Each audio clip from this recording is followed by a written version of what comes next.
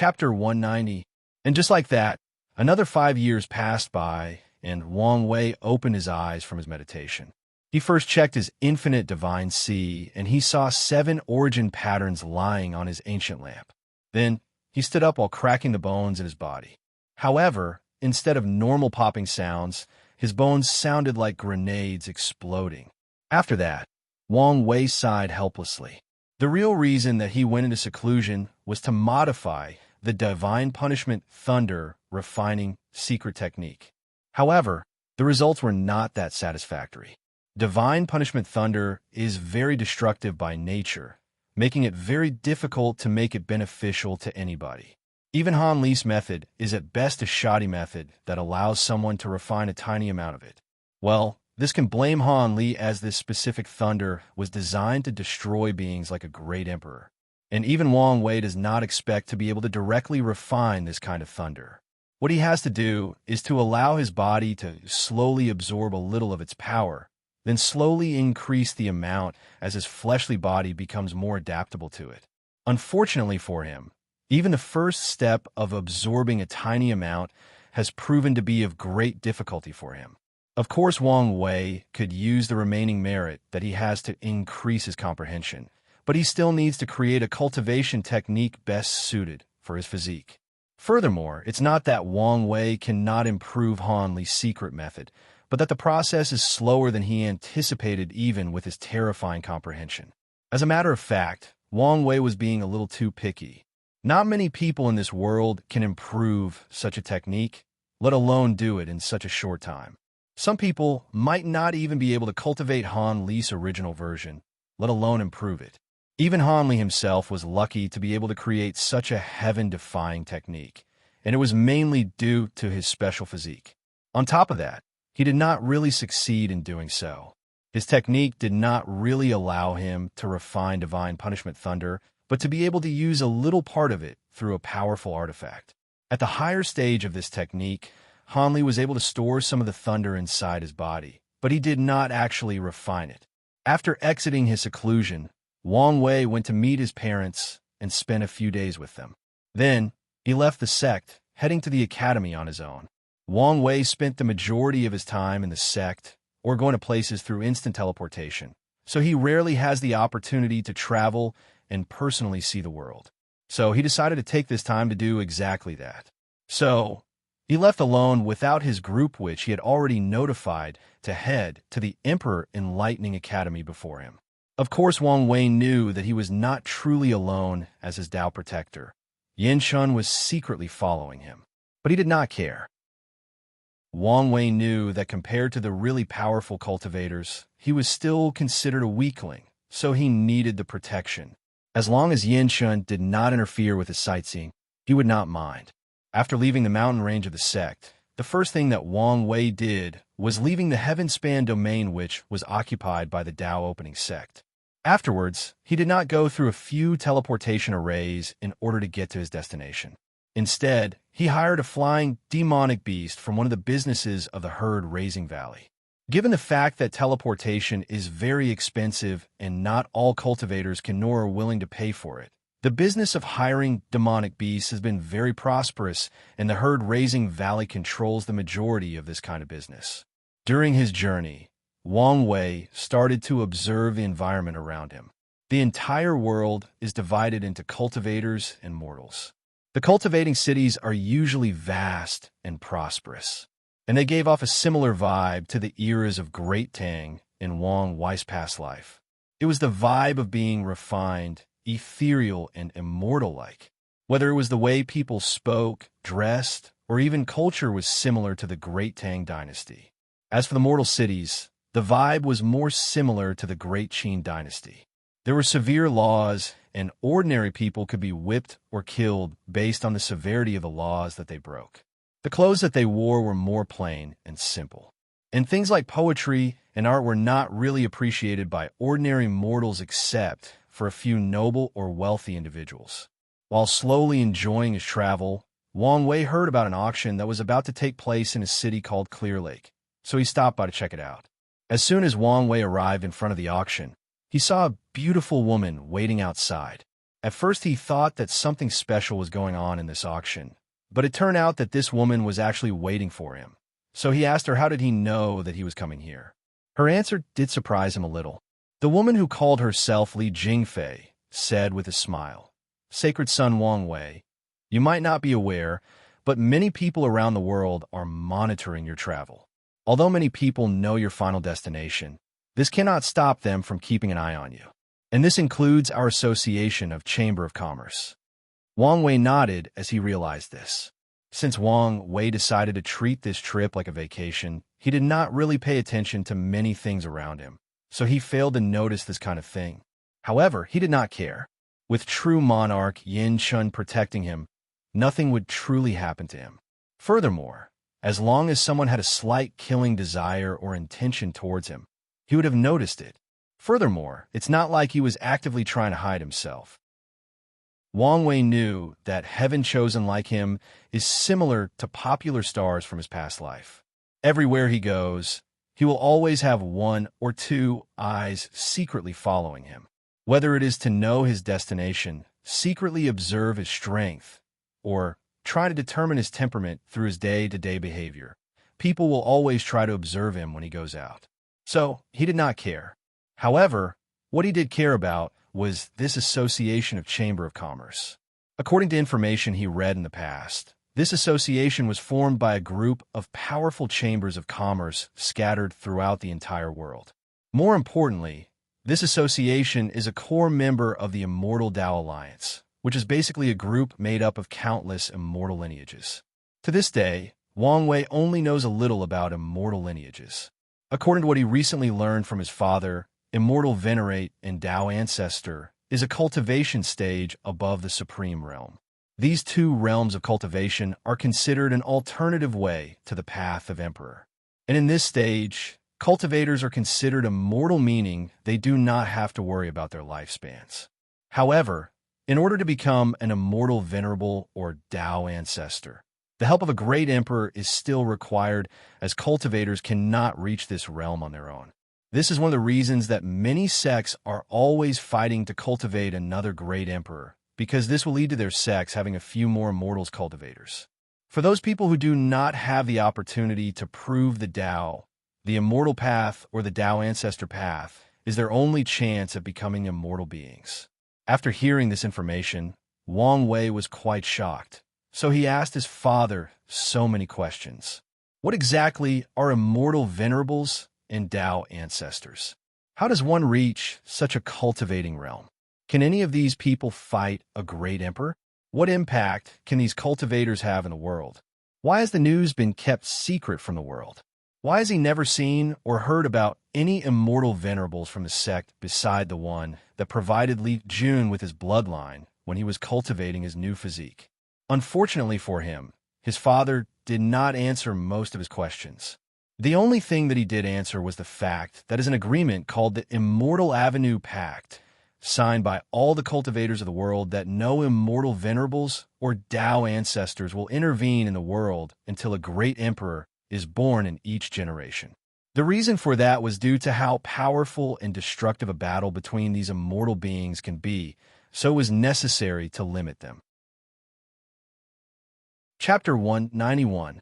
As for the Immortal Tao Alliance, it is composed of many immoral lineages that banded together in order to protect themselves from the Emperor's lineage of the world.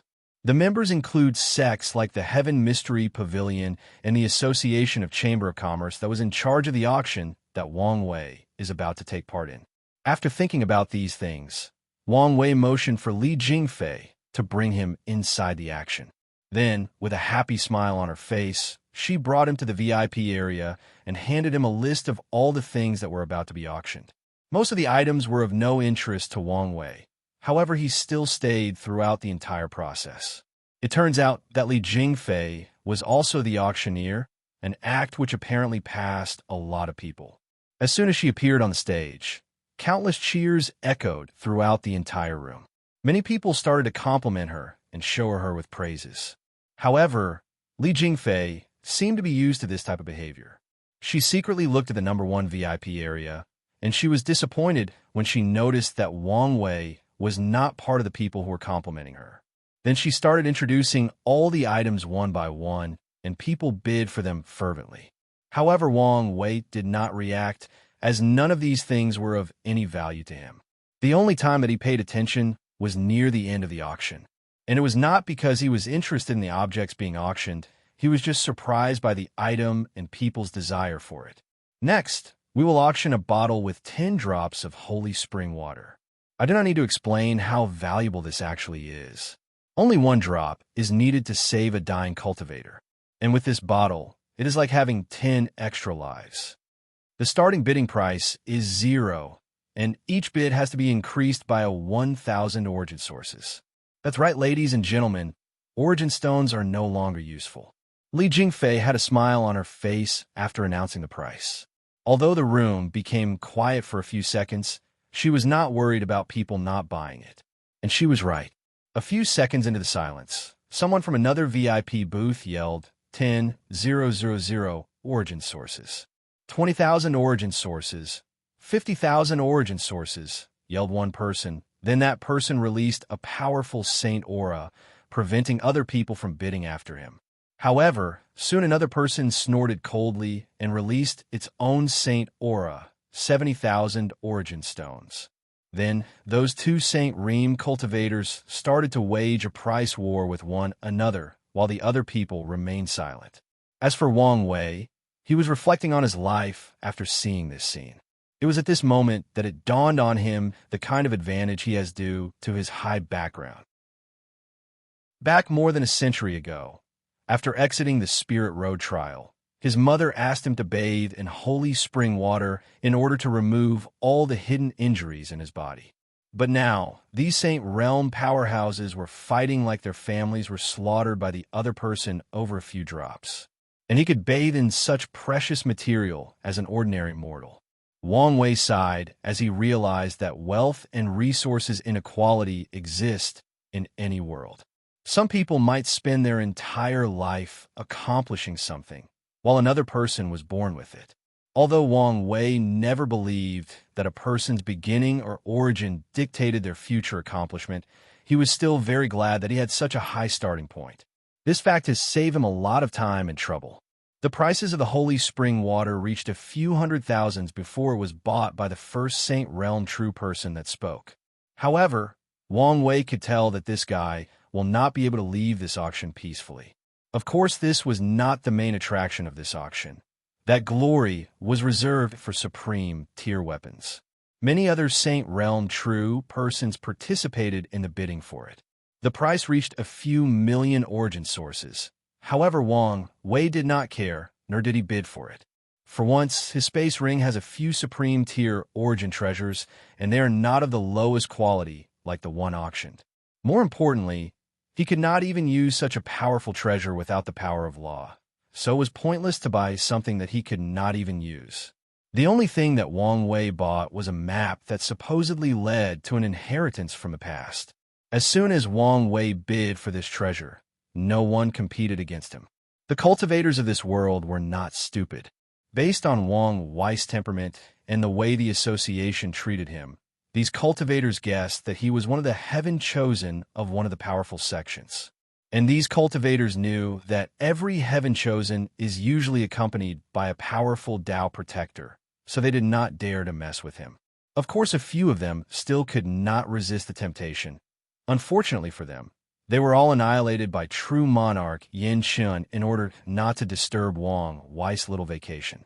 A few weeks passed by, and Wang Wei was still slowly traveling towards the Emperor Enlightening Academy. Wang Wei was currently traveling by boat with many other people.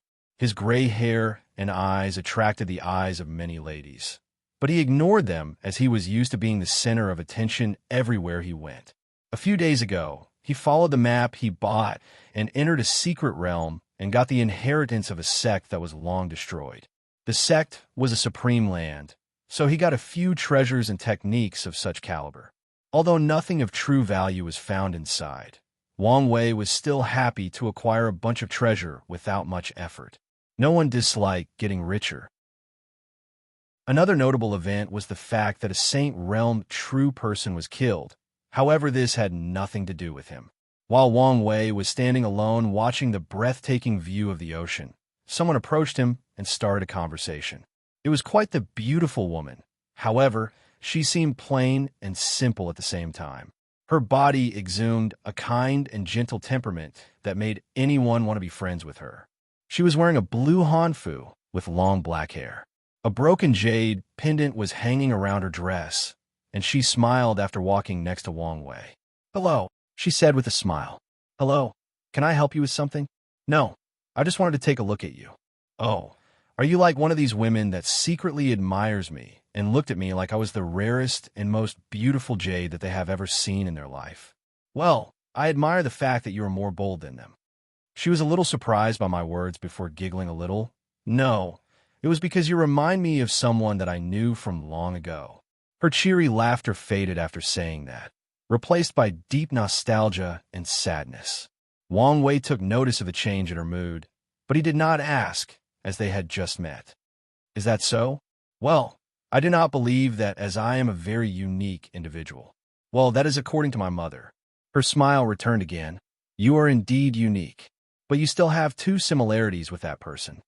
"Oh, I'm suddenly intrigued. Please elaborate." "The first thing is your sense of humor. He was always able to make me laugh, no matter the situation. He had a way to bring joy to me, no matter the dire situation," she replied, then paused for a few seconds. She seemed lost in her own memories. "The second similarity is the fact that you two have the same eyes." Yes, you two have the same dedication in your eyes. The dedication to do anything for the people they loved. The dedication to destroy millions of lives in order to save a few. The dedication to overturn heaven and earth for your loved ones. The dedication to turn into the most vile of devils for the sake of love." Wang Wei was silent after hearing this, as he knew that she was right. He knew that if something were to happen to his friends or family, he would not hesitate to do any of the things she said to save them. The problem is, how can she determine his entire personality just by looking at his eyes? Noticing that something was wrong, he activated his true vision ability. However, he did not see anything. She did not have a chi luck dragon on top of her head, and Wang Wei did not even see any fate lines on her. Chapter 192. Discord in the comments section.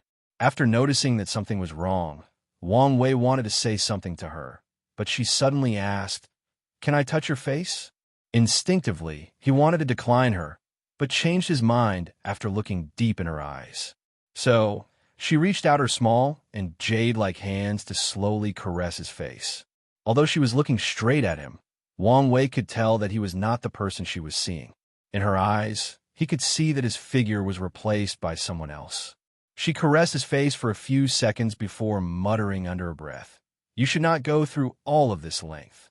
Wang Wei was both surprised and curious towards her, so he wanted to ask her about the person she seemed to be reminiscing about. However, she had suddenly disappeared in front of him. He did not see how she did that. Even his true vision and divine sense did not notice anything. It was as if she was never here in the first place. Confused, Wang Wei suddenly yelled out loud, "Supreme Elder!" "Yes, young master." "Did you see the woman that was talking to me just now?" "Yes, I did." "Do you know what she was? How did she disappear?" "She seemed to be a ghost spirit." "Seemed?" asked Wang Wei, not sure where the uncertainty came from. "Well, usually ghost spirits are mortals or cultivators who died with grave grievances, which serve as a tether to the living world. However, I did not feel any grievance from this person, so not really sure." Yinshin paused for a few seconds. As for how she disappeared, even I could not detect how she did it. Wang Wei had a frown on his face as he began to ponder the whole situation. Then he found a few things weird after reviewing the entire encounter. First thing, he did not notice how she approached him until she spoke to him. For someone with such a keen sense of his surroundings, this was odd. Secondly, how did she manage to read his personality in such details after they had just met? Only a few people that are very close to him truly know what kind of person he was. To the outside world, he always portrayed a facade of strength, wisdom, and ruthlessness. A person who will do anything to achieve his goals, even if he needs to sacrifice the people close to him. This was shown by the way he treated Han Li, a member of his own sect. However, that woman was able to see through him so easily. As a matter of fact, this was not the most disconcerting thing that happened during their brief encounter. The thing that worried Wang Wei the most was the last act. When she asked him to touch his face, given how cautious his nature was, he would never allow a person that he found strange and incomprehensible to easily approach him, let alone touch his face. In that situation, he was very vulnerable. Yet, he still allowed it to happen. This can mean two things. One, her soul is so powerful that she can easily influence his mind without him even noticing, or she used a secret technique that can bypass his soul or mind defense. No matter what the situation is, the result is still terrible news for Wang Wei. Although he believed that if that woman had any negative thoughts against him, his intuition would warn him, this did not change the fact that he was still spiritually influenced. This event has proven to Wang Wei that his so-called high-quality soul was not as perfect as he imagined. This world is vast and has a long history. Who knows what kind of heaven-defying techniques or abilities that cultivators have developed over the years. Wang Wei then took a deep breath to regain his bearing. This event has taught him an important lesson. Although his soul is special, without the knowledge on what makes it special and how to use this speciality, he should never blindly believe in its power. After thinking about this, he continued his travels toward the Emperor Enlightenment Academy. Meanwhile, back at the Tao opening sect, Great Elder Longbo received the news of Wang Wei's departure. A crazy and ruthless lit flashed across his eyes as he looked at the formation. I refuse to swallow this breath, he muttered to himself as he injected his origin essence in the formation to activate it. He has been secretly preparing this array for the past 5 years. The purpose is to allow him to secretly leave the sect unnoticed by anyone. After activating the formation, a clone with the same look, cultivation, and aura as Longbo appeared in the room. The clone even has the ability to fight and interact with anyone, so it is virtually impossible to tell the real Longbo from the clone. After that, the real Longbo teleported out of the sect and even out of the Heavenspan domain. After teleporting away, Longbo looked in the direction that Wang Wei was heading as he muttered with gritted teeth. The Death Order Palace may refuse to take on this job. However, the same cannot be said for these devil cultivators in the Western continent. As long as the price is right, they will gladly send more than one true monarchs to preoccupy Yin Shun and kill that little bastard. After that, he placed a hood over his head and headed on direction. However, Longbo did not know that as soon as he disappeared from the sect, a shadow appeared in his seclusion room. Even his clone did not notice the shadow, who proceeded to inform sect Master Wang Tian of his departure. At Tianwei Peak, as soon as Wang Tian received the news, he sighed out loud and looked out the window for a few minutes. As it comes to this, he thought to himself, the sound of footsteps soon woke Wang Tian from his daze. Then he immediately stood up when he saw the person who came. "Father, what brought you here to see me?" Wang Chong took a brief look at his son. "I know despite the factional disagreement between you and Longbo, long ago you two were considered friends. So, I will take care of this matter in your place." "Thank you, father." Wang Chong nodded before disappearing instantly from the room. It did not take him long before he tracked Longbo's location. While traveling through space, Longbo suddenly felt the void around him become unstable. Then he was ejected out by the space channel that he created. Immediately knowing that something had gone wrong, Longbo instantly opened his domain. Then, the laws of heaven and earth in the surrounding few kilometers were usurped and changed by him. "Wang Tian, I know you are here, so come out. Don't be a coward and show yourself." "Unfortunately for you, he is not here," replied a powerful and overbearing voice. As soon as Longbo saw who showed up, he knew that he would not survive today. So he laughed maniacally. "Did I do something wrong?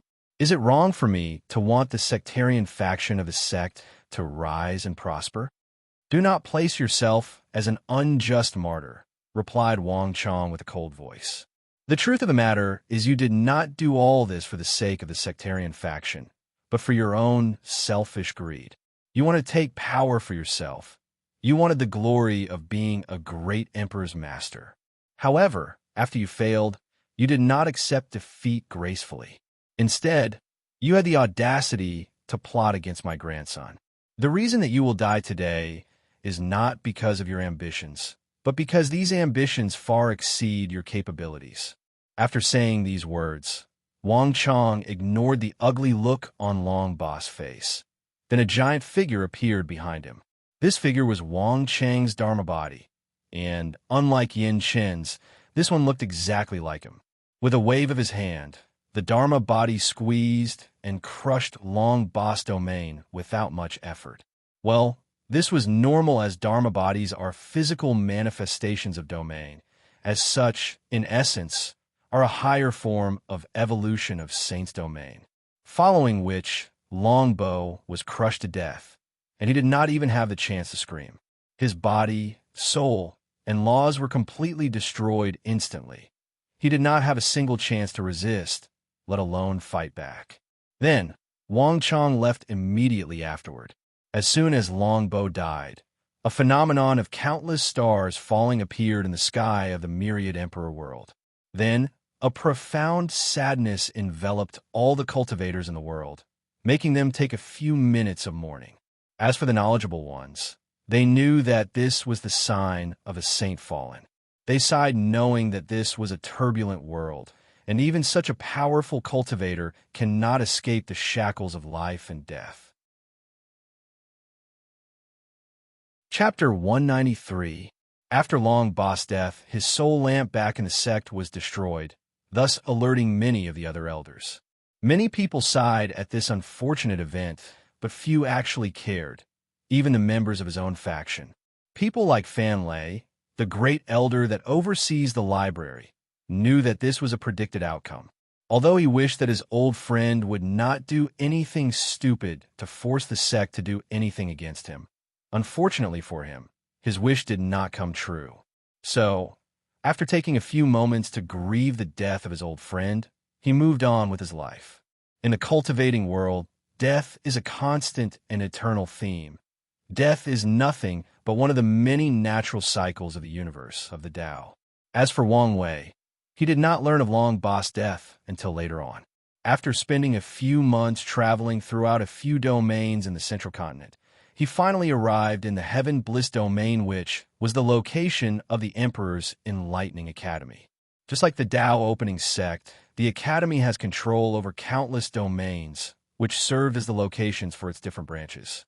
But the Heaven Bliss domain is the core area of the Academy where all the elite reside. Whether it is the teachers, deacons, or students, they're the best of the best. All the students and staff of the other domains dreamed of one day being eligible to be transferred to this place. The entire Heaven Bliss domain was actually a giant city. According to Wang Wei's estimation, the entire city is probably the size of the solar system from his previous life. As such, there are designated areas for people to fly and teleportation arrays to send people to different places. This was the first time that Wang Wei had seen such a large continuous city, so he decided to take a tour before officially reporting to the Academy. Of course, he did not know that his arrival caused a great stir. It was like a stone thrown in a calm lake, creating far and wide ripples. As soon as Wang Wei arrived, all the Heaven Chosen suddenly felt his existence. It was as if the final boss of a video game suddenly appeared, making all the players nervous. They all knew that with his arrival, the real competition was about to begin. The first worldwide struggle in this generation's Heaven battle was about to take place. From now on, all the Heaven Chosens will officially declare their existence to the world. More importantly, the people that can truly hold the title of Heaven Chosen were about to be decided. While most of the geniuses of different factions were preparing for the future confrontation, Wang Wei was leisurely continuing his tour of the city. He did not care that people were waiting for him. After eating at one of the most popular restaurants of the city, Wang Wei was walking in the streets with a satisfied smile on his face when he noticed a beggar in a corner with a Go board in front of him. There are two reasons that he noticed this beggar. One is the fact that such prosperous city would never allow a beggar to live unhindered and without worry. Second was this beggar's cultivation level. Although most people passed by the beggar with a look of disdain and disgust on their faces, Wang Wei could tell that this beggar was actually a Saint Realm true person. So with curiosity, he approached the beggar to figure out his deal. However, as soon as eyes landed on the Go board, he frowned as he realized this was not just an ordinary game. Intrigued, Wang Wei sat on the floor while deeply observing the board. As for the beggar, he completely ignored his visitor as he also concentrated on the board game. After spending a few hours analyzing this Go board, Wang Wei sighed before saying, "Old man, you are crazy." The beggar finally raised his eyes to look at Wang Wei. "You understand this board?" he asked with a hoarse voice.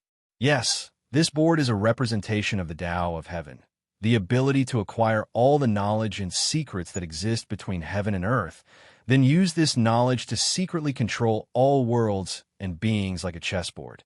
The Tao that allows one person to become omniscient." The beggar has a surprised look on his face. He did not expect the brat to only spend a few hours to analyze the entire board in just a few hours. Only a few of his peers can do such a thing, and they would need days if not months. "You are an interesting brat." "No, you are the interesting one. I'm seriously wondering how you managed to cultivate the Saint Realm with such a Tao."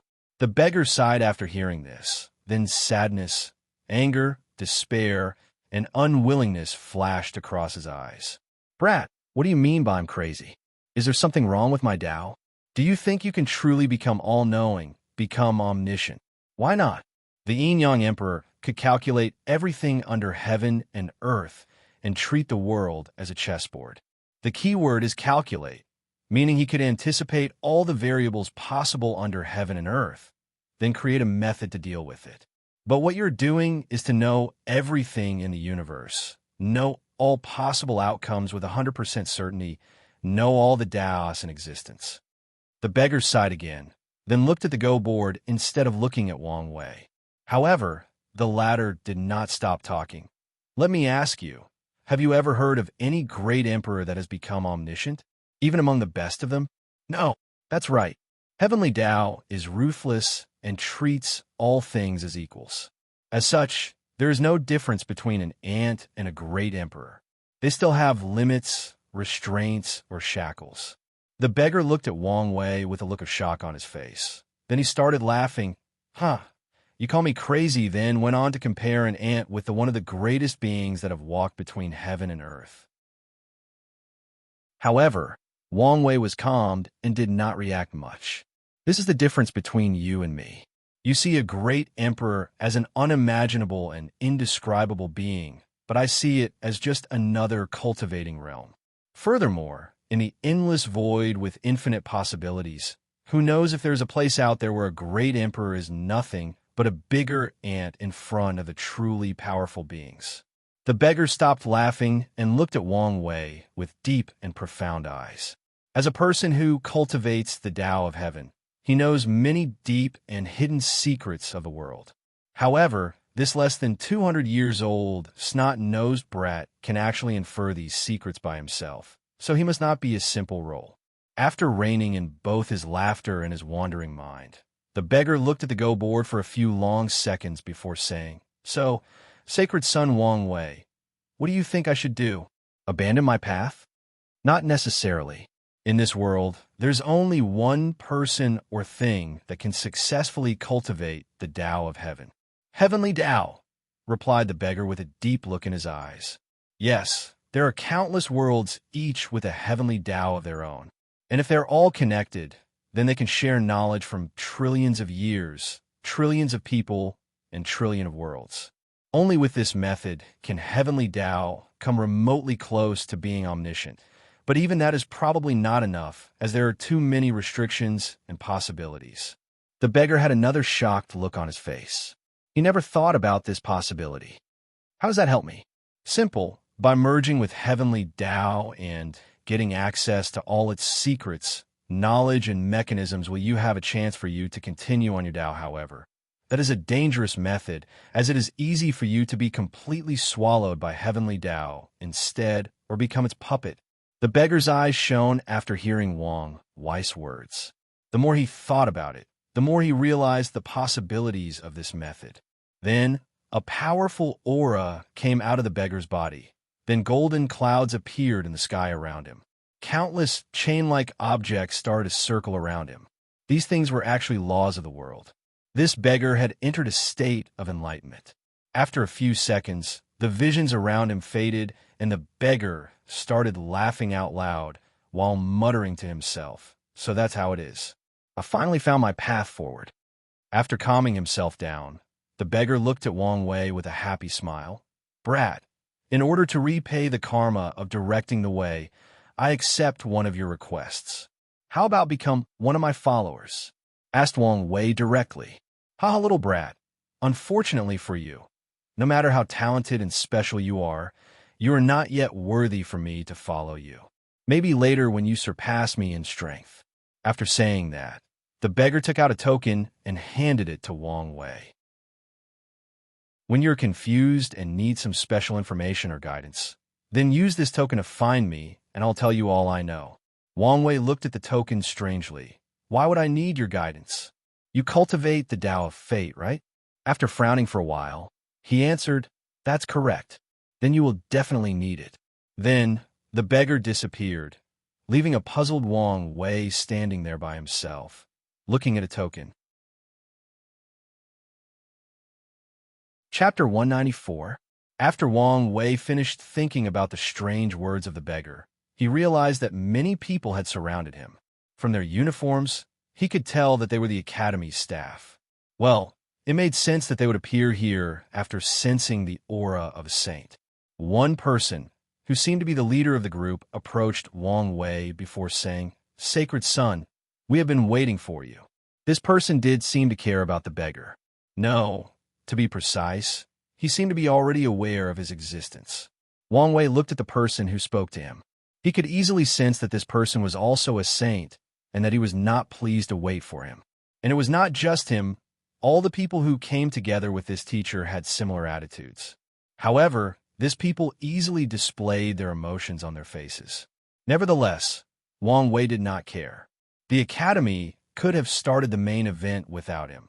The reason that they did not do so was because they needed his presence to draw attention and prestige to the world. Despite this, Wang Wei did not show any kind of arrogance in front of this teacher. As a former king, he knew how political games worked, so he just smiled calmly. "I apologize for my tardiness. It's just that this city was so breathtaking that I could not help but be mesmerized by it." As soon as Wang Wei said that, many of the other people removed the annoyance on their faces and thought that he was more pleasing to the eye. After all, the only reason that this famous sacred son was late was due to the beauty of their Academy city. So, they showed a look of pride and satisfaction on their faces. As for the true person teacher, he secretly sighed as he could tell what Wang Wei did. With just a few empty compliments, he turned the unfavorable views that these people had about him around. He sighed at this kind of emotional manipulation.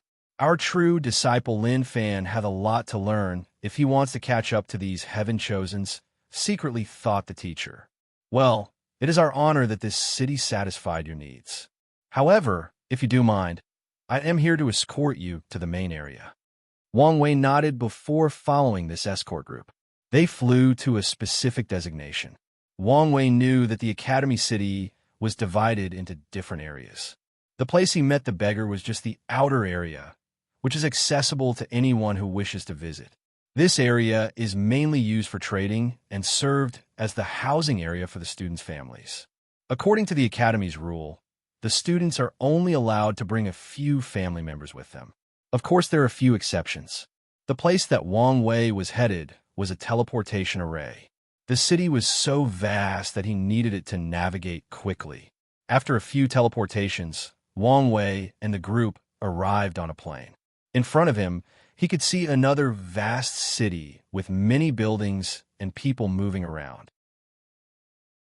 However, he felt that something was wrong with this city. It seemed to be unreal, an illusion. So he closely observed for a few seconds before asking, "Is this a void mirage?" Very keen observation, sacred son. The real academy is located in a secret space isolated by the outside world. However, a void mirage was used to cover the fact from the general public, and it was also set as a form of defense. After saying that, the teacher handed Wang Wei a token, explaining to him that he needed this token in order to enter the secret space. Of course, another token was given to Yin Shan that was secretly protecting Wang Wei. Otherwise, he would have to forcibly break through and alert all the higher-ups of the academy. After activating the token, Wang Wei felt like he just passed through a thick water cover or filter. Then, the heaven and earth seemed to have changed. It was like he was transported from one world to another. Immediately afterward, Wang Wei found himself floating in the sky, looking at everything below him. He saw vast stretches of lands, forests, and mountains scattered everywhere, and a beautiful city in the middle of everything. Right at the center of this city was a tall, grand, mighty, and majestic golden building with the words Emperor Enlightenment Academy written on it. Wang Wei easily noticed that this particular writing has a special Tao rhyme inserted on it, signifying that whoever wrote it was very powerful and had a deep understanding of the Tao. Wang Wei wanted to spend some time touring this city. However, his escort did not give him the chance. They brought him straight to his residence, which was shared with the other member of the Tao opening sect that arrived earlier. So, with a speechless look on his face, Wang Wei entered his residence to reunite with his group. Then, they had one of their usual meetings. "Where is Tai Gang?" asked Wang Wei as soon as he noticed his absence. "He became enlightened after your talk with him 5 years ago and has been in seclusion in order to create a method to train his undying army," replied Yin Liling. "Is that so? Well, what else have I missed?" Li Jun instantly became excited after hearing this. Then he began to narrate his experience. "Big brother, you should have been here a few months ago for the opening ceremony. All the Heaven Chosens decided to use the grandest mode of entrance they could think of. For example, Lin Fan arrived in a chariot followed by 100 of beautiful women. Ji Song had an army of powerful demonic beasts carrying his carriage. He even had a golden rock leading the army of demonic beasts. I can't believe that he actually tamed a demon race with imperial bloodline. And this was not all of it. Suya was carried on a throne made of humans. You should have seen it. When she walks off her throne, people will bend down on their hands and knees in order to create a path for her to step on." Wang Wei was again speechless for the second time today. However, Li Jim did not finish talking. After taking a sip of tea, he continued. And this was not even the worst of entrances. Many members of the demon race were carried by humans with chains in their necks, and they would take pleasure in whipping these humans to the point of almost killing them. This made me so angry. However, since the academy did not say anything, I did not intervene. Of course, the worst entrance has to go to the devil cultivators. These people had things like rotten corpses, zombies, and wraiths pulling their carriages. It was quite disgusting. Wang Wei sighed and started to ponder whether he should have come earlier and also created a grand entrance. However, he quickly removed these thoughts from his mind as it was already too late and there was no point in thinking about this now. "So, did you have your own big entrance?" "Of course, big brother. With the use of my innate talent, my entrance did not lose to anyone. I did not lose the face of our Tao opening sect." Wang Wei nodded. However, he could see that Yin Liling was rolling her eyes in the corner. Obviously, she did not like Li Jun's so-called grand entrance, but she did not want to extinguish his excitement, so she did not say anything. As for Wang Wei, he ignored the affairs of this couple. "Wang Ju, what do you have to report to me?" "Young master, I have gathered basic information on all the people who came to the academy. However, before that, you have an invitation to attend tomorrow." "What's so special about this invitation?" "It is for Miss Shi Shi." "Who?" "Shi Shi, the only daughter of the leader of the Association of Chamber of Commerce. Also the person recognized as the most beautiful woman of the world in this generation." "Most beautiful woman in the world? Isn't she a little narcissistic to give herself such a title?" "Young master, she did not give herself the title, but there is a published list with her as the #1 beauty of the myriad emperor world."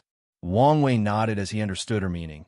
He pondered for a while before asking, "I'm guessing I'm not the only one who received this invitation?" "That's correct, young master. All the heaven chosen of different factions also received the same invitation." Wang Wei nodded as he could guess the ship's plan or her father's. "It is to invite all these geniuses and future powerhouses using the title of the most beautiful woman of the world, then see if any of them have any interest in acquiring her." Although Wang Wei disdains these methods of using women as an object, he understands that this is a world where the culture is not as advanced as his past world. Furthermore, powerful men like to conquer beautiful women. This is a simple truth in this world. Additionally, the concept of gender inequality is not as prominent in this world as one would imagine. As long as a woman is powerful enough, she can do anything she wants, even opening her own harem. And no one can judge her or say anything about it. In the end, everything depends on strength in this cultivating world. Nevertheless, Wang Wei did not care about the purpose of this sure. What he cared about was the fact that he had the opportunity to meet with all the other heaven chosens as soon as possible. Chapter 195. "So who decided this ranking anyway?" asked Wang Wei. "This kind of thing is not something just anyone could do, let alone let other people accept the result. It is the Heaven Mystery Pavilion. For many years, they have created many lists like the most powerful saint, the best chamber of commerce, and the strongest heaven chosen of a generation. Due to the fact that they have mostly been correct for countless generations, people not only accept their lists, but use them to acquire information about the world," replied Wang Ju. "Strongest heaven chosen? Is the list already available for this generation?" "Yes, you are ranked number 1 on it, while Tion from the D family is second. However what? You can say it. By now you should me well enough that I do not have such a massive ego that I would let a list made by strangers dictate my mood or actions." Wang Ju nodded before continuing. "According to the list, the only reason that Tion is ranked second is because there is not enough information about him compared to you. They theorize that if you and him were to fight, Tion would have a 60% chance of winning, while you only have 40%. Wang Wei nodded after hearing this before asking her to hand him the official list to read. Number 1. Wang Wei, Sacred Son of the Tao Opening Sect. Cultivate the Origin Path Scripture, Overlord Fist, and the Ancient Desolate Body Refining Scripture. His fleshly body, origin essence have reached the peak and beyond of any cultivators, and his soul is currently behind comprehension. His will and Tao heart are also beyond measure, as it is known that he is a young emperor. Personality and trait.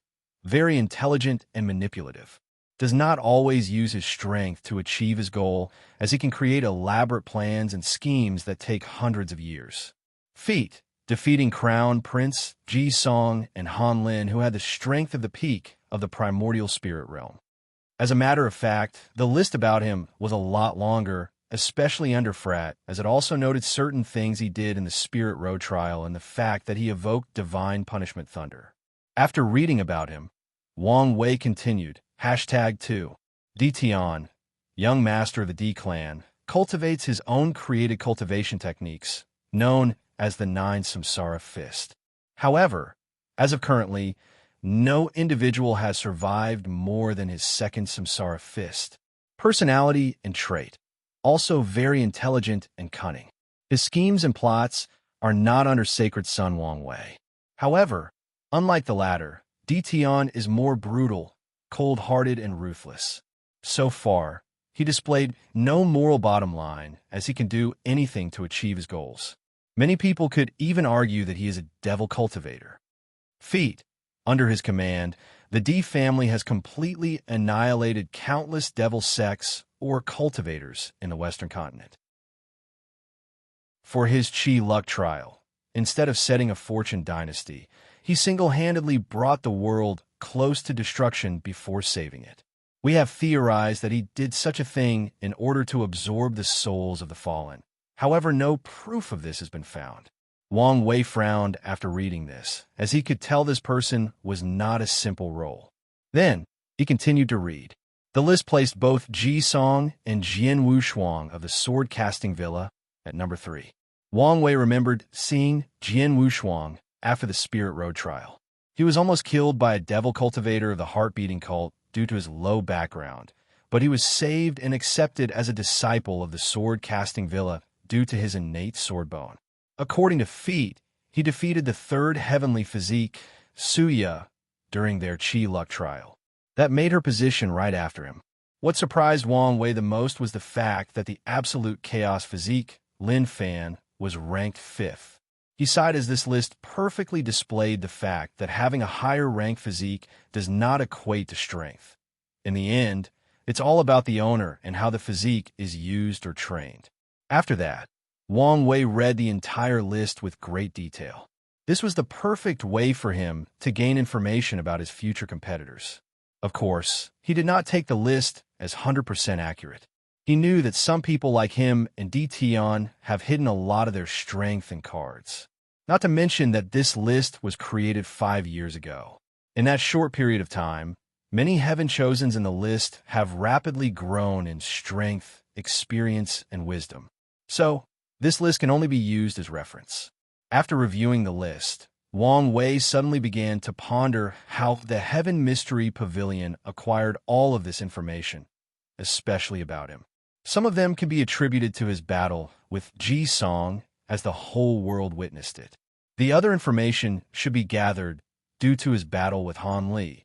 However, only members of the sect were present at that time. So, this shows that the Heaven Mystery Pavilion has many spies inside the Dao opening sect. Wang Wei is not surprised about this, as the sect also has many hidden spies in all the powerful emperor lineage all over the world. With the system of shadow spread throughout the world, each faction has gone through extreme lengths to spy on each other. However, this was not what bothered Wang Wei. What bothered him was the fact that some of the information revealed in this list should only be accessible to the most trusted people of his clique. So, how did the Heaven Mystery Pavilion acquire such information? Wang Wei believes in his judgment and does not believe that someone close to him betrayed him, so they must have acquired this information another way. According to the information he knew about the Heaven Mystery Pavilion, they're an immortal lineage that is very good at divination, so this explained how they acquired that information. However, Wang Wei soon shook his head. This possibility is very unlikely. The pavilion's most powerful tool of divination, the 8-trigram turtle shell, is still in his hand. Furthermore, it has been proven that Wang Wei's transcendent Dao Foundation nullified most divination against him. Not to mention his heavenly physique, the Fate Puppeteer body also involves the power of fate. So, if someone tried to divine something about him, not only would it be blocked, he would also be aware of it. Wait, suddenly thought Wang Wei. The people of the Heaven Mystery Pavilion do not need to divine about me in order to acquire the information they need. They just need to do it to the people closest to me. That way, they can bypass my anti-divination ability and get the information from the people I share these knowledge or secrets with. Li Jun, Yin Liling, and Wang Ju were surprised by the intense and scrutinizing look that Wang Wei gave them. For a brief moment, they thought that they might have done something wrong and upset him. But then they were briefly relieved after Wang Wei explained his conjecture. Then the faces of these people became ugly once they realized that they might have unknowingly released secret information to their enemy. The worst of them was actually Wang Ju, as this was essentially a dereliction of duty in her parts. As a shadow, she should have anticipated such a thing. This time, however, Wang Wei did not console her. "What are you going to do now?" he asked her calmly. After taking a deep breath to calm herself down, she replied, "I will contact the sect and ask about techniques or methods of anti-divination as soon as possible." "That's good," replied Wang Wei calmly. Then, the group started to discuss what to expect from tomorrow's meeting before they all disbanded and returned to their own residence. While Wang Wei went to rest himself after a long journey, Wang Ju had a serious look on her face after returning to her residence. Then, she took out a talisman to contact someone. "What is it?" asked a weird voice. The reason that the voice was weird was because it was impossible to tell whether it was a woman or man. "Shadow Teacher, I need your guidance, replied Wang Ju with a serious look on her face. Yes, the person that Wang Ju contacted is the current shadow that serves Sect Master Wang Tian. As her predecessor, she can ask him for guidance when she needs to. Knowing that her teacher was a person of few words, Wang Jun went straight to the topic. Teacher, I need to know whether the sect has a method of anti-divination. So, you finally have reached this stage. Teacher, you already knew? Yes. Part of the training of the shadow is to learn through mistakes. So, the problem of divination was never mentioned. It also served as a test. Teacher, then how did I do? What do you think? Wang Ju then lowered her head. However, the shadow did not continue mentioning the test and proceeded to teach her about the method of anti-divination. The next day, Wang Wei woke up fully refreshed as he prepared for the day's meeting with all the other Heaven Chosens. Chapter 196. Before heading to the meeting, Wang Wei began to ponder about all the information he knows about the Emperor Enlightening Academy in order to further tune out his plans. Despite being the second most powerful faction currently in the Myriad Emperor world, the Academy is actually very new compared to all the other factions, as it was created during the Middle Emperor era. To be precise, the Academy started that era. After the Devil era, the Myriad Emperor world had gone through another catastrophe that almost ruined it. As a result, countless emperor lineages and other factions were destroyed in the process. During a brief period between these two eras, many great emperors were born, and they tried to revitalize the world, but they failed. That was until Emperor Kong, also known by the name Kong Meng. Emperor Kong was a very powerful cultivator born during that period. According to information left over from that time period, Kong Meng was a very enlightened person who preached the idea or notion that all cultivators should have access to education, to knowledge, no matter their background, status, or talents. As you can expect, no other faction supported this idea. For countless eras, the idea of only hoarding knowledge has been practiced. And in this world where knowledge equates to power, no faction wants to release their techniques or methods to outsiders, especially without receiving any benefit. Not to mention that the cultivation world was at an all-time weakness and low morale after the Devil era. At that time, precious cultivation techniques were even more valuable given that a large majority of them were destroyed. However, Kong Meng did not see it that way. He believed that only by circulating more techniques that other people will be inspired to create or renovate the already existing one, thus pushing the cultivation world back to recovery and further development. And it turned out that he was right. After the Heaven Will battle, Kong Meng proved the Tao and took the name Emperor Kong. Then, he created the Emperor Enlightenment Academy. To be precise, he created or invented the concept of academy. Before Emperor Kong's time, there was no such thing as an academy. All factions in the world could be divided into two branches, families and sections. When it comes to families or clans, all cultivation techniques or methods were passed between people with the same bloodline or the same surname. This method was used because cultivators believed that this was the safest way to guard these techniques. After all, it is very difficult to betray your own family, your own blood. As for sects, they allowed talented people from outside into their groups. However, these people were usually taken from a young age so that they can be brainwashed into being loyal to their sections. These kids were usually taught to place the sect before everything else, even their family or own death. However, even that method had many problems due to unfair distribution of power and resources. A perfect example of that is the Tao Opening Sect. Although the sect is ruled by 4 factions, it was not always like that. In the early stage of its creation, the majority of power and resources were in the hands of the Wang, Li, and Yin family. As for the sectarian faction, they usually hold the lowest of positions in the sections. The resources that they received were the least amount. They did not have access to all the powerful techniques, and they were forced to do the most dangerous tasks like being trained as death slaves or suicide soldiers. It was not until the Shadow Ruler Emperor appeared in the sect that they realized the importance of the sectarian faction and the benefit that they could bring to the sect as a whole. So, more power and resources were granted to them, elevating them to the status of one of the main factions of the Tao opening sect. However, the Emperor Enlightenment Academy created another system of inheritance, a system that allows all cultivators access to techniques and resources as long as they enter the academy. Of course, the academy did not give them all this for free, but granted them the opportunity to acquire precious cultivation resources. An example of that is a loose cultivator that does not belong to any faction nor wanted to join one. If he wants some rare material that is strictly controlled by the powerful emperor lineages of the world, he can join the academy and serve there for a few years. Then, using contribution points, he could get such rare material. Theoretically speaking, according to the rules of the academy, even their emperor scriptures could be bought with the right amount of contribution point. However, Wang Wei knew that this was one of the biggest lies ever. The amount of contribution points needed for a cultivator to buy such a thing was so outrageous that they could spend their entire lives slaving for the academy without even coming remotely close. Not to mention, all the secret conditions are required to be eligible to get access to these powerful cultivating scriptures.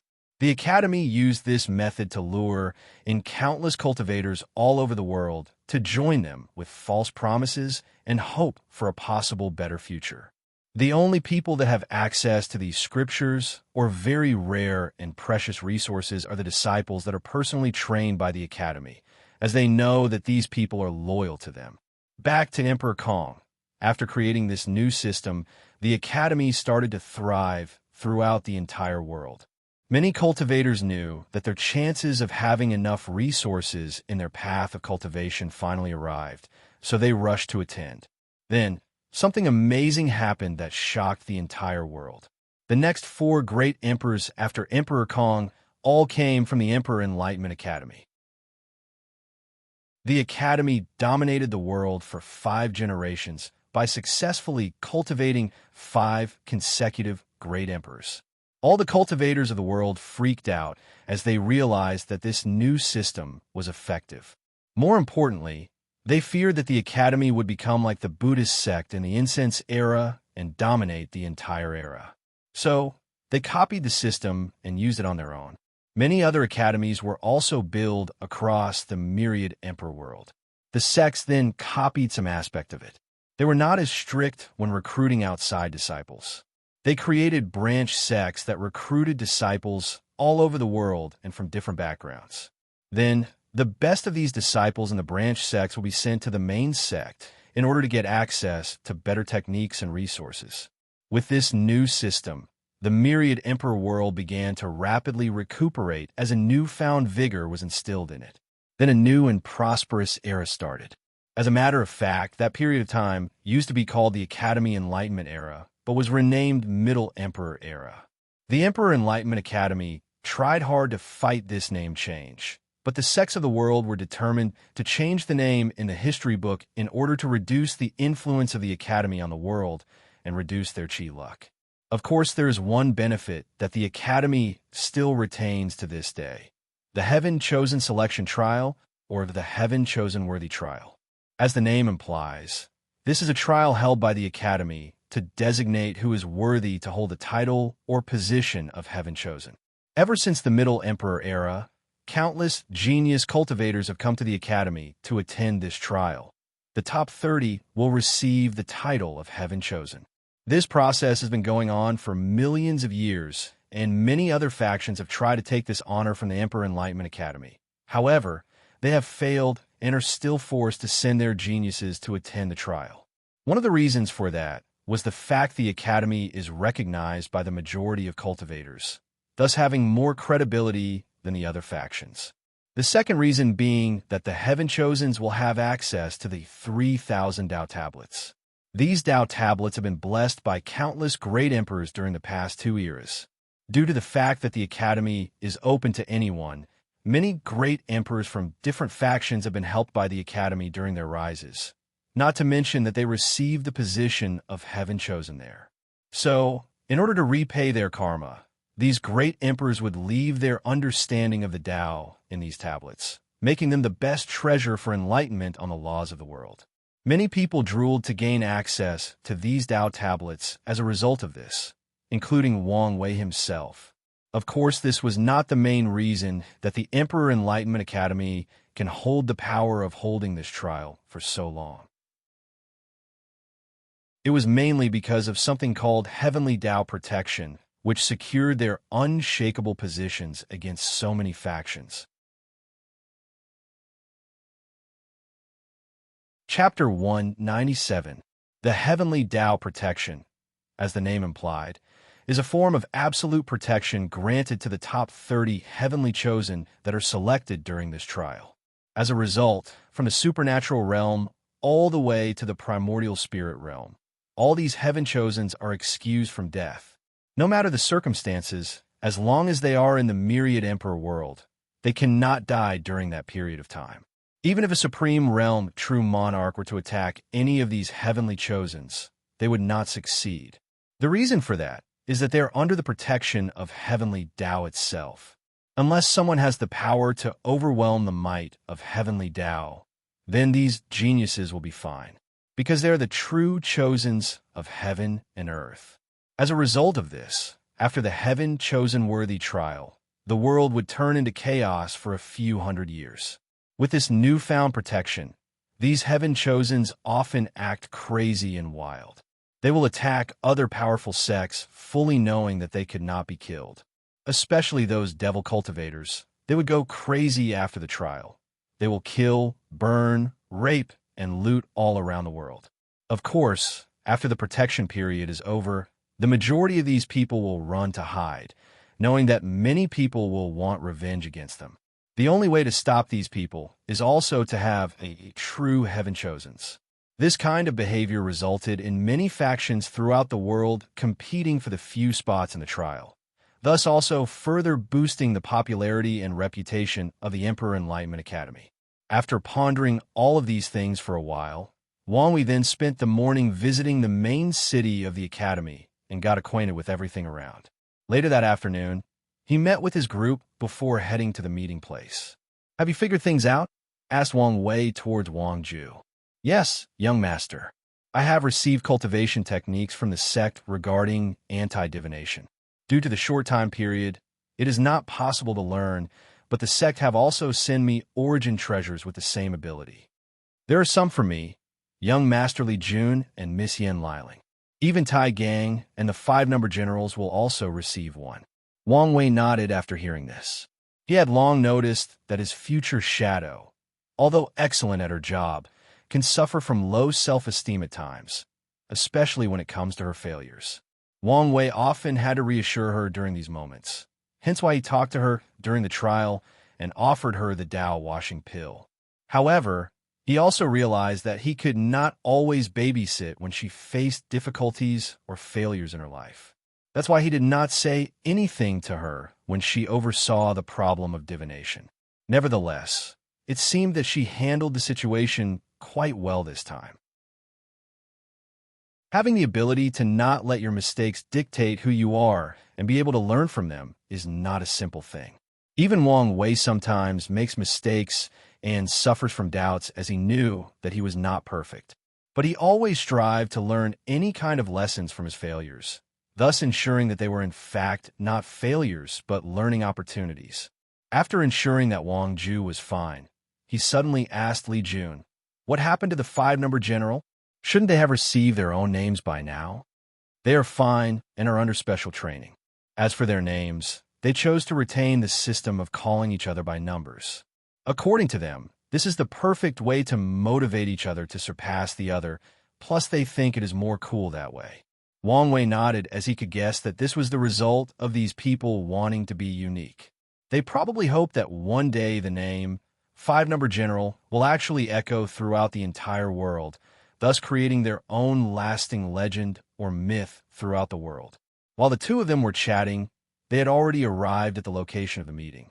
It was a very luxurious and decorated with countless precious jade and jewels. Wang Wei looked at the sign that read "True Dragon Inn," and under it was the logo of the Association of Chamber of Commerce. He wondered what kind of price that this association paid for the academy to allow them to set and in this close to their main location. With a quick scan of his divine sense, Wang Wei's mouth started to twitch. He realized that he was the first person to arrive, despite the fact that the true starting time of this meeting was less than a few minutes away. According to normal time, once these horny heaven-chosens learned that a beautiful woman invited them to meet, they would arrive a few hours in advance to show that they are gentlemen, and in hope to meet the beauty as soon as possible. However, there was no one here, except for she sure that Wang Wei noticed in one of the rooms. Unfortunately, he could not see her face as there were powerful formations that prevented his divine sense.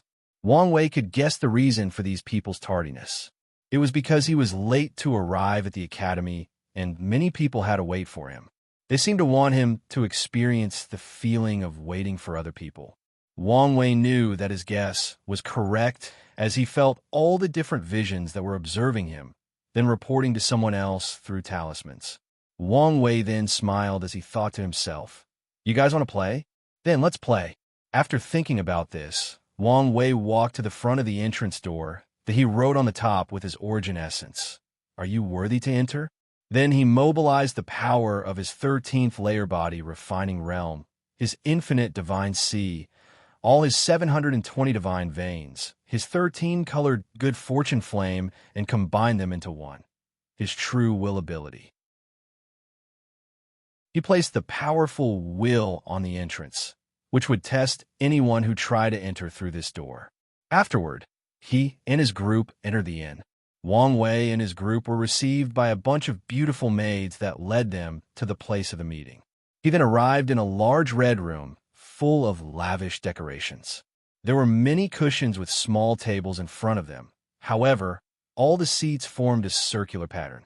Wang Wei was slightly surprised as he could tell that the person who designed the seating arrangement did this in order to prevent a discussion or fight for the number one seat or the one in the center. This person did not want all these heaven-chosens with massive ego to fight each other over seating positions. However, there was still some sort of hierarchy as the seats were in rows. The first seat is probably for the people who are in the list published by the Heaven Mystery Pavilion. The second row is probably for the heaven-chosens who had potential but are either relatively low-key or had low background, like being from a holy land or supreme land, or even worse, being a loose cultivator. After seeing this, Wang Wei smiled as he and his group took a random seat in the first row. While waiting, the maids served them tea, fruits, and wine, along with a few snacks. While eating, Wang Wei and his group used their divine sense to monitor the entrance of the inn. Soon, a person came to the door. He was very excited. A few days ago, he received an invitation from the most beautiful woman of the world to attend a meeting. He was excited not only because of who sent the invitation, but also what it represents. He knew that only some of the best heaven-chosens that entered the eye of the association would receive this invite. More importantly, his elders warned him that if the association's princess has a liking for him, it is his chance to rise to the top. So, he was prepared to arrive early on the day of the meeting in order to give a good first impression. Unfortunately for him, on the night before, he received a secret letter stating that no one was to attend the meeting until Sacred Son Wang Wei arrived. Although he was angry, he had no choice to agree with this after seeing all the names that were signed in this letter. However, he was still preparing to be the second person to arrive. So, he had one of his servants wait around the inn to send him a message notifying him as soon as Wang Wei arrived. So, that is exactly what Xianyi did. He rushed to the inn as soon as he received the message, as he was actually waiting not far from the inn. However, as soon as he arrived in front of the inn's door, he read the message on top, and he became furious. All he could think about was who was so arrogant that questioned his talent and strength, and also prevented him from seeing his future wife. Chapter 198. After seeing the words on the hand, he rushed straight into the door. However, he was stopped. As soon as he reached the door, he felt a powerful will enveloped him, preventing him from moving forward. He mobilized all his strength, thus taking a few steps forwards by resisting this will. However, his smile did not last long as the will penetrated his divine sea and started attacking his cultivation level. First, cracks started appearing on his divine altar, an act which terrified Xianyi. As the heir of a supreme land, he did not have access to emperor scriptures that allowed him to create a Tao foundation. Luckily for him, he had a fortunate encounter that granted the opportunity to have 360 divine veins. However, his divine altar was still full of cracks. Now, more were added to the original tattered altar. Xianyi was horrified by the prospect of his altar being destroyed, thus becoming a cripple. However, what scared the most was the fact that he was proven unworthy to enter the inn. He had so many dreams, goals, and expectations before he came here. He dreamed that he would show his talent and strength to these heaven-chosens from the emperor lineage, then get the attention of Shi Shi. Afterwards, with the help and resources of the Association of Chamber of Commerce, he would cultivate all the way to the supreme realm, fight in the heaven will battle and suppress all of his peers. Then, he would prove the Tao, elevate his sect for a supreme land into an emperor lineage, just like Emperor Nine Yang for 2 generations ago. Unfortunately for him, an entrance door had just crushed his dreams. Xianyi watched as the door that was only a few steps away from him seemed so far away, as if a microcosm of an entire world was between him and this door. Those few steps represented the fact that he was not worthy to stand on the world stage with the name of Heaven Chosen, that he did not reach the caliber of the ones that have truly reached the top. After thinking about this, Xianyi refused to give up. He gritted his teeth and tried to take another step while bearing a tremendous amount of pain and suffering. However, compared to the despair of realizing that he cannot live up to the standards or level that he once believed he was or had reached, compared to the realization that he is not as important or gifted as believed, this pain was nothing. Unfortunately for Xianyi, his iron will and determination did not change the outcome. While trying to take another step, Wang Wei's powerful true will that manifested in the form of a gray shadow started to move upward from the divine altar to the ancient lamp. The horror that Xianyi felt suddenly intensified. He realized that once this gray shadow reached his ancient lamp and destroyed it, that he would over for real. He might still have a chance to amend his destroyed divine altar, but he would be truly finished if his ancient lamp was also destroyed. So, Xianyi started to ponder his next step of action. He pondered the possibility of giving up and retreating. Memories of the past then flashed from his mind. He saw the faces of all his junior and senior brothers and sisters of the sect. He saw the smile and joyful vigor they had on their faces when they knew that he had the opportunity to compete for this generation's heaven will. All the compliments and encouragement he received, all the time that some disciples would share their fortunate encounter with him in order to ensure that he had enough resources to compete with these heirs of emperor lineages. Many of these resources were not even remotely valuable, but Xianyi always accepted all of them with a smile on his face. What he cared about was not the value, but what these resources represent, the hope of all the disciples and elders of the sect. As a result, Xianyi has spent a lot of sleepless nights pondering how to shoulder all these responsibilities, all these expectations of the people around him. He always dreamed about how he would repay all his fellow brother and sisters of the sect after he became a great emperor, how he would lead the sect through glory and wealth until I reached the top of the food chain in terms of power in the myriad emperor world. After all these memories came to his mind, Xianyi removed any thought or idea he had about giving up. He decided to persist under the pressure of this great will. However, Xianyi began to falter again, and he watched the gray shadow slowly inching closer to this ancient lamp. The closer the gray shadow rose, the more pressure Xianyi felt as sweat started falling from his face and down in his back. In just a few seconds, his clothes were drenched like he was walking in the rain.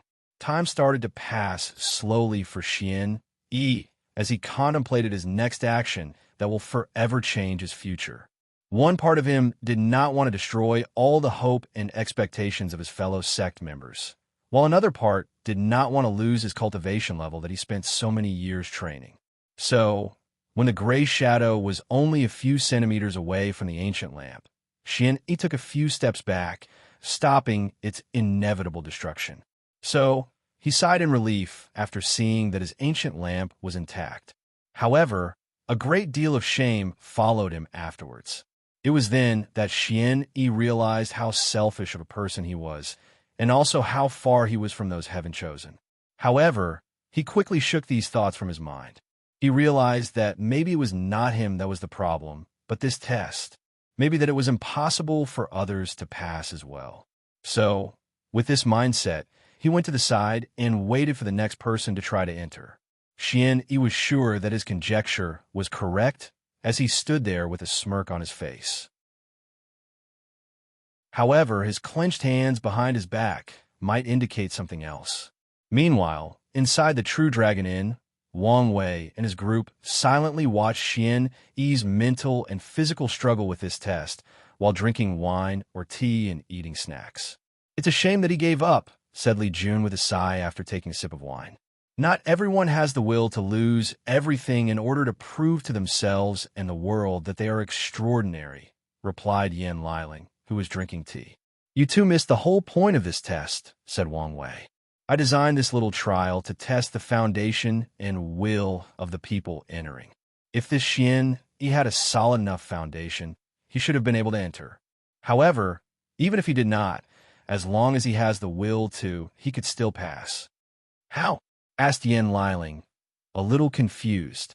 "Simple. By allowing his divine altar and ancient lamp to break apart, then reconstruct it. He could repeat the process again and again until he reached the standard that I set for this trial. Although his cultivation level would have dropped to the divine altar realm, what is that compared to a supremely powerful future? Just the fact that he gave up so quickly proved that this person does not have the will and Tao heart to become a top powerhouse." "Breaking before rising," added Yan Liling. Li Jun sighed before taking another big gulp of his drink.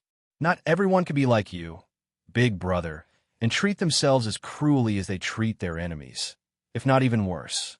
As he uttered these words, Li Jun started to reminisce about the time he witnessed his big brother going through heavenly tribulation. He saw how his big brother used heavenly fire to temper his body. He burned his skin, muscles, blood, and nerves. At that time, all that were left untouched were the internal organs. As a person who knows how it felt like to boil alive, Li Jun could only imagine how painful such a process would be. Yet his big brother did not scream, complain, or wince throughout the entire process. Well, not that he did have any organs to scream to begin with. It was during that moment that he realized one of the things that separated his big brother from the other Heaven Chosens. He was a very cruel person, especially to himself. Oftentimes, Li Jun has asked himself whether he could go to such lengths in order to become powerful. And to this day, he did not have an answer yet. That's because these people do not have the drive or desire to succeed at all cost, replied Wang Wei with a calm look on his face. Meanwhile, a few minutes after Xian-Yi gave up, a few other people showed up and saw the provocation at the door entrance. Chapter 199. After Xian-Yi's turn, many other people came afterwards. They all tried to enter, but failed to do so. As such, the majority of people actually gave up, an act which delighted Xian-Yi a great deal. However, one person did not give up, instead had his divine altar and ancient lamp destroyed, essentially crippling. Wang Wei admired this person's will. Unfortunately, he was not a wise person. He did not take this opportunity to actually reforge his foundation. Unmatched bravado without wisdom is not enough to reach the top of the cultivation world. Unfortunately, few people realize this. After sighing, Wang Wei focused on someone else that was rapidly approaching. After that person arrived, he only frowned for a slight moment after seeing the writing on the door. Then he strode inside. The trial did not faze this person until he reached one step from entering inside. The Gray Shadow Witch was a physical manifestation of Wang Wei's true will started to put more pressure on this person's divine altar. The person first frowns before snorting coldly out loud. Then a black aura full of star-like light appeared around. The blackness was not an evil or nefarious like one, but more of the bleakness and profound darkness found in space. However, it seemed more noble and sacred.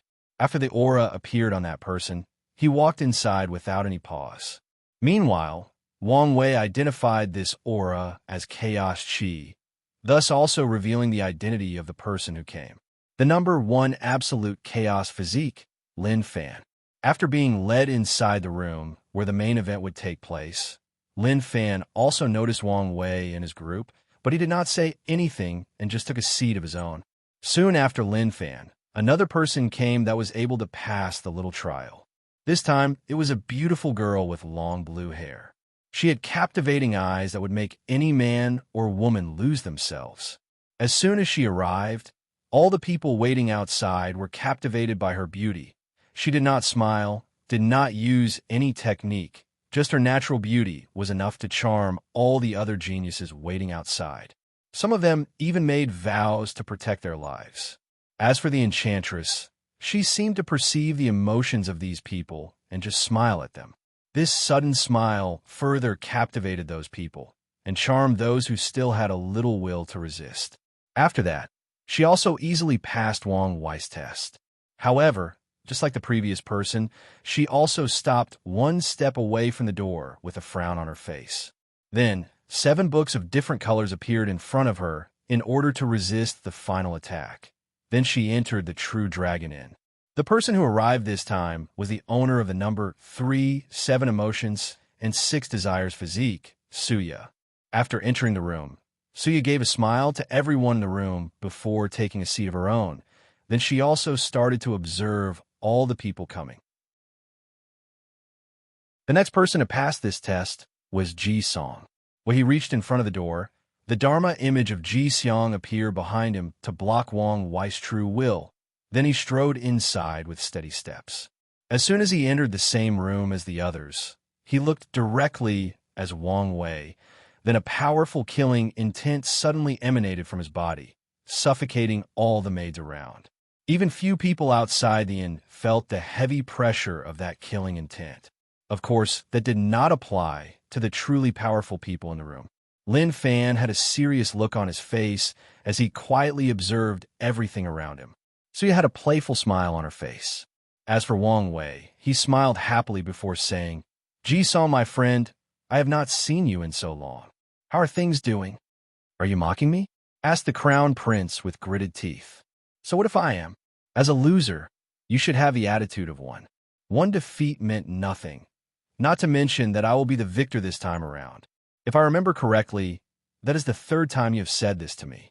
And just like the previous 2 times, you will still end up within an inch of your demise," replied Wang Wei calmly. However, to his surprise, Ji Song was not angered or reacted in any way. He just gave a deep look at Wang Wei before taking a seat on the opposite side of him. Then, the room once again became quiet. All that could be heard was the sound of slurping and chewing. However, not long afterward, another person also entered. This time, it was Jian Wushuang with a sword hanging on his sword. In order to enter the inn, he released a powerful sword aura to counterattack against the pressure. Unlike other people, Jian Wushuang had to take a longer period of time to enter as he had to help one of his junior brother and sister. As such, he is the only person beside Wang Wei who came with 2 other people. After entering the main room, Jian Wushuang first gave a deep look at Wang Wei. His gray hair and eyes make him easily noticeable. During this little trial, he tried to use his supreme sword will to destroy Wang Wei's true will, but it did not have any effect. As for Wang Wei, he was also looking at this young sword cultivator. The reason for that was because he felt some similarities from Jian Wushuang's sword will with his father's.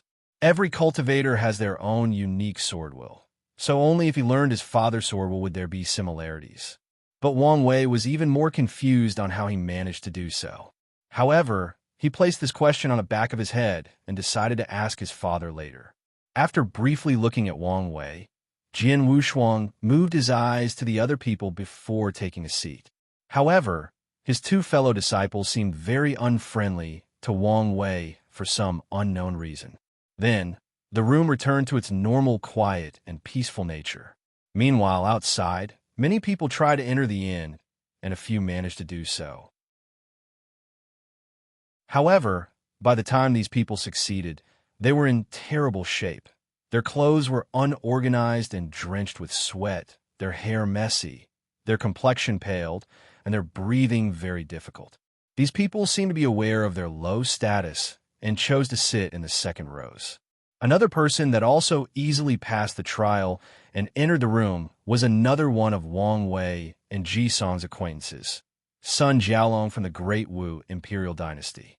When the gray shadow tried to attack him, the human sword destiny inside his divine Si just shone a golden light to block it. Then Sun Jiaolong entered the inn and took a front row seat. However, Wang Wei began to pay attention to him, and that was because as soon as he entered the room, he instantly knew that this Sun Jiaolong was actually a son of destiny. As a person who has the ability to also become a son of destiny, Wang Wei can easily recognize one when he sees it. Furthermore, he could also see that he might encounter some trouble with Sun Jiaolong if he one day decided to become the son of destiny of the Myriad Emperor world. However, this may not be a bad thing as I can use this to my advantage, secretly thought Wang Wei. Another information that he received was the fact that the human sword destiny was in fact in the hands of Sun Jiaolong. Although the past few decades there have been speculation that he had won, but no proof was discovered. Not to mention the fact that the Great Wu Imperial Dynasty has been constantly denying this fact. However, today, Wang Wei sensed the vast qi luck residing inside Sun Jiaolong's body, thus confirming that he had the sword. Suddenly, Wang Wei turned his head in the direction of the entrance. He saw a young man with white hair and a cold face approaching the front door. This young man had a handsome face. However, his cold and indifferent temperament made people want to avoid him. This young man had very special eyes. His eyes displayed the vicissitudes of life. It was like he had lived so long and seen so many things that he became numb to everything and everyone around him. However, if you look deep in those eyes, you will find both a profound sadness and will that could sunder anything between heaven and earth. After this person reached the last step of the door, he stopped for a few seconds with a pondering look on his face. Then, he turned around and left without much hesitation. Meanwhile, inside the inn, Wang Wei had a deep look on his face as he asked with a grave tone on his face, "Who is that?" Chapter 200. Young Master, that's Di Tian from the Di family, replied Wang Ju. The reason that Wang Wei took notice of Di Tian was because of what happened at the entrance door. This person was able to ignore his test. Unlike the other Heaven Chosens who had to use their powers to resist his true will, this Di Tian straight up ignored it. This has never happened before, so Wang Wei was concerned about this. Not to mention the fact that he has not figured out how he did it. He did feel a very vague fluctuation from Di Tian's body.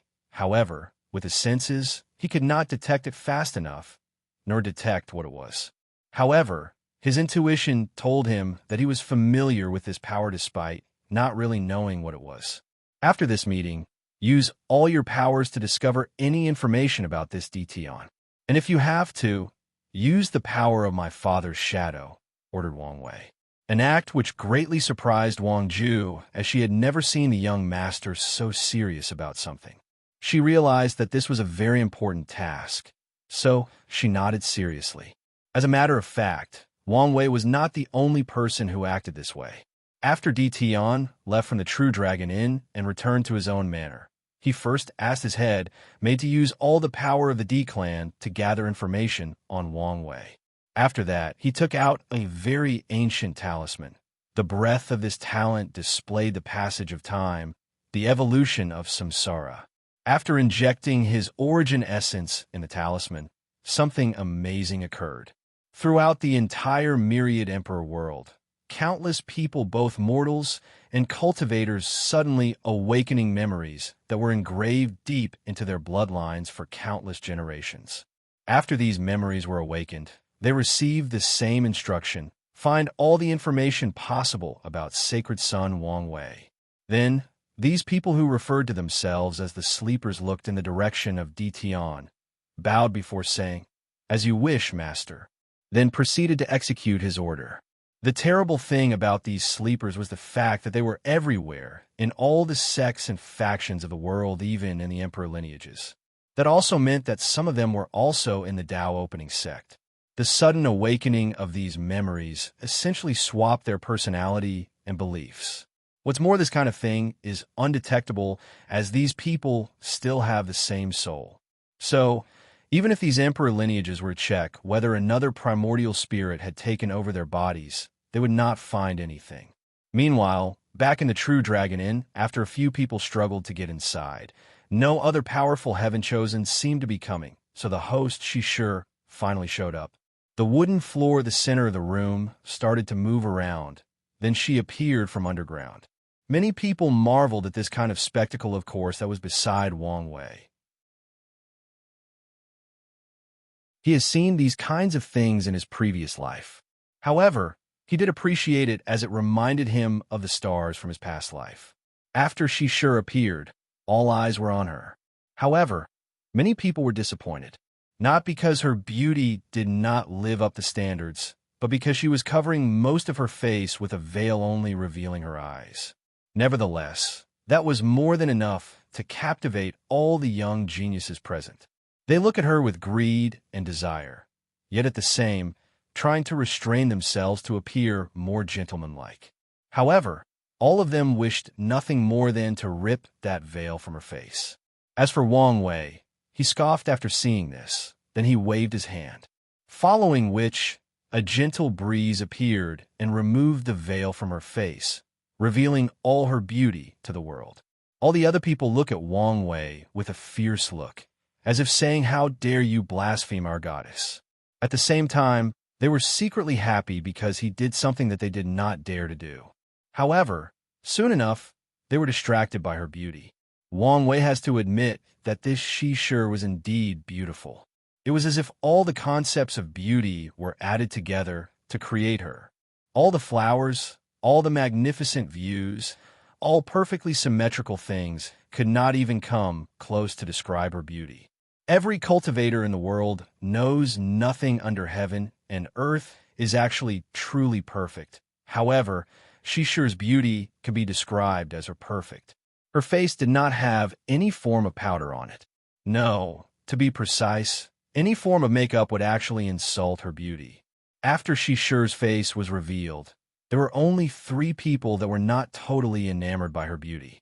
The first being Jian Wushuang. Although he was distracted by her for a few seconds, then his sword intent flashed in his eyes, and he was awakened from his stupor.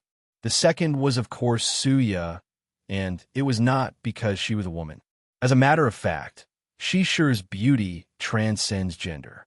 A perfect example of that was the fact that both Yan Liling and Wang Zhu could not stop staring at her. As a person who can easily control people's emotions and desires, of course, Suya will not be captivated by another person's beauty.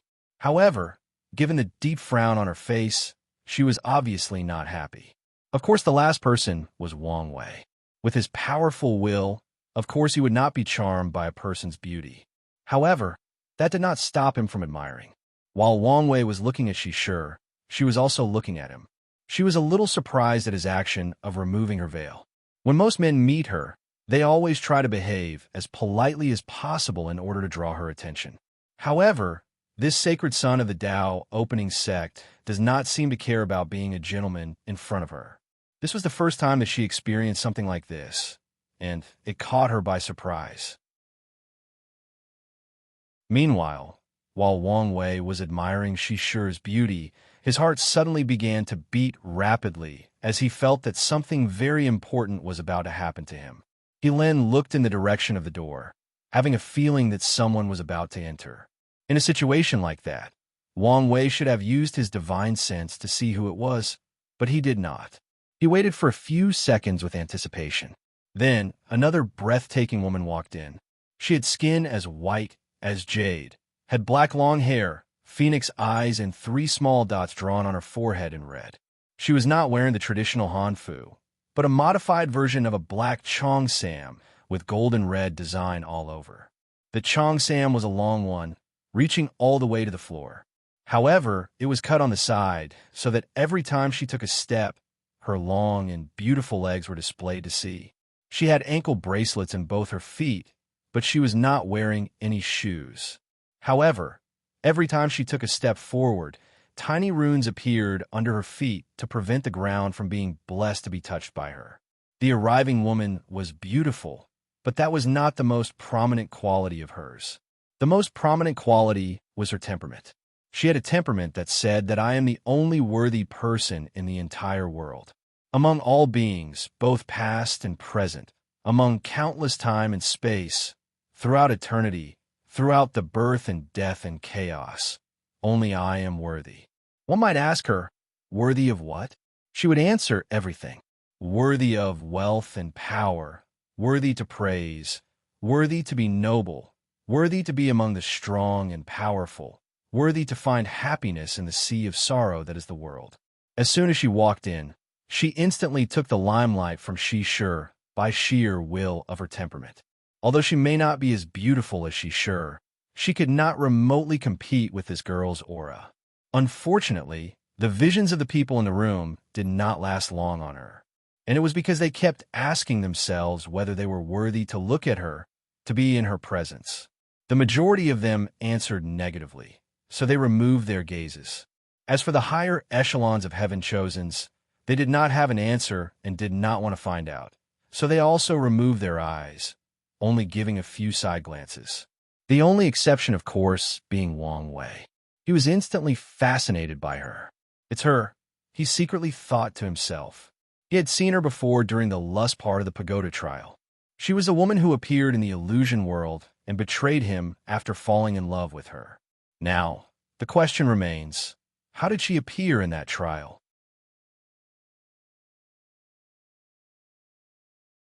Chapter 201. Something strange or magical happened to Wang Wei during his lust trial in the pagoda. There were 2 completely different women that appeared in his trial, which was supposedly impossible. Afterward, he asked the people who created the pagoda, and they told him that this was not supposed to happen. An inquiry was made to find the cause of this anomaly, but nothing was ever discovered. The best explanation was either that the pagoda malfunctioned or someone tampered with it. However, neither of these explanations actually made sense. As a quasi-emperor origin artifact, it is impossible for the pagoda to malfunction on his own. As for being tempered with, how powerful would somebody have to be able to do such a thing without alerting all the powerful people in the sect? After breaking through the supernatural realm, Wang Wei was privy to a few secrets of the sect. As such, he knew how truly powerful it actually was. He knew that the true heritage of the Tao opening sect is actually all those Tao ancestors and immortal venerables sleeping in secret realms. Those people would only intervene once the sect reached the level of being destroyed or when another great emperor appeared in the sect again.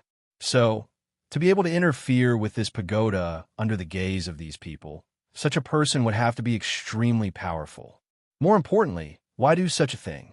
So, ever since the pagoda trial, Wang Wei has always remembered the face of that woman he met. Although her temperament was completely different from back then, her beauty was still the same. "Who is that?" he asked Wang Ju through divine sense. "Young master, that is Wu Hong. She is 3rd in the list of the most beautiful women, and also a very powerful and mysterious heaven chosen. What other information do you have on her?" "She was born in an ordinary mortal family. However, she acquired the inheritance of Empress Wu." "Empress Wu?" "Yes. As a matter of fact, many people believe that she is either the direct descendants of Empress Wu or her reincarnation. After all, not only does she have the same name as her, but she looks exactly like her." Wang Wei nodded as he began to ponder. Empress Wu lived during the Devil Era, and she is considered one of the most powerful great emperors to have ever walked the Myriad Emperor. If there was a list of the top 10 most powerful emperors of this world, she would easily enter the top 3, if not the first place. A perfect example of that was the Forbidden Lands. Before the Devil Era, there used to be 10 Forbidden Lands. Yet, she single-handedly destroyed 4 of them. Now, only 6 of them are left, and many people believed if it was not due to her untimely disappearances, she would have destroyed more of them. "What else do you know about her?" asked Wang Wei again. "Well, she is quite mysterious. Due to her low background, extreme beauty and talent, many powerful factions wanted to use force to make her join them. However, none of the people they sent after her returned." "What do you mean that they never returned?" "I mean that literally, young master. Whether it was Void Shattered Realm, Saint or Supreme True Monarchs, all of them disappeared after going after her. It is assumed that these people are dead. As a result of this, many people realized that she was not a simple character. Does she have a Tao protector? That's the problem, young master. No person has ever been detected secretly protecting her. Wherever she travels, she always seems alone." While Wang Wei was having this fast conversation with Wang Ju, his eyes never left her. Then Wu Hong seemed to feel his gaze, so she looked at Wang Wei, then smiled at him. As soon as his eyes met hers, Wang Wei suddenly found that his vision changed. To be exact, his fate puppeteer physique activated, and he saw a red string connecting him with her. Then he was surprised. This was because of how strong and powerful this fate line actually was. Wang Wei had many fate lines connected to him. However, the strongest has always been his parents. He guessed that because they gave birth to him, he had a strong fate with his family. But today, he finally discovered a fate line more powerful than his own family. So he became even more intrigued about her. As for Wu Hong, she only gave Wang Wei a brief look before taking a seat of her own. However, not long after she sat down, Wang Wei approached her and took the seat next to her. "Hello, I am Wang Wei. I know who you are," she replied calmly with a slight smile on her face. "Sacred Son, you are famous all over the world." "I'm sure I am. However, I usually introduce myself when I meet new people." "Is that so? I have the feeling you're not the kind of person that cares for social norms." "That may be true, but I found it very useful to often maintain a surface level of civilized behavior. After all, I would not want people to criticize my parents for not raising me right. Somehow, I doubt that this is the real reason." "Oh," replied Wang Wei with an intrigued look on his face. "So, what do you think is the real reason?" "You probably use that handsome face of yours and a reassuring smile to make other people lower their guard against you. Then, it becomes easier to get close to them, make friends, or discover their secrets that might be useful to you. Although I'm baffled at the fact that you see me in such a negative light, I'm willing to overlook this fact on the account that you just admitted that I was handsome." "Is the fact that you are handsome something to be disputed about?" asked Wu Hong, still with a calm and confident smile. "No, but it is not often that I see a woman so bold to actually admit it out loud, and to my face at that. Well, young Master Wang Wei, I am not like any ordinary woman. That is the only thing that I currently know and am very sure about you." While these two people were whispering to each other, Shishihu was not very happy that her limelight was briefly stolen by Wu Hong started the meeting. The first part of this meeting was her playing the zither. She was very talented with it, to the point that she can be called a grandmaster. Moreover, her zither had the power to wash away all the worries of the mind, making the listener enter an extreme calm state. What's more, this calm state is very beneficial to understand the laws between heaven and earth. During her piece, even Wu Hong and Wang Wei stopped talking in order to appreciate the music. They both closed their eyes and entered an ethereal and peaceful state of mind. And it was not them, but all the people inside the room. After Shishihu finished playing, then it was the turn of the other heaven chosens to display their talents. The next person who did something was actually Suya. She also took out a zither and played a piece. However, hers was vastly different from Shishihu's. She took everyone on a magical journey of emotional ups and downs. In just a few minutes, all the heaven chosen of the room experienced all the emotions that ever existed, and the experience was horrifyingly vivid, whether it was pain, happiness, sadness, or love. And there were so many more and so many nuances to the emotions. These people experience physical pain and the pain of losing the love of your life. They also experience the pain of losing a family member instead of a love companion. So he was able to vividly express the subtle difference between these two kinds of pain. Then came the self-doubts and insecurities that everyone has in their heart. She managed to bring all of them into the minds of these heaven-chosens. Although this was only possible because some of them did not guard against her, this was a terrifying ability to do such a thing. "What a scary woman," whispered Wang Wei. "You are right about that," replied Wu Hong. "There's a reason that the 6 Emotions 7 Desires body is ranked 3rd in the heavenly physique list. It does not matter whether you're a saint, supreme, or great emperor. No one can escape their emotions or desires, especially the desires to become stronger and pursue the Tao." That's true. Even if a person practices the indifferent Tao, he still cannot escape the shackles of desires. It seemed that I have to pay more attention to this Suya. However, people like her who play with emotions are often easily brought down by emotions themselves, secretly thought Wang Wei. Meanwhile, Wu Hong suddenly looked at him before saying, "You were just thinking about how you could defeat her, didn't you?" "I have no idea what you were talking about," replied Wang Wei with no change in his expression. "Whatever you say."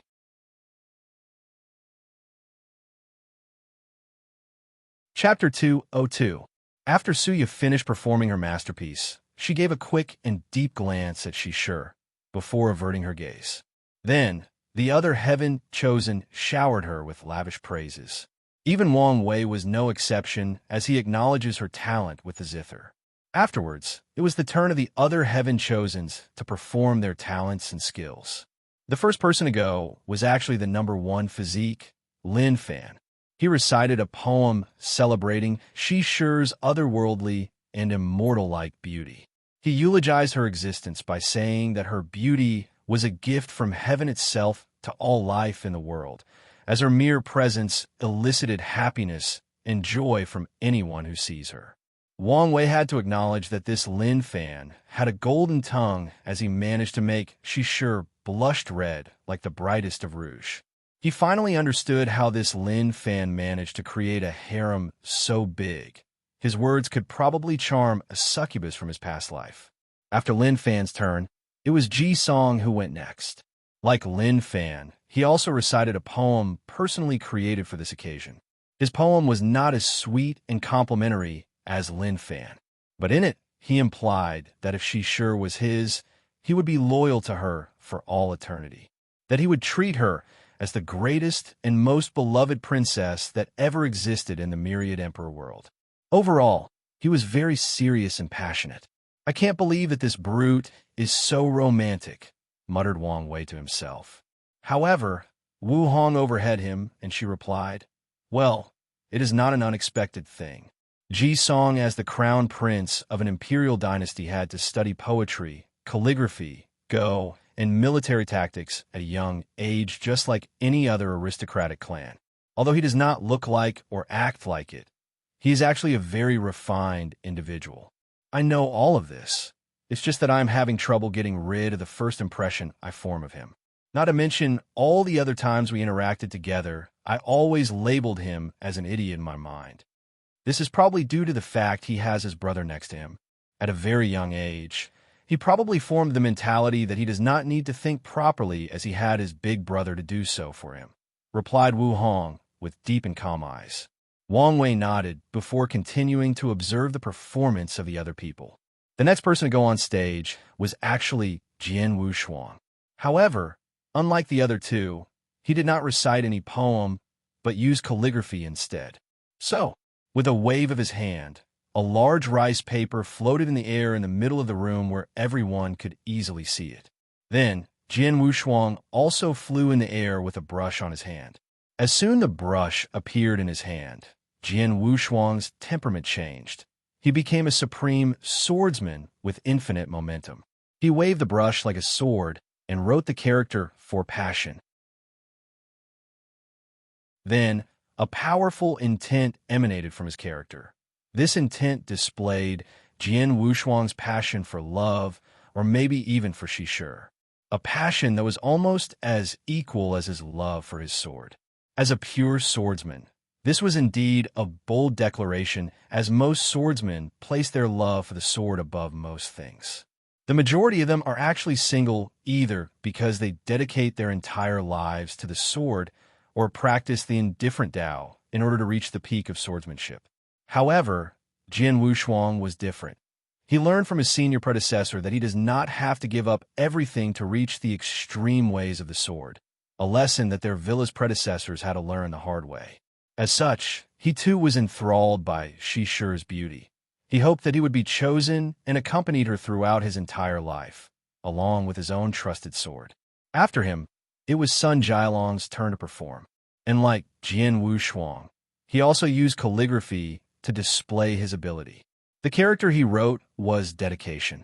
Sun Jialong also revealed a sword-like intent when writing his character. However, his was not that of a pure swordsman, but of the sword of the ruler. His sword intent indicated that he was a supreme monarch that used his sword to destroy his enemy's kingdom, to bring peace and stability to his people. The sword reveals the might and reverence of a kind. As for the character he wrote, it showed how he would make Shishir his empress and dedicate his life protecting and loving her. Not to mention that he would not be the only one dedicating himself to her, but all the people of his dynasty. As such, she would not only receive his love, but the love of an entire nation. Meanwhile, although Shishir looked calm on the surface with her beautiful face, she was secretly happy inside. Although she did not like to admit it, she enjoyed all the attention she received. It made her feel important, special, or unique. Although she is considered the most beautiful woman in the world, she sure knew that this title was given to someone in each generation. As such, she did not feel the same joy and happiness by this title compared to having some of the most talented people in the world fawning over her. She knew that everyone in this room had the ability to become the top powerhouse of the myriad emperor world, and one of them might even become a great emperor. Of course, that is under the assumption that none of them actually dies midway through her rise. Shishir then looked at Wu Hong as this was her turn to perform. However, she just shook her head, excusing herself of this task. Although many people were disappointed not to see her perform, she just ignored them. "I have a feeling that your performance would have been truly extraordinary," suddenly said Wang Wei. So Wu Hong looked at him, gave him a mesmerizing smile before answering. "You have no idea how right you are. Now you just increase my desire to see it." "Well, young Master Wang Wei, if you play your cards right, you might have a chance to see a personal one-to-one show," replied Wu Hong, whispering slowly in Wang Wei's ears by the end of the sentence, to which Wang Wei involuntarily gulped his own saliva. "I will look forward to such an occasion." After that, he removed his gaze from her with great difficulty, ignoring the slight smirk at the corner of her mouth. Then, he saw many people looking at him with a speechless look on their faces. It is true that these people were quite speechless. While everyone was waiting for them to start performing, they were actually flirting with one another, and in public at that. Nevertheless, Wang Wei had thick skin, so he ignored these people's gaze. "So, it's my turn," he said nonchalantly, then proceeding to think for a moment what to do for his performance. Then, he thought about a poem by the famous poet Li Bai from his past life. He coughed out loud before reciting it. "All water is forgettable when you've seen the vast blue snow, clouds so wondrous as those at Mt. Wushan idly. I passed by some flowers without looking back, partly to study Tao, partly to think of you."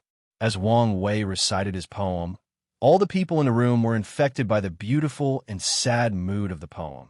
The pain and suffering of thinking about someone that you missed so dear enveloped them. A person you know is somewhere out there, but cannot reach. Of course, the person who most appreciated this poem was actually Suya. As a person who controls emotions, She is the one who can most easily enter the right mood to truly appreciate the beauty and complexity of this poem. As such, she was quite surprised with Wang's wise poetry talent and wondered who this young master of the Tao opening sect was thinking about so deeply that he would write such a poem. The room then became quiet for a few seconds as the people were momentarily lost in the mood of the poem. After calming down, she sure asked, "Young Master Wang Wei, this is a beautiful poem. Did you think about it on the spot?" Wang Wei was slightly surprised by this question, so he answered, "Of course not. This poem was written by a person named Li Bai who was born in a long-destroyed mortal dynasty called Great Tang. I happened to come by it during one of my adventures, and I like it very much.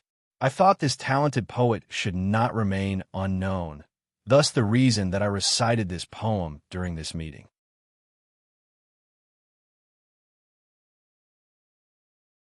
Chapter 203.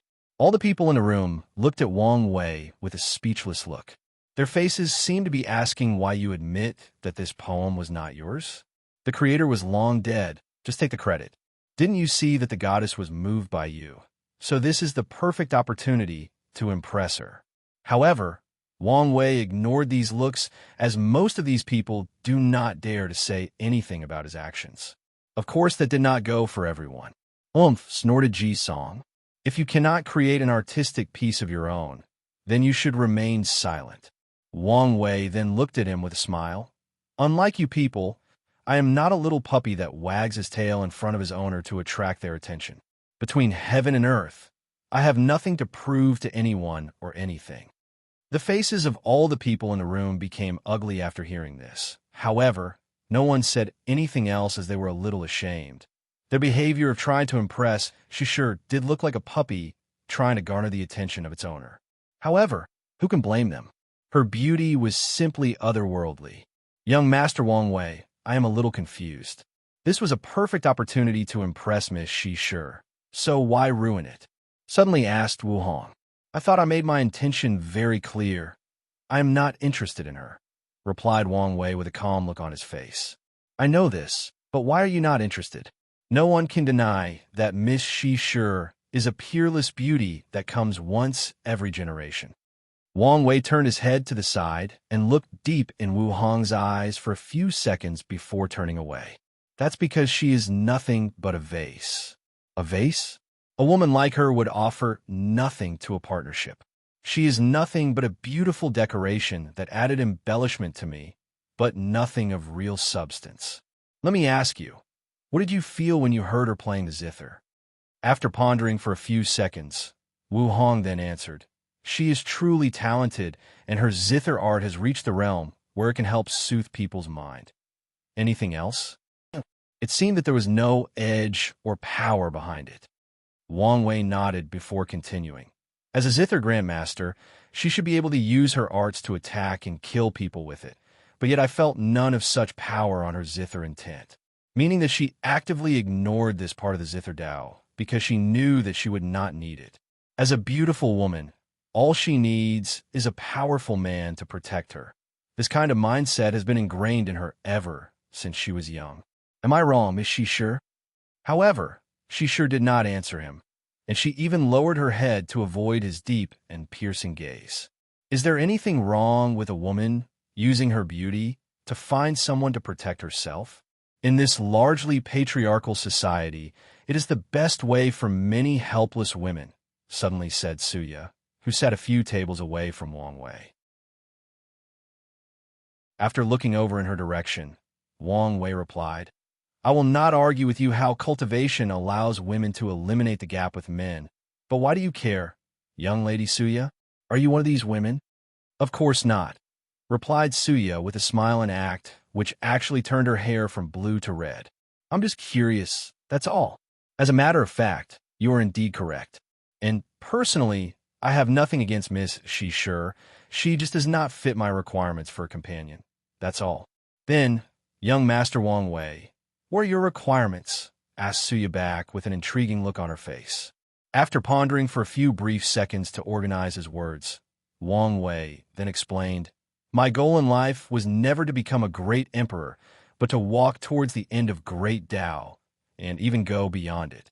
Becoming a great emperor is just one of the many steps that I have to take to achieve such a goal.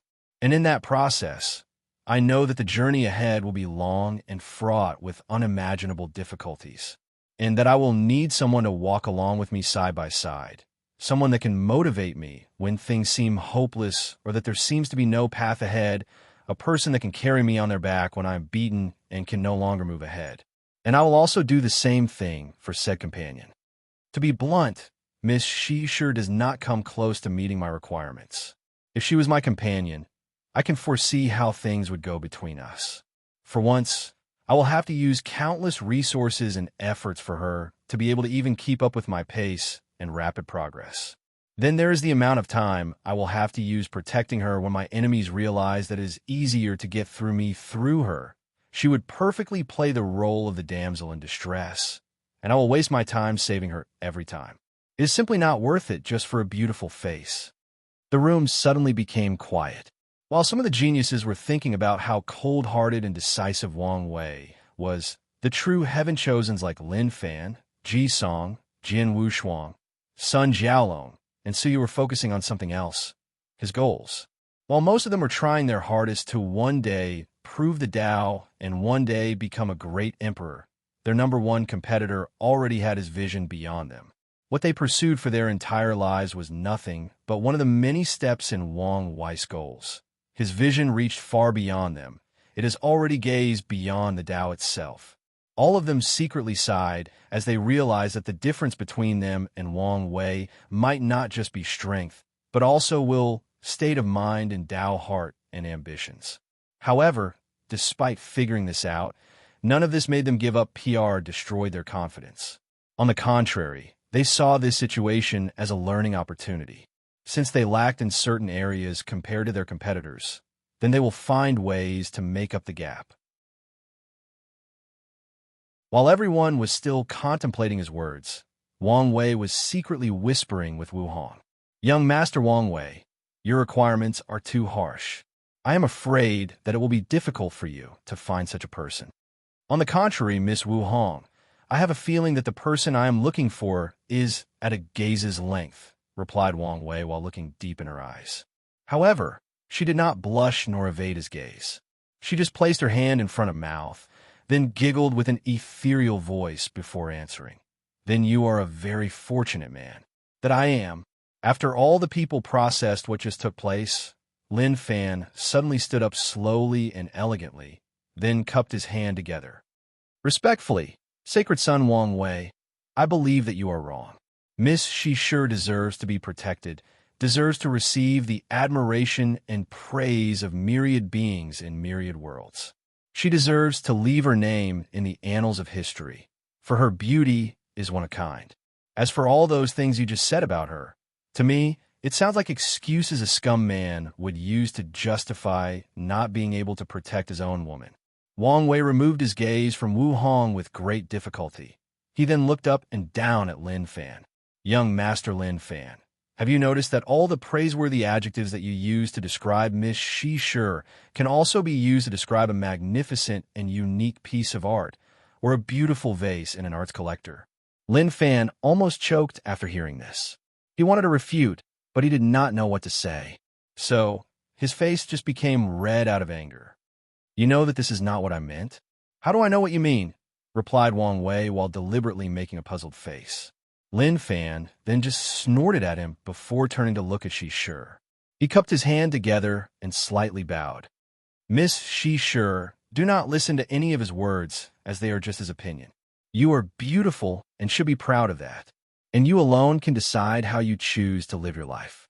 Then he returned to his seat. As for She Sure, she was finally able to relieve her embarrassment. Then she fulfilled her position as hostess and continued the meeting.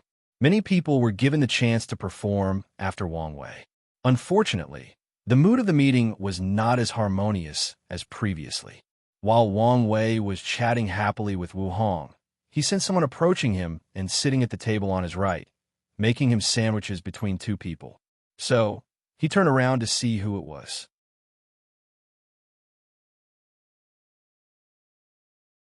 Chapter 204.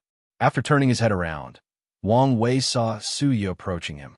However, her hair had turned black this time. So, he wondered what were the conditions that decided what color it turned into. Could it be based on her emotions? However, Wang Wei shook his head, as this would easily reveal what state of mind she was in. Even if that was the case, he would never use her hair as an indication of what emotion she was feeling. For a person who can easily control other people's emotions and desires, there is no reason not to believe that she could not control her own. Young lady Suya, what can I do for you? Do I have to want something from you in order to start a conversation? Or do young Master Wang Wei find it tiring or bothersome to converse with both the second and third most beautiful woman of the world? Huh. Didn't you know? Asked Suya with a cunning smile on her face. Or did you think that I am not worthy to take the number 2 spot? Wang Wei smiled after hearing this before replying. To be frank, I have just arrived yesterday, and as such, I'm not privy to much information. Not to mention that I have been enamored by Miss Wu Hong during this meeting, and that I have paid little attention to many things around me. So, please do not take offense, and you are more than welcome to join our conversation. Suya then gave him a deep look. She did not think that he would use this situation to actually flirt with another woman. Well, at least she learned something new about Wang Wei, that he is the kind of person that knows what he wants and goes directly and boldly after it. Suya then gave a quick look at Wu Hong in order to see her response. However, she was calm throughout the entire situation. Whether it was Wang Wei's little compliment or declaration of her presence that interrupted their conversations, she did not seem to be bothered by any of it. Moreover, Suya discovered that she could not read any of Wu Hong's emotions. This was a rare thing, as she could read the emotions of all the people in the room, including Wang Wei. She seemed to be in an eternal state of calmness. However, Suya could tell that this was just a disguise to prevent herself from reading her emotions. Among all the geniuses in the room, all of them have tried to hide their emotions deep in their minds, their souls. However, Suya can see what they are feeling even for people of the caliber of Lin Fan and Ji Song.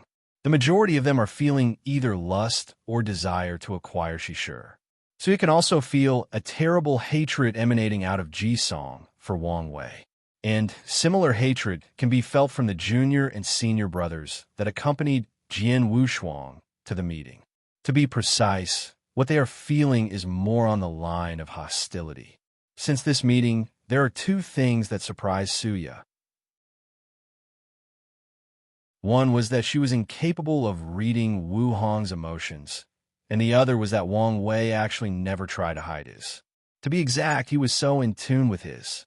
As a person with the 7 emotions, 6 desires physique, Suya knows how powerful emotions and desires can be. A perfect example of that was the heart demon calamity that all cultivators have to go through when they break through the primordial spirit realm. In order to use the good fortune flame to refine the soul into a primordial spirit, the power of emotion will be needed. Cultivators have to face their inner self and desires. At that time, all cultivators will have 2 options. The first one is to practice the indifferent Tao and give up all your emotions, while the second one is to accept them, understand them, and learn to control them. If a cultivator used the first method, then the heart demon calamity will be an easy thing for them. However, as a result, they will turn into emotionless and numb beings that only pursue power.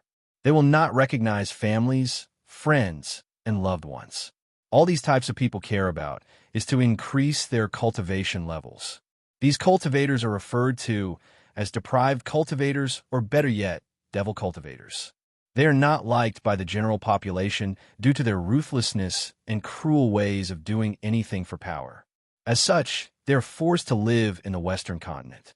As a matter of fact, devil cultivators did not exist in the Myriad Emperor world until the Devil Era, where the entire world was invaded and enslaved for an entire era by another heaven or world known as the 9 Devil God world.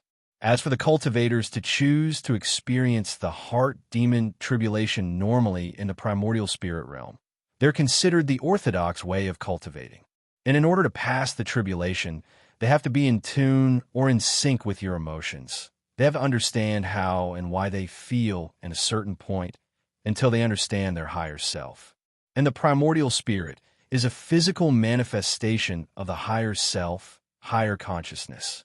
The reason that Suya became interested in talking to Wang Wei was because of how in tune he was with his emotions despite nor having gone through the heart demon tribulation. And of course he had a question she was dying to know. After taking a few seconds to get comfortable in her new seat, Suya then proceeded to ask, "Young Master Wang Wei, I am confused about something. Why do I find little to no trace of arrogance in you?" "Oh, what do you mean?" replied Wang Wei back with a confused look on his face. He did not understand where this question came from. "Well, I can sense the pride and arrogance of all these heaven-chosens from emperor lineages, especially towards the other people from supreme lands or holy lands. They look down on them and think they are not worthy to even be in the same room as them. Although some of them try to hide this pride and arrogance deeply, it cannot evade my senses. Even geniuses like Lin Fan and Jian Wushuang, who came from the lower realm, have this pride and arrogance in them. But you're different. I can sense that you do not look down on them. You even have appreciation for a few of them, especially the ones that perform admirably in the little test you left in the entrance. So, I am curious why that is." The room instantly became quiet.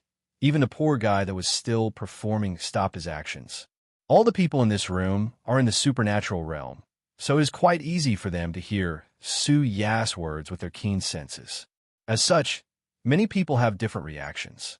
All the people from lower background secretly clenched their hands and teeth. Although they already knew how these heaven-chosens from emperor lineages felt about them, it still hurt when spoken out loud right to their faces. People like Ji Song and Sun Jiaolong did care about Su Ya's words. They knew of their arrogance and have no plans to change it. Of course, that is true for Ji Song. As for Sun Jiaolong, as a ruler, he will never show his contempt for other people as they are possible followers. Meanwhile, both Lin Fan and Jian Wushuang, they both were secretly ashamed. Lin Fan was not ashamed of the fact that his arrogance and pride were revealed, but due his status from the lower realm. Ever since he came to the myriad emperor world with his family, he has been struggling to accept his background. He was ashamed of it, despite the fact that he became the true disciple of the Emperor Enlightening Academy, meaning that he is the future headmaster of the academy. His background has been bothering him. Things got worse when he realized his background was not just a psychological problem, but resulted in him lagging behind many of the heaven-chosens from emperor lineages. There was much knowledge he was not privy to before, which resulted in his vision being lower than theirs. Not to mention that the competitive environment in the lower realm was child's play compared to the one in the myriad emperor world. His Dao protector even admitted to him that the academy regretted letting grow up in the lower realm, as they did not foresee that the competition in this glorious age would be so intense. This is one of the reasons that despite having the #1 physique, Lin Fan has the lowest ranking of all the current heaven-chosens in the room. As for Jian Wushuang, the reason that he was ashamed was because Su Ya's words reminded him that he has forgotten his origin, and that showed that his mindset is not as powerful as he imagined. As for Wang Wei, after pondering for a few seconds, he answered, "Well."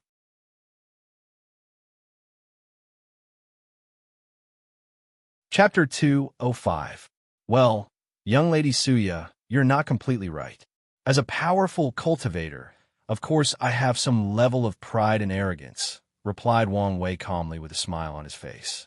As for the reason that I do not have any contempt for the geniuses of lower background is because I learned the hard way that there is no being that is truly born noble. Everyone has a chance to reach the top no matter your origin or background. That's bullshit, suddenly said Ji Song with a cold snort. You're telling me a great emperor is not a noble being? What about their offsprings, both direct and indirect? What about people born with powerful bloodlines? Are they not born noble? Is that so, Crown Prince? Then, tell me, beside a great emperor, where do all the noble beings you mentioned get such a qualification? Replied Wang Wei calmly. From a great emperor, of course. That's right. Now, another question, what were great emperors before they managed to prove the Tao? Ji Song looked at him without saying anything. Since he refused to answer, then I will. They were ordinary people. The first emperor to have ever existed in the myriad emperor world was the heaven-opening emperor back in the primordial era. Although the majority of information in that time period is lost, we do know that countless innate life forms like dragons and phoenixes along with primordial gods lived in that era. Now, do you think that us, weak humans, were noble compared to them? No, in all likelihood, we were probably treated as either slaves or food. However, the heaven-opening emperor slowly rose to the top and became a great emperor. He slowly became a noble being. My ancestor, Emperor Chiyuan, was the first great emperor of the ancient emperor era. However, before that, he was just like all the other cultivators at that time that were lost and searching for the road ahead. There was nothing noble about his birth. No, he developed noble characteristics after he decided to spread the origin path system to all the lost cultivators of that time. He became noble after he proved the Tao and became one of the most powerful beings in existence. Not to mention that in history, all of us here have learned of many great emperors that once were slaves. Some were shunned by society because of being born with defects, or because people did not agree with their views and lifestyles when they were weak. Were those great emperors born noble? One of my favorite emperors was Great Emperor Yellow Teeth. He was born a slave in a small thousand world in the lower realm. One background could not be any lower than this. However, he still managed to slowly crawl the cultivating pyramid until he managed to prove the Tao and proclaimed himself a great emperor. His story has proven that nobility is not an innate quality, but one that is slowly cultivated or acquired. The room then became quiet after Wang Wei's grand and inspiring monologue. Some people agreed with his words, while some found his words demeanor given the fact that he was born with the highest of status among all the people inside this room. "So, you're saying that there is no difference between us and them?" replied Ji-song, while pointing out the geniuses that were from supreme lands and holy lands. "Of course not. That would be preposterous. However, the main difference between us and them is not our birth, but our will and spirits. Heaven-chosens like us, ever since we were young, we knew what it will take in order to become powerful. We knew all the pain, suffering, and sacrifices necessary in order to become a true powerhouse. We knew the burden we have to carry and how many people and lives are dependent on us and our success. We knew that giving up no matter the circumstances was not an option for us. On top of that, we knew that once we reach close to the end of the line, there's a high chance that we might not survive. However, we still have to go forward. As for them," paused Wang Wei while looking at the geniuses from lower backgrounds. "They can use the excuse that we are better than them because of our births, our backgrounds, or because we have better cultivation techniques and resources than them. In their minds, they have more than 100 reasons as to why they are not good enough to compete on our level. But they never blamed themselves. They never looked inwards, pondering what they could do to close the gap between us, just like many other great emperors have done. To them, it is easier to blame others for their failures than to have a moment of self-reflection. The majority of them do not have the will and spirit to do whatever it takes to truly reach the top." The room became quiet again after Wang Wei finished speaking, as many people started to ponder his words. The Heaven-chosens completely agreed with him. Despite all the allure and glamour that surrounded them, only they knew the amount of stress and tensions they have to live with every day. Whether it is the pressure to prove their parents or sex proud by leading them to greater heights, or the pressure knowing that they might not survive the heaven will battle in the future, or even worse, eliminate before even reaching there. Overall, their lives are not as easy as it seemed on the surface. Many of them started to reminisce about the things that they had to do in order to get where they were. A few examples were the fact son Jiaolong had to kill his own blood brother for power. Ji-song went on a training hell after his second loss to Wang Wei. Many of them had to sacrifice a great deal of things in order to be as strong as they are now. As for the other geniuses from lower backgrounds, they lowered their heads in shame as Wang Wei was right. The mentality of the majority of them is that the only reason that they are not so talented and powerful now was due to their low births.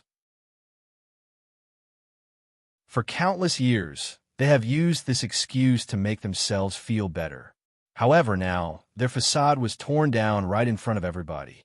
One person suddenly stood up before saying, "You can use as many beautiful words as you want, but it will not change the fact that your people from emperor lineages have better techniques than us, have more resources than us, and more opportunity than us. Tell me, how are we supposed to compete like this?" Wang Wei took a sip from his wine cup before slowly saying, "You are right, my friend, you guys do have it hard. But I never said that the world was fair. However, let me ask you a question. What was the origin of the last great emperor of this era?" The face of the person who asked the question became stiff, then he lowered his head without answering. "That's right, Emperor Nine Suns was from a supreme land, just like many of you here. During most of his rise, no one actually paid attention to him. By the time people realized that he was a threat, he was constantly on the run, but he never gave up as he was a man of great will and spirit. When the Heaven Will appeared, he showed up and did what he was supposed to do, what he believed all his life that he could do. He beat all the other participants, including both my grandparents, proved the Tao, and proclaimed himself a great emperor. Now tell me, if he ever had thoughts like yours and decided to quit during all the ups and downs, all the failures, do you think he would have become such a noble being?" The room once again became eerily quiet. As for the person who questioned Wang Wei, he sat down on his seat. Unfortunately for hostess Shi, this time the quiet was quite permeating. No one actually wanted to perform or do any other action. They all seemed to be reflecting on something. However, Shi was determined to continue with this meeting. She had foreseen that there may be intense contradictions when the ego and ideologies of all these geniuses clashed. So, she had other plans prepared just in case. Just when Shi was about to execute her plans to relieve the awkward silence in the room, a sudden rough and rude voice spread or echoed throughout, interrupting her actions.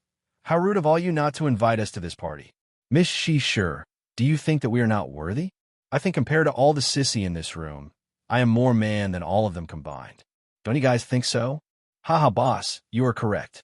Maybe you should show Miss Shi how manly you truly are. Boss, that's a good idea. Ha ha ha."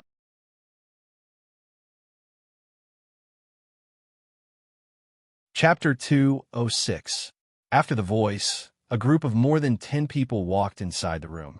This group was led by a handsome man. However, this person had the eyes of an animal.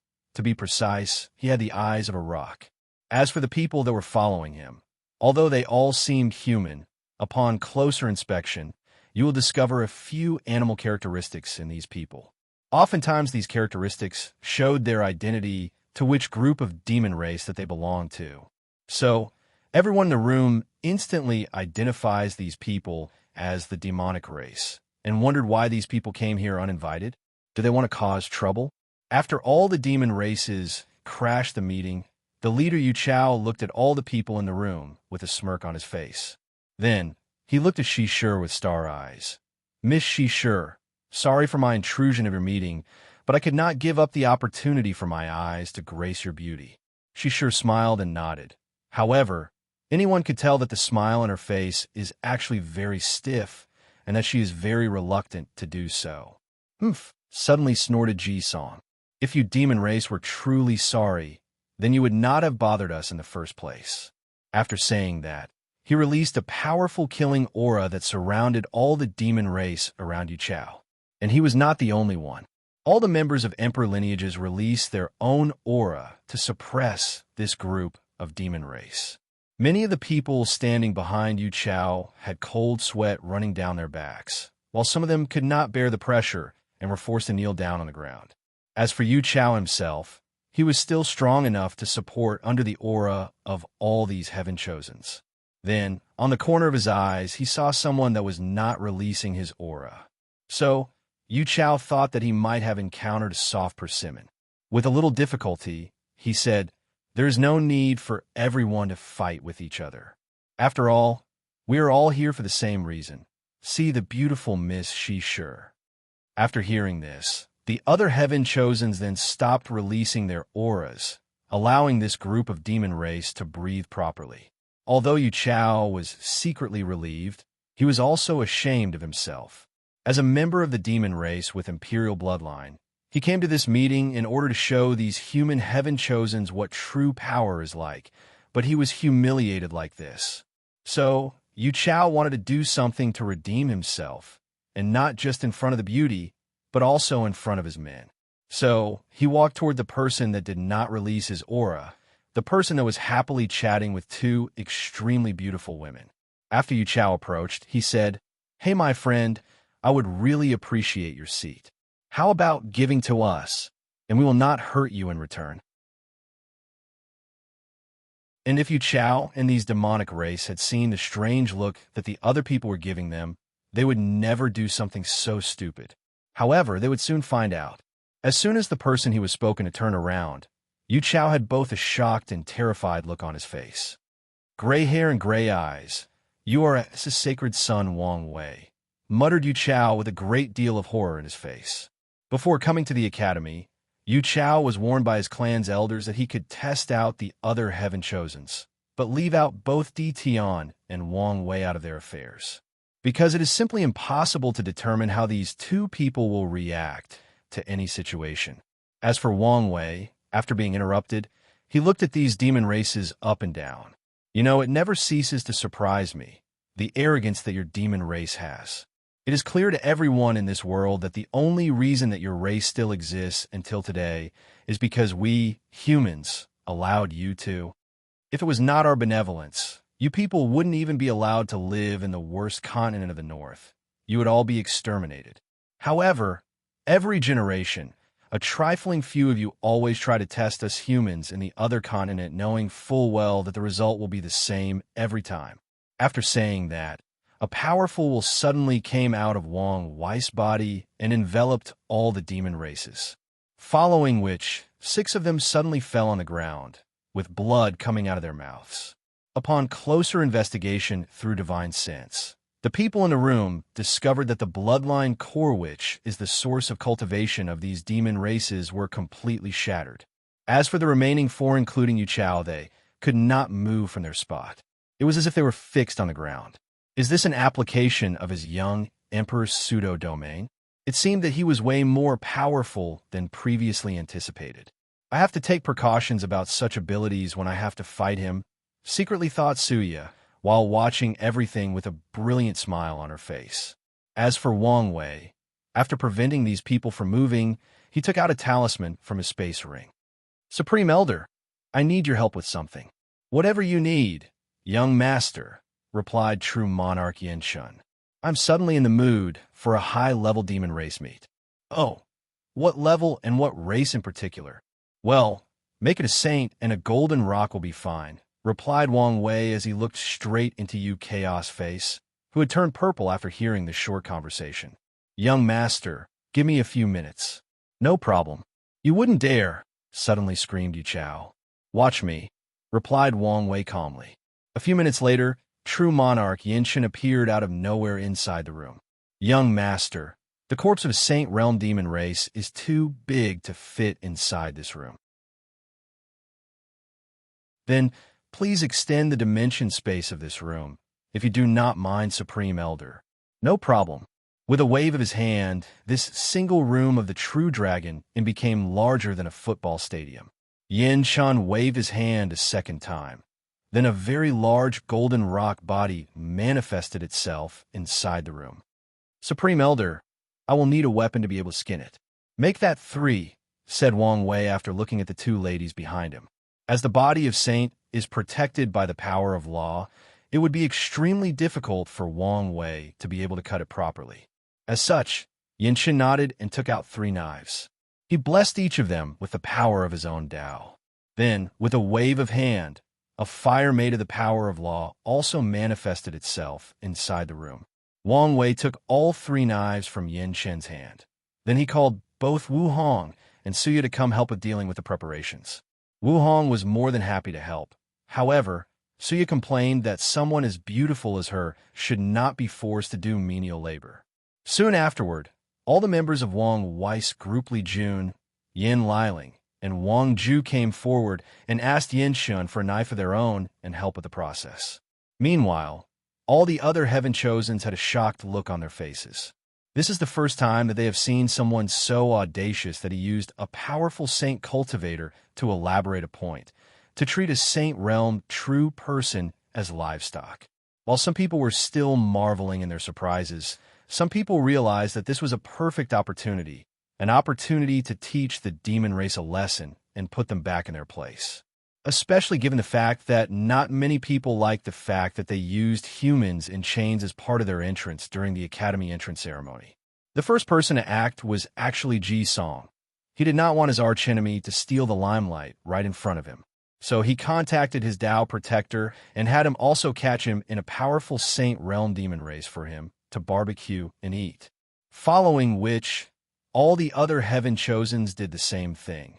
They all contacted their Dao protectors in order to acquire different levels of demon race to cook. As such, this artistic meeting turned into a feast, a demon race feast. Of course, not all people could enjoy such a feast. For example, all the geniuses from Supreme Lands and Holy Lands. They did not dare to do such a thing in fear that the demon race would retaliate against their sects or factions. Of course, Yu Chao and the demon race that were still standing had a very ugly look on their faces. Watching their own kind being slowly turned into food is the ultimate form of torture for them, not to mention the fact that they are helpless and could not do anything about it.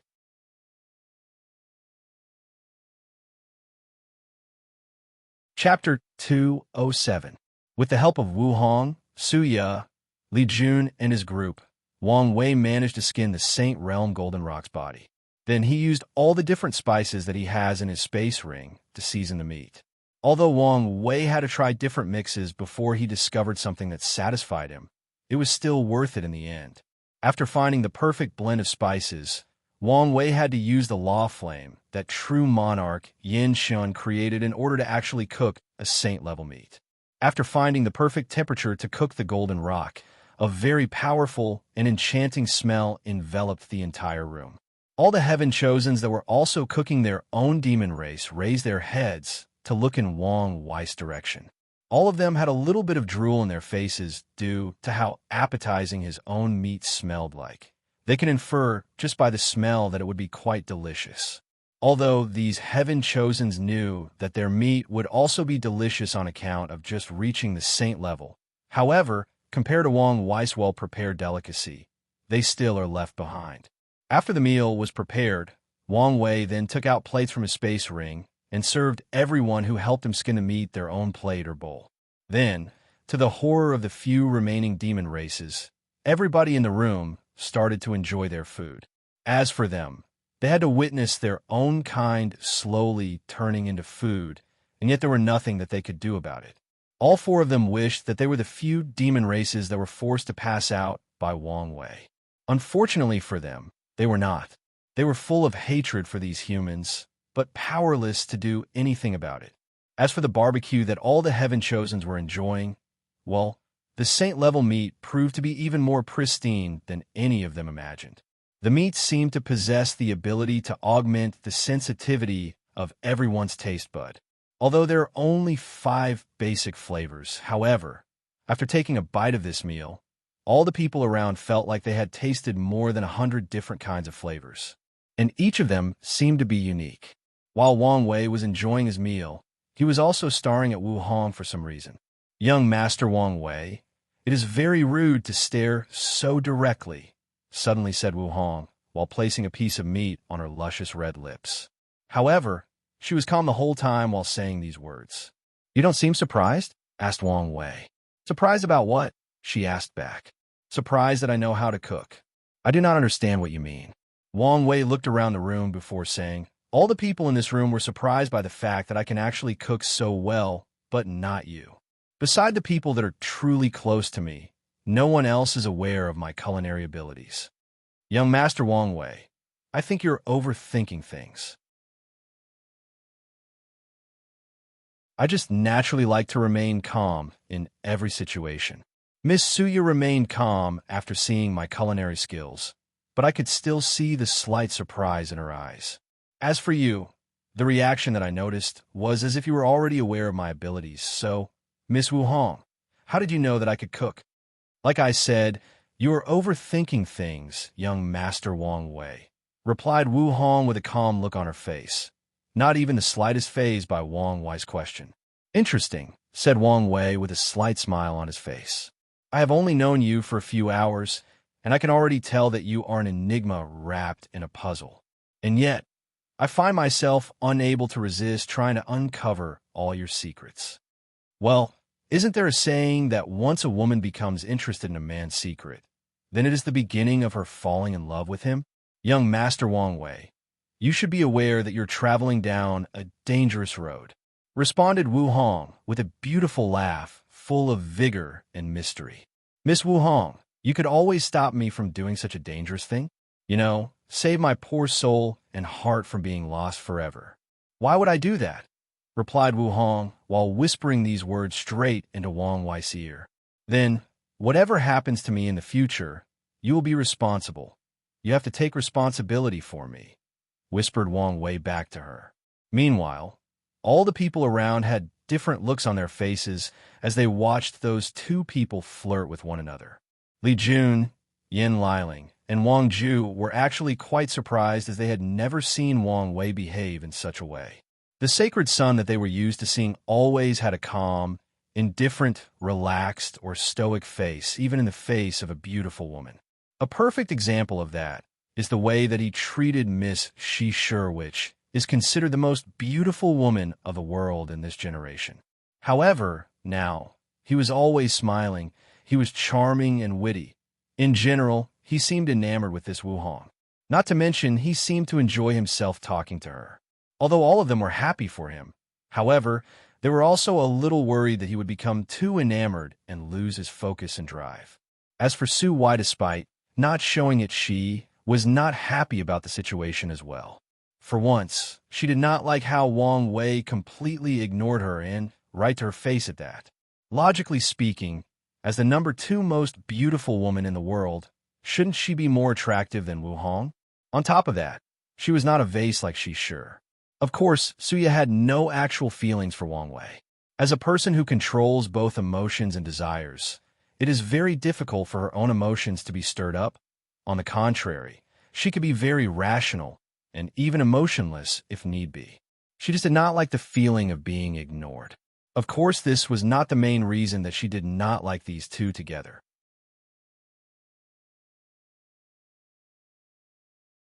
The main reason is the fact that an alliance between these two would not bode well for all the other Heaven Chosens. Wang Wei was already powerful enough. But now, if you add the also powerful and mysterious Wu Hong, the power that the Dao opening sect would hold would increase dramatically. It would be like adding a pair of wings to an already very fierce tiger.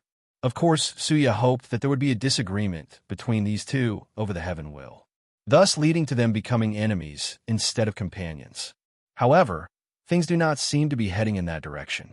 As a matter of fact, Suya was not the only one thinking about such a thing. Many of the other Heaven Chosens do not like the idea of Wang Wei and Wu Hong getting together.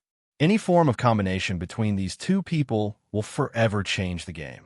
Many people who did not like the idea of forming alliances will also consider doing so.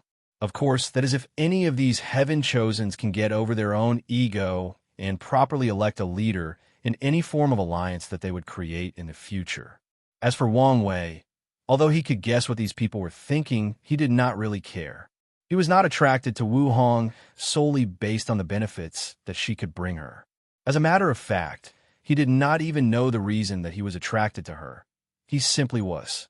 He found that she somehow completed him, like she truly knows what kind of person he was. Right now in the relationship, they're just simply talking or flirting with each other. Wang Wei can foresee that there will be quite a few obstacles between them, especially when it comes to all the mystery that surrounds Wu Hong. Normally speaking, Wang Wei is a semi-controlled freak and would never let himself fall for someone who has so many secrets.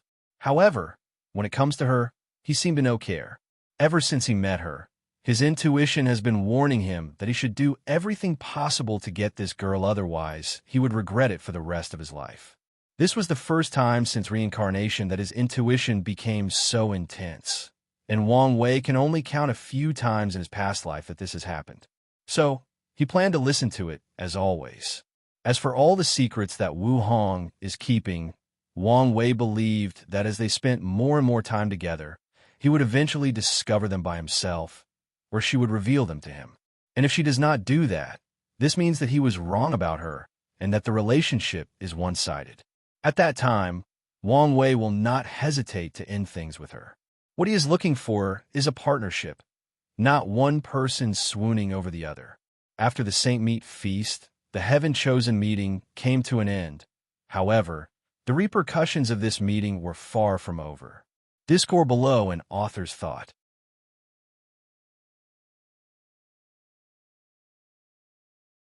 Chapter 208.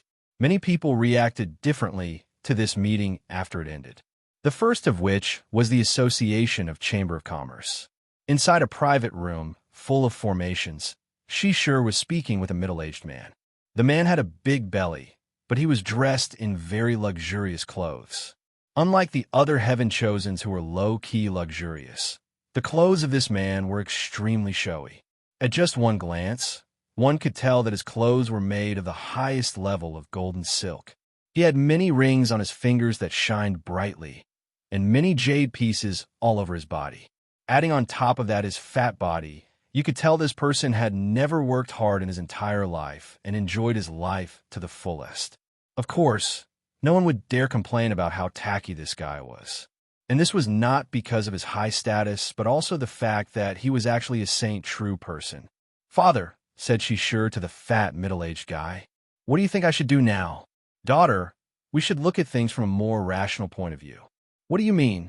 Shi Shi's father took a sip from a wine jar before he elaborated.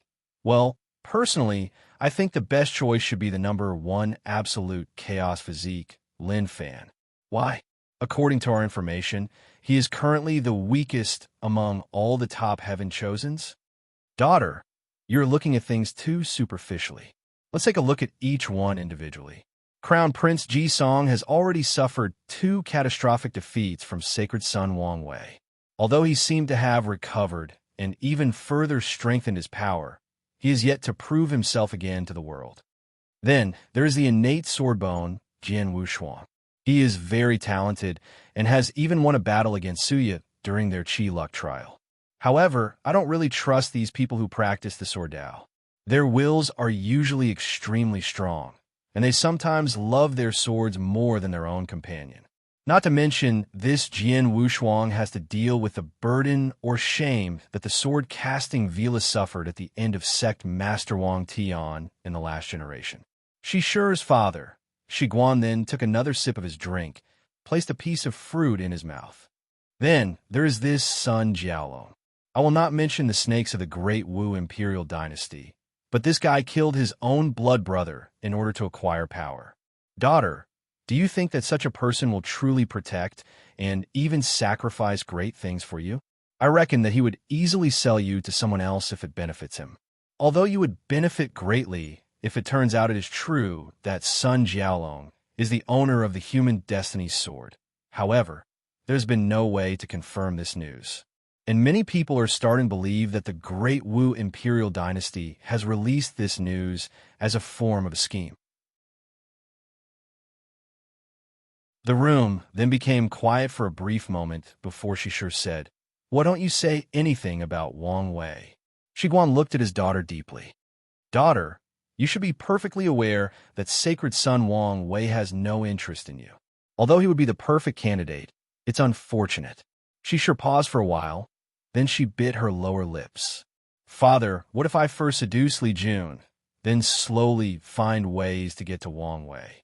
I mean, according to the information we have gathered on him, he seemed to be as lascivious as Lin Fan." However, Shi Guan shook his head after this plan. "Don't look at Li Jun looking like an imbecile that uses the thing in his pants to think instead of his head. As a person closest to Wang Wei, he is a very intelligent person and is also a person of great will. According to our information, his records were only second in the Pagoda trials. Although we do not know exactly what these trials were, just the fact that they were able to cultivate Wang Wei into a young emperor showed their effectiveness. Do you think that a person that has the second best record on these trials will be a person of weak, that can be easily manipulated?" Not to mention that Li Jun has swore his undying and unwavering loyalty to his big brother, Wang Wei. According to our association's analysis of him, he would not hesitate to kill anyone that stand in the way of Wang Wei's path of emperor, even his current companion, Yan Liling. She sure was silent after hearing this. She knew that her father was correct, but she just could not accept it. Well, in general terms, she sure suffered from the same disease that many women have. They want what they could not have.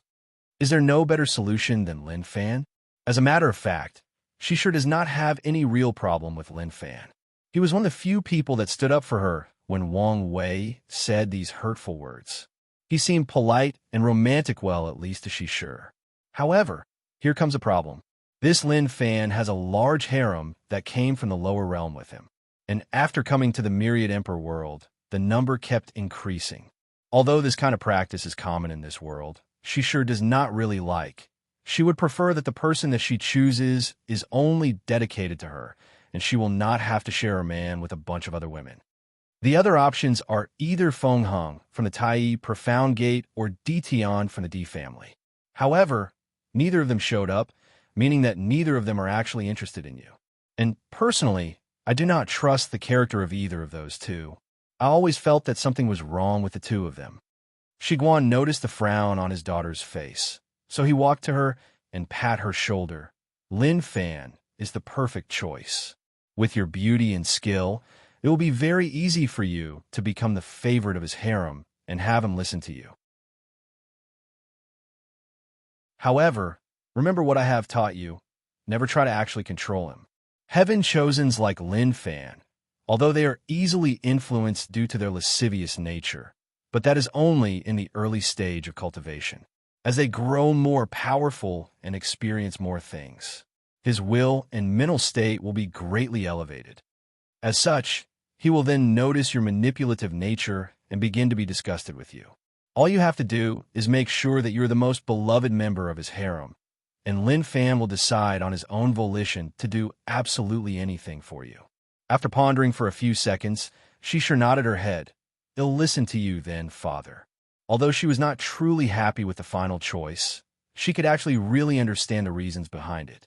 The Associate of Chamber of Commerce, which led by her father in this generation, wanted to form a marriage alliance with a powerful emperor lineage during this generation's glorious age. Their first choice was in fact the Dao opening sect. However, that plan fell through due to Wang Wei's lack of interest in Shishur. So, the second best option is of course the Emperor Enlightening Academy, which is considered the second most powerful faction of the Myriad Emperor world. After sighing for a few seconds, Shishur removed the negative thoughts from her head. Since she made her choice, she will live with it and do the things that she is supposed to do. After seeing his daughter regain her bearing, Shiguan nodded in satisfaction before handing her a piece of paper. "What is this?" asked Shishur in confusion. This is the expected improvement that Lin Fan will go through after the Heaven Chosen's worthy trial. Shishur read the entire parchment, and she was quite surprised. According to what is written here, although Lin Fan is currently considered one of the weakest geniuses among the heavenly physique list, he also has the most room for improvement. And the Academy has created a detailed plan for his improvement, and Lin Fan has lived up to the strict standards that the Academy has placed on him. Worthy of the absolute chaos physique, muttered Shishur under her breath after reading the information on this paper. "Father, how did you get such information? This should be the highest level of secrets of the Academy?" "Well, let's just say that the Academy is more than welcome in our alliance. After all, they would not want the Dao opening sect to become even more powerful than they already are." Shishur nodded, while at the same time reinforcing her belief that his choice was correct. One day, Lin Fan will prove to Wang Wei that his choice today was completely wrong. Meanwhile, somewhere in the northern Black Tortoise continent, many higher-ups of the demon race received news of what happened at the True Dragon Inn. As such, a meeting similar to Shishur and Shiguan was taking place in a secret location of the demon race.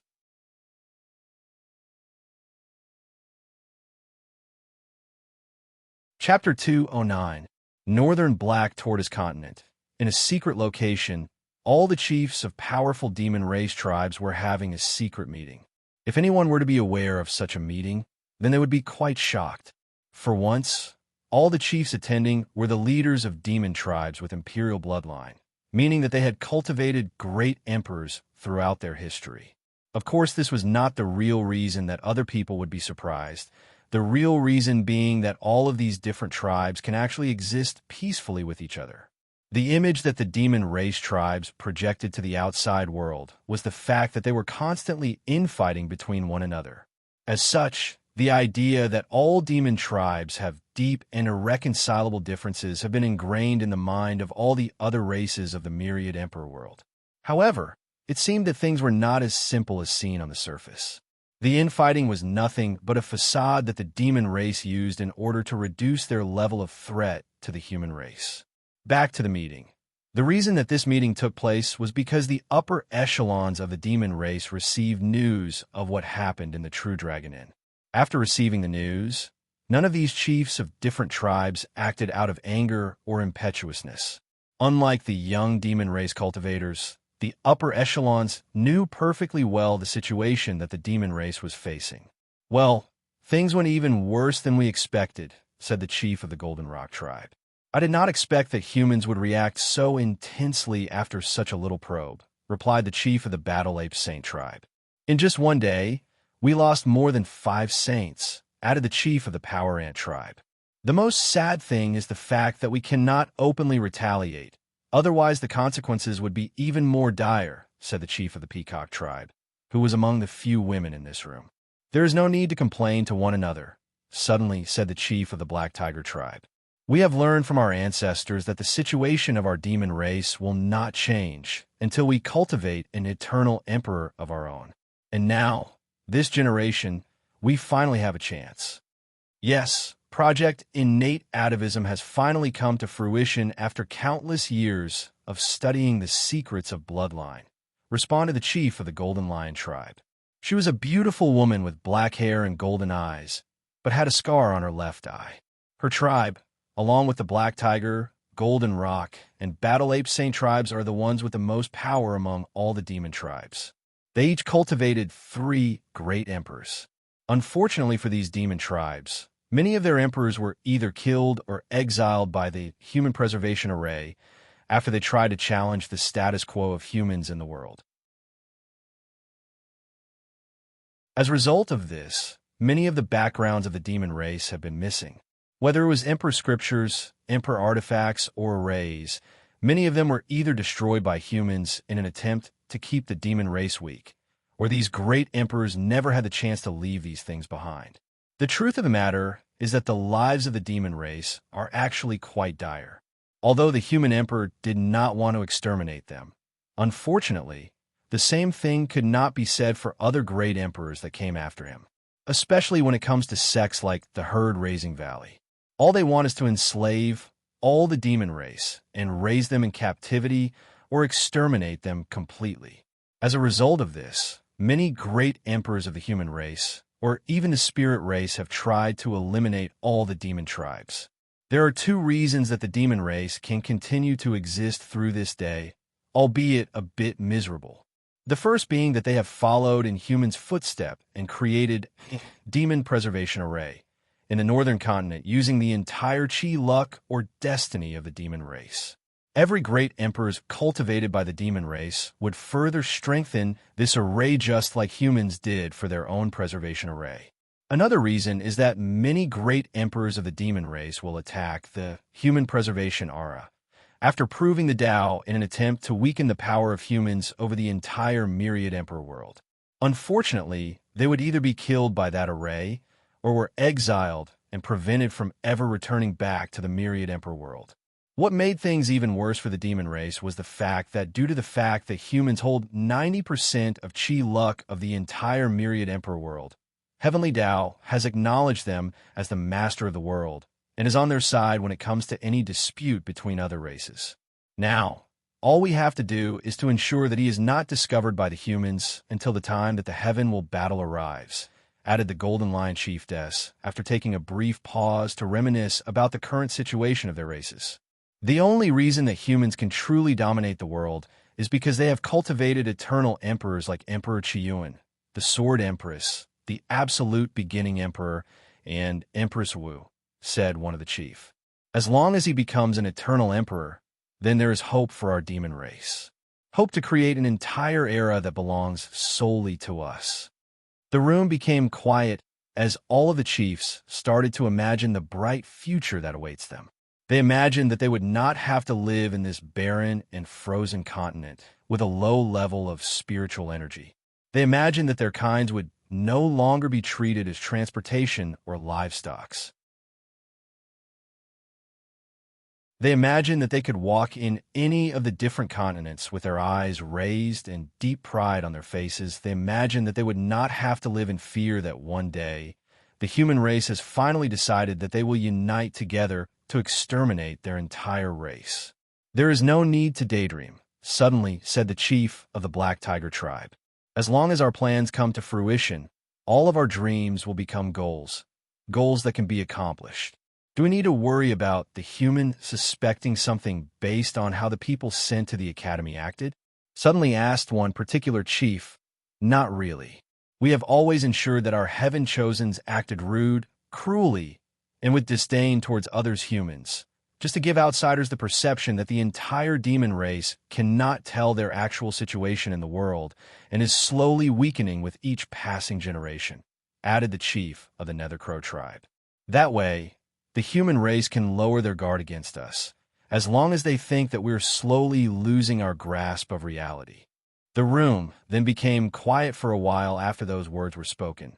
Then someone asked, Golden Lion Chiefess, why did you call this meeting? It could not have been just to discuss the behaviors of our younglings at the academy? Of course not, replied the Golden Lion Chiefess. I've called this meeting in order to present all of you with a proposal. What proposal? I think we should invite the Golden Crow tribe to participate in Project Innate Atavism. The room instantly became quiet again as all the other chiefs looked at her in shock.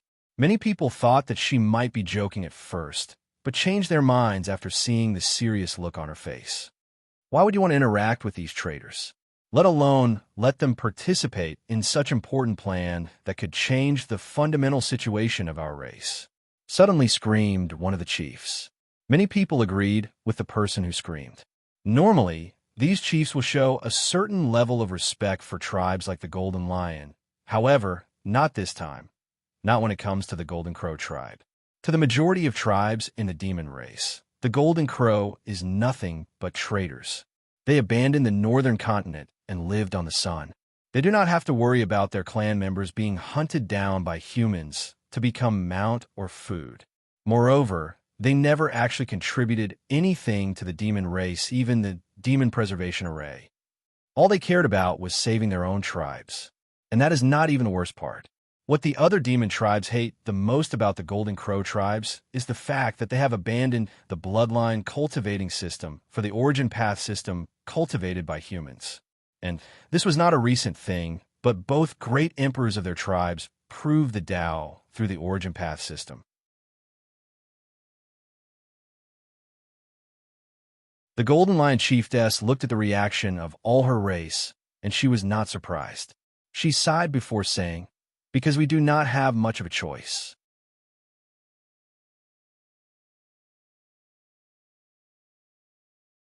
Chapter 209.1. What do you mean that we do not have a choice? Asked one of the demon race tribe chiefs. Do you guys think that talent is all it takes to cultivate an eternal emperor? Do you think that just because he succeeded in his atavism that he will instantly become an eternal emperor? Asked the Golden Lion Chiefess. The room then became quiet as everybody began to ponder the chiefess' words. An eternal emperor is the highest echelon among all the great emperors that ever walks from the myriad emperor world. Through countless eras, trillions of years, and a myriad of generations, thousands upon thousands of great emperors, the number of eternal emperors could only be counted in both hands. As a matter of fact, there can only be one eternal emperor at the end or beginning of an era, and that is not even a guaranteed thing. The only exception being the ancient Emperor Eren, which there were 3 of them, 2 of which came from the Tao opening sect, Qiyuan Emperor and the Sword Empress, and the last one being the human emperor. Then there was the absolute beginning emperor in the incense era, Empress Wu in the devil era, and one more in the middle emperor era. As for the current new emperor era, there has been no eternal emperor, hence one of the reasons that people believe that one will appear during this glorious age. Additionally, many people believe that a new era will begin with the crowning of this eternal emperor. As a matter of fact, only a very rare few individuals actually know 100% what an eternal emperor is and how to achieve this realm. What most people know is the fact that eternal emperors are more powerful than great emperors and can easily defeat or slaughter them. After people finished pondering the Golden Lion Chiefess words, one of them asked, "What does this have to do with the Golden Crow tribe?"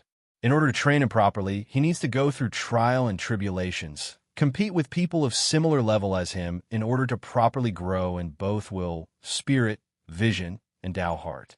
We have to train him to reach the levels of people like Wang Wei, Di Tian, and Ji Song, and even go beyond them.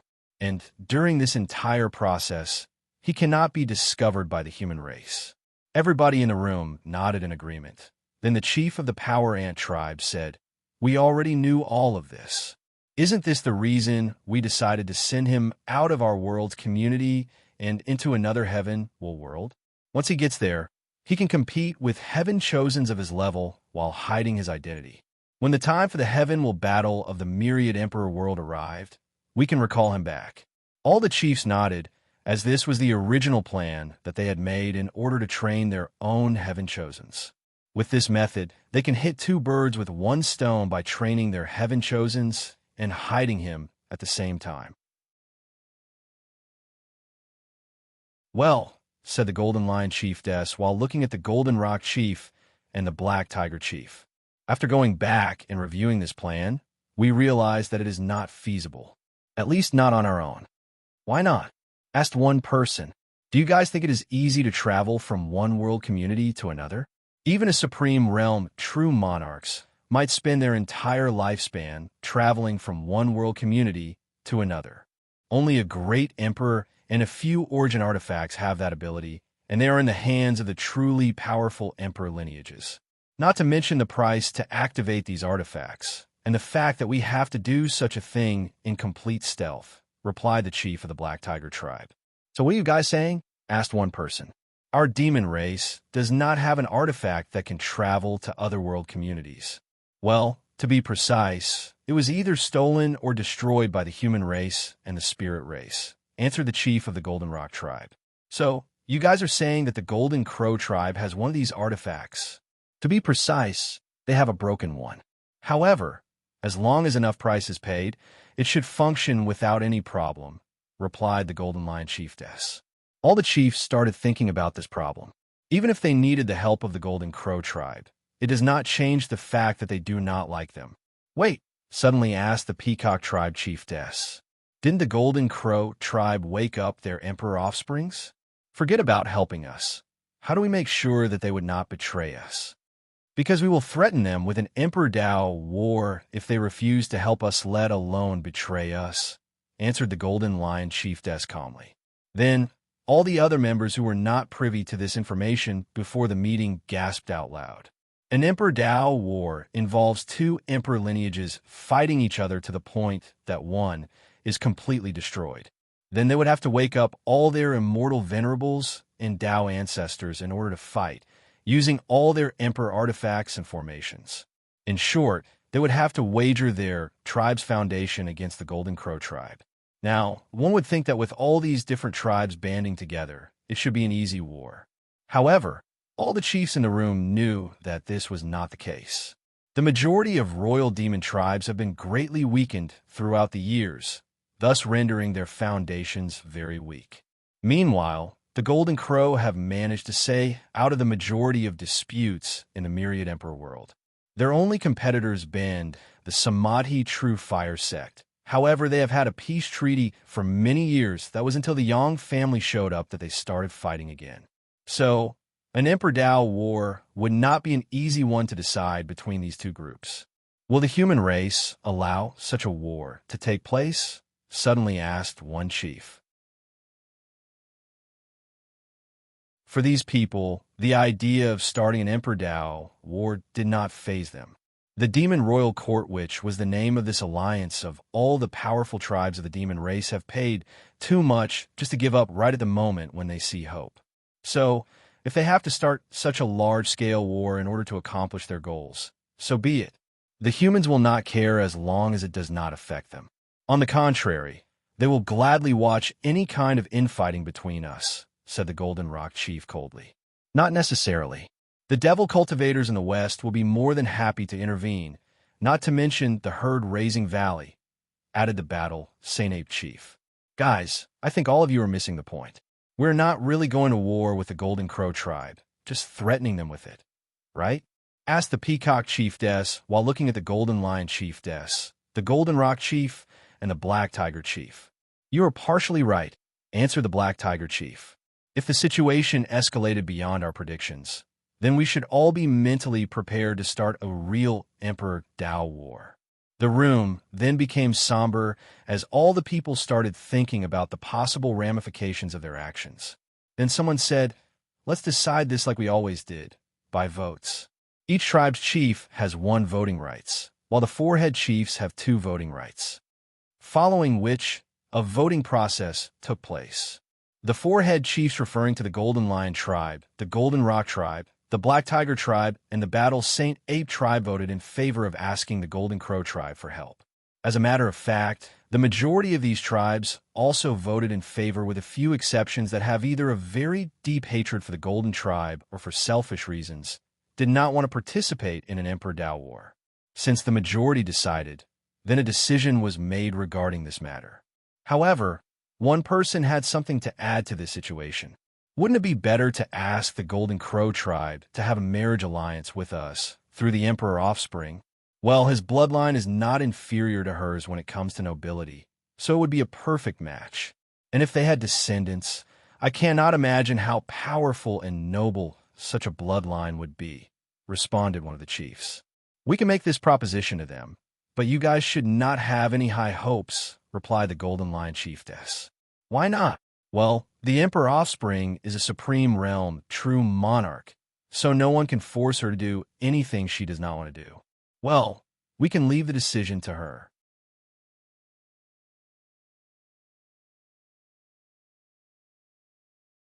Chapter 209.2 Dao Opening Sect, Tianwei Peak. Sect Master Wan Tian also received the information about the events that took place during the meeting at the True Dragon Inn. After reading the information, he muttered to himself, "Worthy to be my son, he should have this kind of domineering spirit." Then, he continued to review all the information that was sent to him through talismans. "Shadow," said Wang Tian after finishing reading. "Yes, Sect Master. Go gather all the information about this Wuhan. Do not leave any stone unturned. As you wish." Heaven Bliss Domain, Emperor Enlightening Academy. A meeting of the headmaster and all the teachers was taking place in order to discuss not only the events at the True Dragon Inn, but also to prepare for the Heaven-Chosen Selection Trial.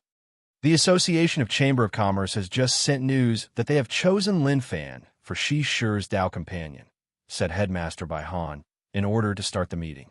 "So quickly?" asked one teacher. "Yes. After all, they also wanted to further secure our existing alliance. Adding to that the information that we secretly gave them, it was only the best result for both parties," explained Bai Han calmly. "Now, let us discuss the events of the meeting. Supreme Teacher Qiujin, you were there, so what do you think?" The eyes of all the people in the room turned to Qiujin, who was in fact the Dao protector and teacher of Lin Fan. He has been with him ever since the lower realm and was also present during the meeting. After taking a brief moment to organize his thoughts, Qiujin then explained his analysis on Wang Wei. He is different from the rest of them. His way of thinking, his vision, or the way that he sees the world is both grand and far-reaching. Not to mention his unwavering confidence. From what I saw in that meeting, he has already started thinking about what he will do after becoming emperor. And it is possible that he has already made plans for that. "Isn't that just being arrogant?" asked one teacher with a frown on her face. Qiujin looked at the person who asked the question before answering calmly. The line between the two is always blurred and based on the success of a person. If the sacred son manages to prove the Tao in this generation, then he is a confident person. If he fails, then he is arrogant. Either way, it does not change the fact that this kind of thinking does give him an advantage over other heaven-chosens, especially when comparing to Fener, who suffers from low self-esteem due to his background from the lower realm. Everybody nodded in agreement with him. Then Headmaster Baihan asked, "What about his strength? Did your talent detect anything?" One of the reasons that Xiujin was chosen as Lin Fan's teacher was because of his innate talent. His talent allows him to scan the strength of a person, then derive possible directions for development. With this talent, it is possible for Xiujin to develop the best training plan for anybody. He could turn an ordinary person into a genius through strict training plans. He could allow any person with a heavenly physique to develop their special body to their full potential and beyond. Of course, this talent is not 100% foolproof. A perfect example of that is the fact that the Academy had to redraw their training plans for Lin Fan when they realized that their current one was not nearly enough to have an advantage in this glorious age. Unfortunately, there is this weird power that prevented me from discovering anything from him, replied Xiujin. What weird power? It was similar to the one he used to test the people that entered the inn. According to theory, he should have acquired it after breaking the 13th barrier of the body refining realm. Did we ever find any information about such a thing in our records? Asked one teacher. However, all the other people just shook their heads. Meanwhile, Headmaster Baihan had a frown on his face as he started to think. He remembered a conversation that he had with his father long ago about such a topic. According to his father, this kind of thing was somewhat of a semi-taboo and secret of the world. Baihan remembered that his father had a look of regret on his face, which was a very rare thing, given his status and strength. "Well, did you discover any news at all?" asked Headmaster Baihan after reining in his thoughts. "Well, I did," replied Xiujin. For once, his fleshly body is scary. I do not know how far he pushed it, but it is very terrifying. For his fleshly body to reach such a level, he must have suffered through countless pain and suffering. All of you can imagine what kind of will is needed to become a body refiner, let alone reach such height. A person that can be this cruel to himself. Although Xiujin did not say anything, the other teachers understood his implied meaning. Another thing that I did discover, or verified, was the fact that his soul is indeed very unique. Although I could not use my divine sense to scan a Duyin Chen's presence, I still felt some kind of dread solely based on what I sensed normally. His soul hides many secrets. The room instantly became quiet. If even a supreme realm true monarch says that sacred son Wang Wei's soul brings him dread, then what level is the secret behind his soul? Great Emperor? Beyond it? Is it really to that extent? Asked one teacher with a little tremble in his voice. Yes, nodded Xiujin. Luckily for us, for what I have observed, he seemed to not know how to use that power. Well, he might not even be aware of what exactly it is.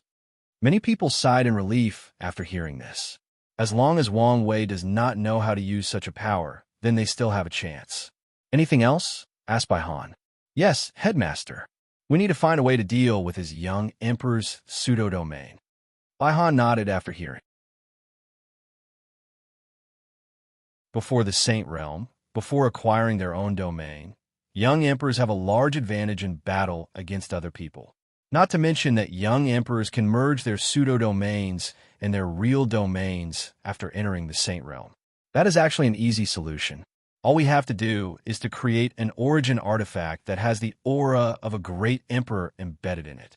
That way, the aura can offset some of the powers of the pseudo-domain, replied Baihan after hearing this question.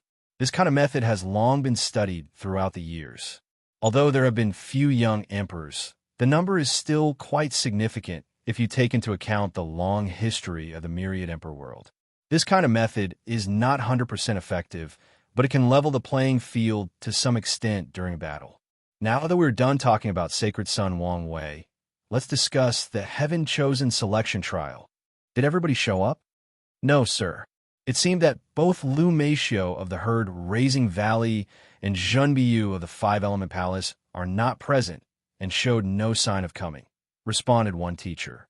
Bai Han had a frown on his face after hearing that. He was not surprised that the number 6 5-element balanced physique, Zhun Biyu, was not coming. She is a very pure Taoist cultivator. From the information that the Academy gathered about her, she is the type of cultivator that solely focuses on enlightening the Tao. She does not participate in fights, dramas, or contradictions. She only cultivates. Many people believe that she will only show up during the time that heaven will shows up in order to fight for it. As for Lu Meishio, Bai Han could not find a reason for her absence. Is there any more information about Lu Meishio? He asked. None except for the fact that she seemed to be acting weird ever since she lost in her trial against Wang Wei. Many people believe that she may have suffered a mental setback after that. Headmaster Bai Han had a feeling that things were not as simple as seen on the surface. However, he did not dwell on this matter too much as Lu Meishio was not important enough to truly affect the world stage. Although the myriad beast body is very special, the conditions it needs to reach a certain level is too harsh. Forget about the two of them. Is everything else prepared? Asked Bai Han. Yes, Headmaster. In that case, the trial will begin a week later. All the teachers nodded and left to do the final preparations. They do not wish for anything wrong to happen. After all, not only is the Academy's reputation on the line, even their chi luck can be affected if something were to go wrong.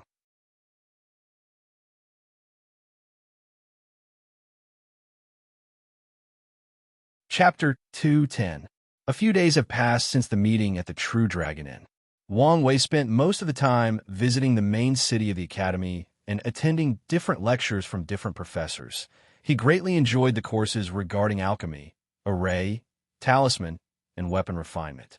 Of course, during those few days, he also spent a lot of time talking with Wu Hong. After the end of the meeting, they exchanged communication talismans and have spent days talking to each other non-stop. However, 2 days before the start of the Heaven-Chosen selection trial, something happened. Wang Wei was visiting the city when he decided to visit a special place on a whim.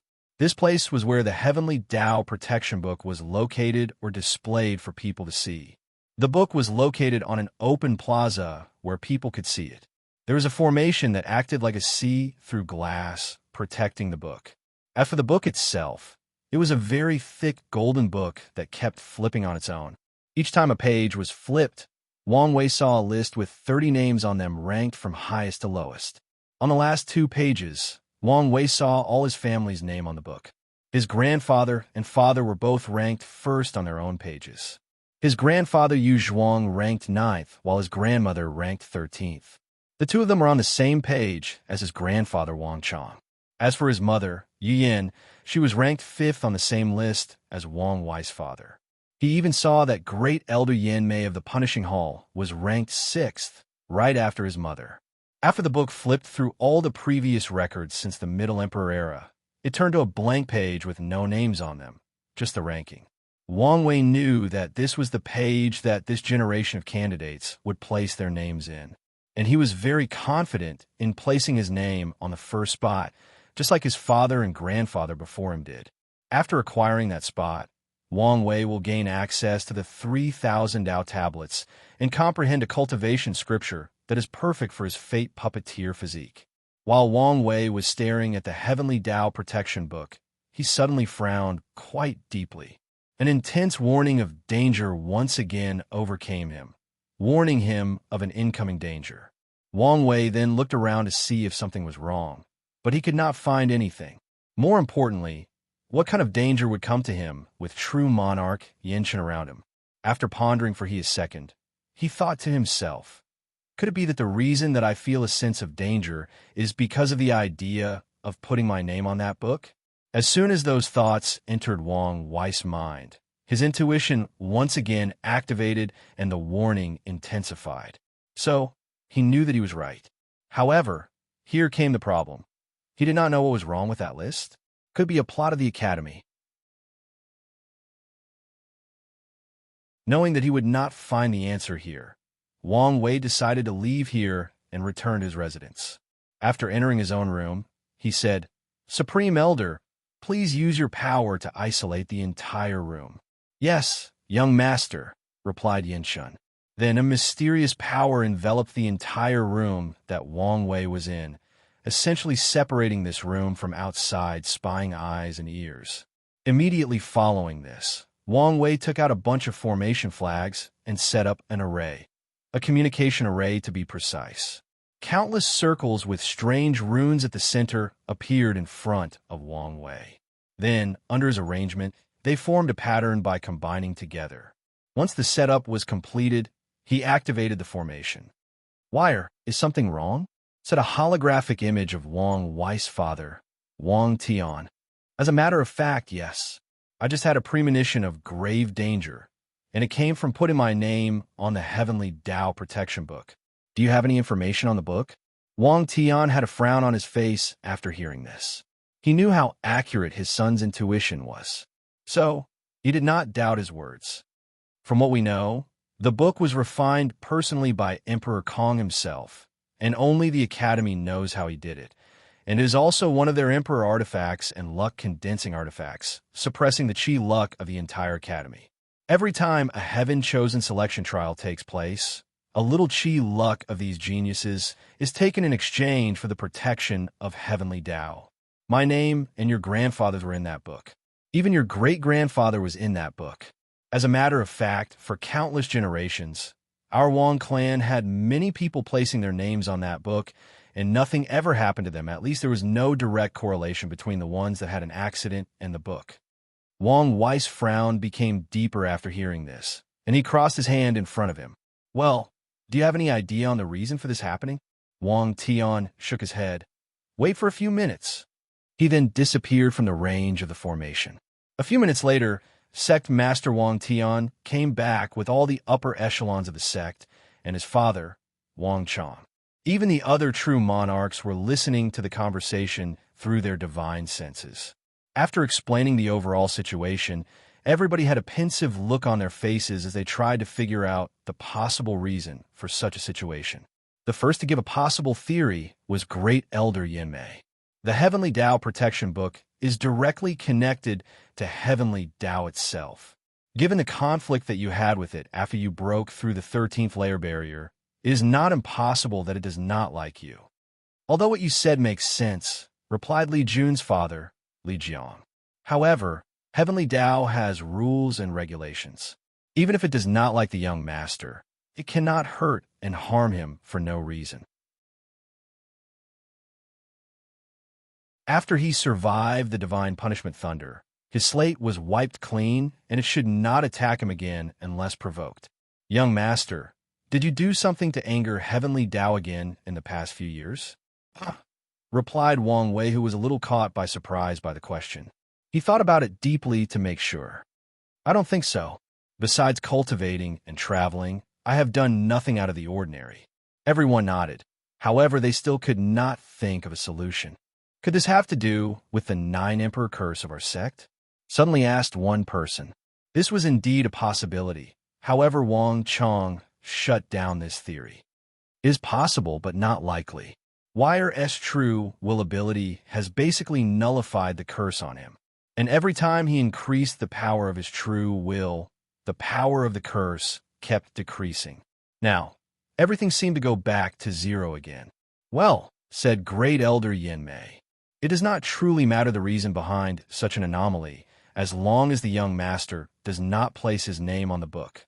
The real issue now is, what are you going to do, young master? Without participating in the trial and getting your name on that book, you will not gain access to the 3,000 Tao tablets and create a scripture that is best suited for yourself. Although with your comprehension, the sect's resources and the merit you still have left over from the Chi Luck trial, you could still create a technique of your own, but I can guarantee you it will not be the same. You have seen your father's Absolute Sword Cut Sutra. Without his understanding of these tablets, no matter how heaven-defying his talent in the sword was, he would never be able to create a sutra of that level." "She's right, Wire," added Wang Tian, and even Wang Chong. The only reason that these people were able to create such powerful scriptures was due to their enlightening of these tablets. Wang Wei had a pondering look on his face after hearing Great Elder Yin Mai's words. He also understood the significance of these tablets to him and his future path, so he must get access to him. Not to mention that if his other competitors got access to these tablets, and he did not, this might negate all the advantage he had over them in the past century. Especially when it comes to that Guy Di Tian. In the past few days, Wang Wei has been reviewing any information about him. Although the information was very little to the point of being abnormal, Wang Wei had a feeling that this guy would be his greatest obstacle towards the path of emperor.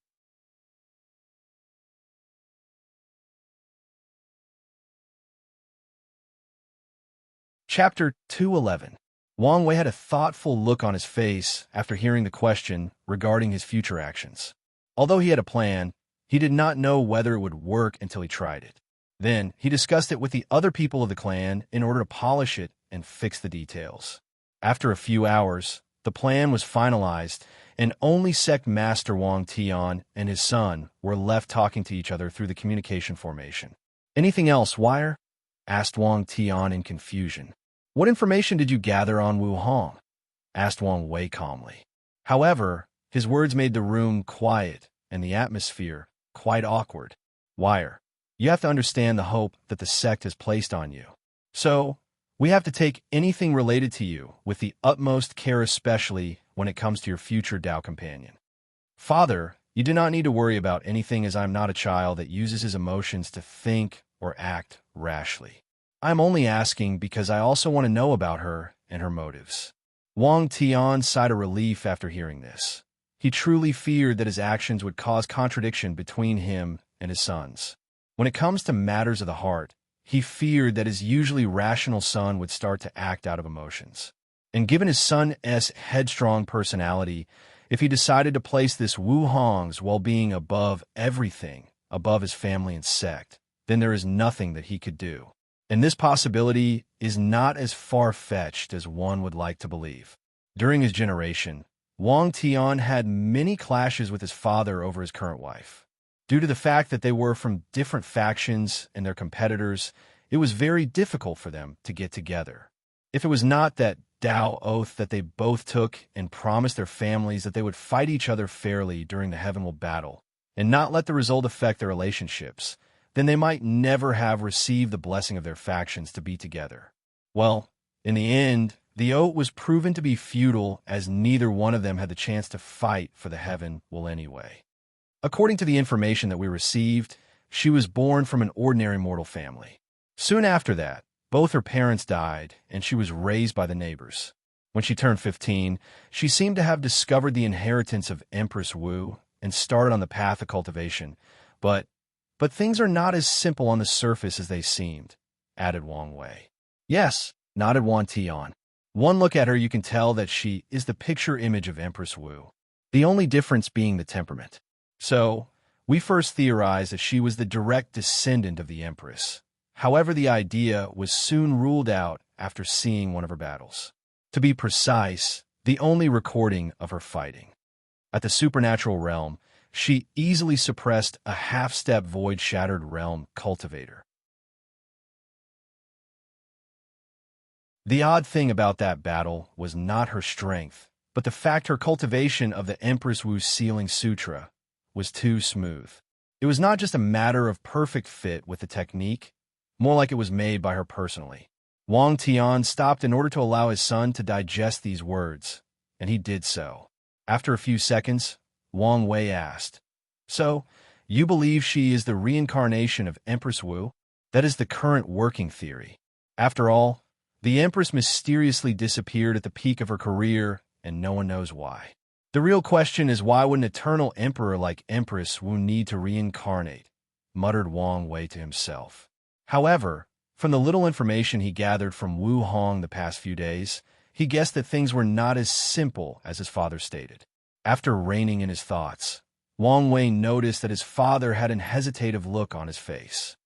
"If you have something else to say, you can just tell me. To be honest, if she really is the reincarnation of Empress Wu, then her strength is probably even more powerful and terrifying than both you and Ditian, despite her low-key appearance. And if the two of you decide to become Tao companion, then you will also have to make the same Tao oath that me and your mother made when it comes to the heavenly battle. Wang Wei nodded after hearing this, but he did not take his father's words seriously. During his talk with Wu Hong in the past few days, he had a strange feeling that her motive was just to meet and help him. He was also worried about the fact that they might have to fight for Heaven Will in the future, so Wang Wei talked to her about it in a roundabout way. However, the feeling he got from her was that she did not care about the Heaven Will. To be precise, she disdained it like it was a common item found everywhere in the streets. Although he did not have a definite answer regarding whether they will be competitors in the future, Wang Wei was not currently worried about this situation. After all, they have just met a few days ago. Although they seem to have a very mysterious and strange affinity to one another, as rational people, they would not act rashly when it comes to really becoming Tao companion. In this world, Tao companion and wife were not essentially the same thing. As a polygamous society, cultivators in the myriad emperor world can have as many wives as they want, but they can only have one Tao companion. As the name implies, a Tao companion is a person that accompanies another person through their mutual pursuit of the Tao. As such, this person has to have your absolute trust, a trust that goes beyond life and death. Many cultivators do not fear death, but fear losing their Tao or path forwards. So, their Tao companion has to be responsible to protect them their own Tao, and they also have to reciprocate the act. So, not every cultivator is willing to place such a level of trust on someone else. As a matter of fact, when the early concept of Tao companion was first introduced in this world, there were many acts of betrayal between Tao companions. However, later on, Great Emperor Harmony from the Moon Palace created a ceremony where both Tao companions will share their lives with one another. That way, they can support one another and even die if their other half is gone.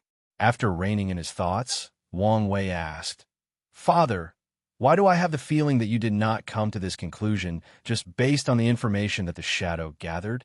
Sect Master Wang Tian's heart skipped a beat after hearing that question despite the fact that his face did not change at all.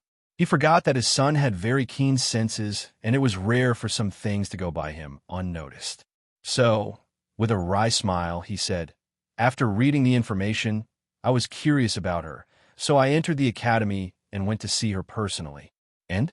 asked Wang Wei with a smile on his face. "Well, with my intuition of a swordsman, I discovered how powerful she actually was. You have your work cut out for you, son." And Wang Wei continued to ask with a slight mocking smile on his face. Wang Tian coughed slightly. A taint of pink flashed from his cheek before disappearing. "Fine, you win. She discovered me the moment I came close to her despite the fact that I used my own domain to hide myself. However, instead of revealing me, she ignored me and pretended that I did not exist until I was forced to come out of hiding. The whole situation was quite embarrassing." Wang Tian was indeed embarrassed. As a Saint Realm true person and the most powerful heaven-chosens of his generation, he was discovered by a supernatural realm brat. Even if she is believed to be the reincarnation of an eternal emperor, it was still an embarrassment. "So what do you think of her?" asked Wang Wei while gloating at his father's ploy. "Well, she seemed very mysterious, and I could not see through her. Furthermore, I could not shirk the feeling that she knew me and your mother very well." Wang Wei's eyes squinted after hearing this. "So, it is not just me who feels this way.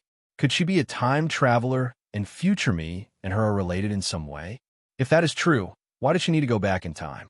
And what does Empress Wu have to do with this whole thing? It seems that I have to look for signs of her time traveling." After spending a few more minutes talking to his father, Wang Wei stopped operating the communicating array. "Supreme Elder." "Yes, young master. Please go set up a meeting with the higher-ups of the academy for me." "No problem."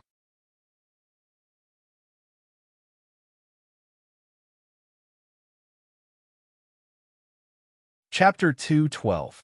After setting up the meeting with the academy, Wang Wei started thinking about the things that happened to him recently, and he was not happy. He has noticed that strange things keep happening around him, and he could not control any of it. Whether it was having heart demon tribulation twice of the things related to this book, strange and incontrollable events keep happening around him, and the lack of information has annoyed him greatly. He felt that something beyond his comprehension and understanding is happening, and although he is related to it, he cannot do anything about it. Wang Wei does not believe that he is a control freak. Throughout his short century of living, many things have happened that were outside of prediction or controlled, his divine punishment thunder being one of the major ones. However, during those events, he could think calmly and devise the necessary plans to ensure not only his survival, but also benefit from the situation. However, recent events have made him completely clueless, and he did not like that. After thinking about these things, he then took out a talisman from his space ring. It was the one that the old beggar gave him. He had a feeling that that old beggar had an inkling of what was going on with him. However, he did not activate the token. He felt that it was not time yet. The next day, Wang Wei woke up earlier, was led by Supreme Elder Yin Shun to meet with the upper echelons of the academy. He entered a small room where he saw a few teachers sitting cross-legged on futons with an old man with long white hair and beard. He recognized this sage-like old man as the headmaster of the academy, Bai Han. The old headmaster was actually his father's greatest enemy during their generation. Even his name was in the second place on the Heavenly Tao Protection Book. After entering the room, Wang Wei saw a futon in the middle of the room with a small wooden table in front of it. The futon was facing all the other teachers and was positioned at a lower level than them. As soon as he entered the room, Wang Wei felt countless powerful aura trying to animate him. As a matter of fact, even Yin Shun was suppressed by a few other true monarchs. However, none of them cared about such a thing. Yin Shun was used to this kind of behavior as the rivalry of the Tao opening sect and the Emperor enlightening sect has been going on for an entire era. The last great emperor of the sect was during the Devil era, while the last one for the academy was at the beginning of the new emperor era. Since then, these two sects have been competing with another for countless millennia. As for Wang Wei, he did care about these people's aura. As a person who has faced the wrath of Heavenly Tao directly and won, he did not care about a few saints' aura. So, he took his seat in the middle and started tasting the food that they served. As for Yin Shun, he merged into the void and left the negotiation to the young sect master. Sacred Son Wang Wei, what brings you to meet us today? Asked Bai Han with a gentle smile on his face. He has the look of a doting grandpa talking to his descendants. Of course, Wang Wei will not be affected by his demeanor. Forget the little stunt that these people just did to him. He did not believe that anyone who could sit at such a powerful position would be a harmless grandfather. Well, headmaster, I have run into a little problem, and I would like your help to solve it. Is that so? Did you not like the reception of our academy? If there was something that we could do to remedy the situation, please say. No, your reception was more than satisfactory. I do not think that my sect could do any better. The trouble I am having is the fact that I do not wish to place my name on the Heavenly Tao book, and I was wondering if it is possible to see the Tao tablets without doing so. Many people frowned after hearing this. A meeting took place last night after the academy heard the request of the Tao opening sect. Many people tried to come up with a reason for such a sudden meeting, but they did not expect that the answer would be this. Do you think that our academy would ruin our reputations in order to plot against you? Suddenly asked one teacher. Of course not. I believe in the academy's reputation. After all, both my father, mother, and grandparents had their name on the book. Then, are you afraid to compete with the other geniuses? Asked the same teacher with a sneer in his voice. The answer is still no, replied Wang Wei calmly. If the academy wishes, I am more than happy to fight in the trial, but I will not place my name on that book. All I ask for is to be able to see the Tao tablets without doing so. Sacred Son, said Bai Han, preventing the previous teacher from speaking any further. Excuse us for asking, but we need to have some kind of explanation for your sudden action before we can consider your proposition. Old Fox, still trying to get some information from me, while not giving me any promises, secretly thought Wang Wei while sipping his tea. Well, as you know, after my encounter with Divine Punishment Thunder, me and Heavenly Tao do not have the best of relationships. So, I would prefer not to place my safety in its hands. The teachers nodded after hearing this. Although they guessed that the real situation was probably more complex than stated, they could still understand the reason behind it. That is, given that this sacred son was telling the truth. As for Bai Han, he had a frown on his face as he secretly thought to himself, "Wait, this Wang Wei has a terrible relationship with Heavenly Tao, and he seemed to want to cultivate the Tao of fate. Could he be an outlaw?" I remember my old man mentioning something about this, but it was so long ago and I was not really paying attention. However, if this Wang Wei is an outlaw, his level of threat has greatly reduced unless... Sacred Son, said by Han, who secretly activated a talisman without anyone noticing, even the true monarchs in the room. Unfortunately, we cannot accept your conditions. According to the Academy rules, all the top 30 Heaven Chosens must place their names on the Heavenly Tao book before seeing the Tao tablets. Wang Wei was not surprised after hearing this. After all, the boss involved the Academy's Chi luck. However, he was not about to give up so easily. That's fine as well. How about a trade then? Replied Wang Wei, still with a calm look on his face. Please, elaborate, replied Bai Han, still with a gentle smile on his voice. I will use the resources of the Tao opening sect in exchange for a token to enter the secret realm where the tablets are. If I remember correctly, the Academy has a few spots for the legacy disciples. According to the information Wang Wei has, the Academy is divided into 4 categories: outer disciples, inner disciples, core disciples, legacy disciples, and true disciples. The legacy disciples are similar to the contemporary sacred son of the Tao opening sect, while the true disciple is the same as a sacred son, and Lin Fan currently holds that position. I'm afraid that the answer would still be negative. Are you sure about this, Headmaster? As the sacred son of this generation, I have the utmost support of the sect, and you guys can literally ask for anything besides Emperor artifacts.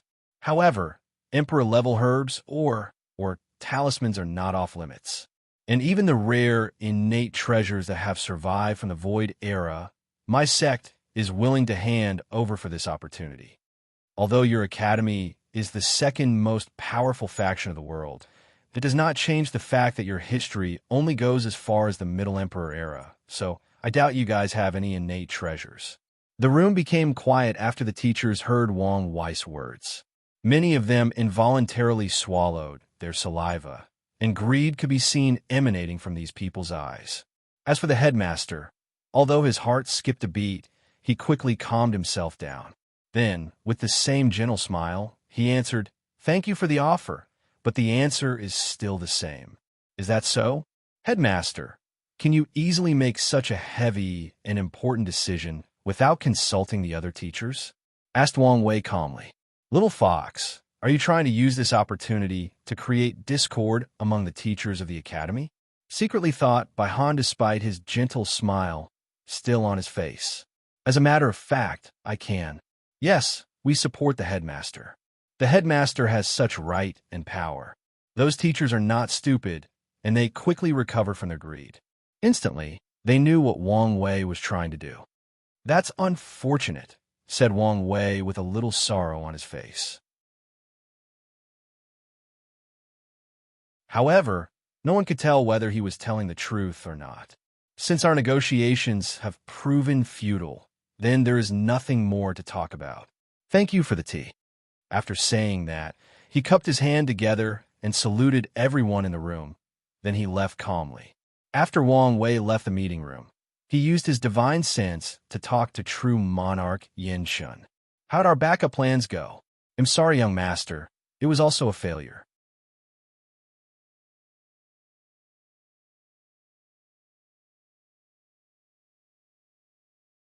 Chapter 213. Inside the meeting of the upper echelons of the academy. After waiting for Wang Wei to leave, they started their conversations about the events that just took place. Headmaster, why did you not accept this deal? From what we know about Wang Wei, he most likely was telling the truth, said one teacher. Yes, the Tao opening sect finally found a chance to break the 9 Emperor curse, so they would not easily let go of such an opportunity. Baihan was calm during the entire process, but he secretly sighed inside. These people let greed clutter their visions. Let me ask all of you, said Bai slowly. If Wang Wei does not have the opportunity to enter the secret realm of the Tao tablets, who would benefit the most? The other teachers were first puzzled by the sudden question. They began to think calmly about the question. They still believe in the strategic vision of the headmaster. As a born sage, wisdom was his main ability or gift. One teacher's eyes suddenly lighted up, and she said, "It's the other heaven chosens." Without being able to see the tablets, the other heaven chosens will finally have an advantage over him and be able to either make up the gap with him and even surpass him. That is correct, replied Baihan. You guys need to see things from a long-term perspective. Even if we were to agree with his proposition, what do you think would happen if one day this Wang Wei manages to prove the Tao and become emperor? The room became quiet as most of the teachers had an ugly look on their faces. They were not stupid, since the headmaster already laid out everything in front of them. He could just ask us to return or take back all the resources he previously gave us. Or maybe, even worse, replied one teacher. That is correct. By refusing his offer, we have effectively weakened his strength, while strengthening our chances of cultivating a great emperor. As for things like emperor materials or innate treasures, as long as Lin Fan can prove the Tao and become an eternal emperor, everything is possible for the academy. All the teachers then started to praise the headmaster for his strategic vision and abilities. As for Baihan, he sighed as he thought to himself, Wang Wei has proven to be even more formidable than previously estimated. Given how calmly he walked out of this meeting, I do not think that he will give up so easily. Lin Fan is my last chance, and I cannot afford to lose this opportunity. Sight, I should not be so stubborn and listen to my father. Meanwhile, Wang Wei rushed back to his own manor after exiting the meeting room. Supreme Elder, what do you mean that our plan failed? Asked Wang Wei with a frown on his face. Well, last night, the sect used its power to bribe a few of the legacy disciples in order to acquire their token that grants them access to 3,000 Tao tablets. While all of them resisted betraying the academy and refused to hand their tokens for any price, we used the young master's plan to arrest their families and threaten them. So, you should have had the token in your hand last night, right? So what went wrong? Asked Wang Wei. The only reason that Wang Wei went to attend today's meeting was just to acquire a legal way to enter the secret realm. After all, what he did could be considered very sensitive, thus leading to war between the two most powerful factions of this world. Although Wang Wei knew that the sect would back him up without hesitation if he started a war, he did not want to result in such a measure yet, unless it was truly necessary. Well, during the meeting, I received secret information that the Academy just revoked the status of legacy disciples of all the people who accepted our exchange, and all the other ones were also warned. I wanted to rush to check the situation, but I could not leave you alone, and the other true monarchs of the Academy were watching my actions very closely. Tisk, that old fox Baihan, must have noticed something during the meeting. The ancients were right. There are many heroes in the word, and none of them should be underestimated, replied Wang Wei with a sour mood. Young master, what should we do next? Do we start preparing for war? Not yet. However, it seems that I have to resort to my old business of fishing. Hopefully, things will go as planned, and we do not have to resort to drastic means. After a brief chat with the Supreme Elder, Wang Wei called both Yin Liling and Li Jun for a meeting. Big brother, why did you call us right before the beginning of the trial? Asked Li Jun with a confused look on his face. He had a feeling that something important happened. Well, due to recent events, I will not take part in this trial. Big brother, is there something wrong? Wang Wei nodded before explaining the situation. Now that both of them had anti-divination origin artifacts on them, he could tell them some secrets as he trusted them. Now that I am not participating in the trial, I need you guys to get one of the 30 spots no matter what. Big brother, do you want us to get one of the spot for you? No problem, you can count on me, replied Li Jun with a smile. Big brother, you do not need to worry. According to the rules of the trial, 4 spots are dedicated to the champions of profession, whether it was alchemy, talisman, array, refinement. As long as a cultivator is the final winner in their competition category, he or she can automatically get a spot. With my talent in alchemy, I should be able to win easily, added Yin Liling. Wang Wei nodded in satisfaction before saying, although I have another plan in place, but if things do not turn out how I expected, then you guys are my last hope. He then looked at Yin Liling and held both his hands outward. 2 flames appeared in each of his hands. One was black, while the other was white.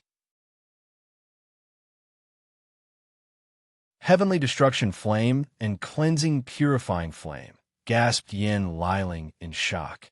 These 2 flames were powerful flames that existed between heaven and earth. She remembered that Wang Wei had to experience these 2 flames as a form of heavenly tribulations. Now, he seemed able to control them. Yes. Can any of these flames help you with your alchemy? The Heavenly Destruction Flame is only used for destruction, but the Cleansing Purifying Flame is different. It can not only purify sins from the soul and body, it can also purify materials for pill concocting, thus increasing the grade and quality of any pill. However, is there a problem? Asked Wang Wei. Well, the alchemy competition is 3 days from now, so it is impossible for me to refine such a powerful flame in such a short period of time. Wang Wei sighed out loud before saying, you are right. How could I forget something so simple? Yin Liling lowered her eyebrow. She has never seen her big brother so frustrated before, to the point of losing his demeanor. She could guess that it was because a lot of things happened in a short period of time, giving him little time to truly calm down and think. No matter the reason, she did not like it. She did not like seeing him like that. After biting her lower lips for a brief moment, Yin Liling said, there may be a way. Oh, how? By using the same method that Big Brother used to temper his body during his heavenly tribulations. What do you mean by that? Asked Li Jun with a deep frown on his face. Instead of me just refining the fire, I will fuse it with my soul. Using a process of constant destruction and regeneration, I can rapidly fuse with the flame in just 1 day. Li Jun's frown became deeper after hearing this. This sounds like a terrible idea. Without having Big Brother's regenerative powers, your soul would be completely purified instantly. Liling, Li Jun is right. Additionally, you already said that with your talent, it is guaranteed that you will win. So, there's no need to go so far. However, Yin Liling shook her head. It's just like you said in the True Dragon meeting. Only people that can be cruel to themselves can reach the top of the cultivation world. If I succeed in doing so, not only will my strength increase dramatically, my ability as an alchemist will reach a very high level. As for the problem of healing, there are pills that can keep my soul alive, and with a little help from Great Uncle Yin Shan, I should be fine. Wang Wei looked deep into her eyes and nodded after seeing her firm determination. Following which, a terrible shrill could be heard coming from Wang Wei's room, and it lasted the whole night. Luckily, there were formations that prevented the sound from coming out of the room. The next day, Wang Wei and his team headed to the location of the trial. As for Yin Liling, although she looked paler than a ghost that was actually scared of itself, she also had a look of confidence on her face. The odd thing was that Li Jun also looked pale. The trial took place in a very vast venue. There was a stage in the middle, while a large stand surrounded it. Of course, the trial would not take place there, but in a separate world created by the Academy. As for Wang Wei, he was sitting in the VIP section, which was in fact a booth that was floating in the air. And he was not the only one. There were many other booths floating in the air. Most of them looked like very well decorated wooden houses with different ink brush drawings. Wu Hong was sitting next to Wang Wei after she was invited by him. After all the participants arrived on the stage, Headmaster Bai Han appeared somewhere in the sky to commence the trial. Ladies and gentlemen, the Academy has some very good news to announce.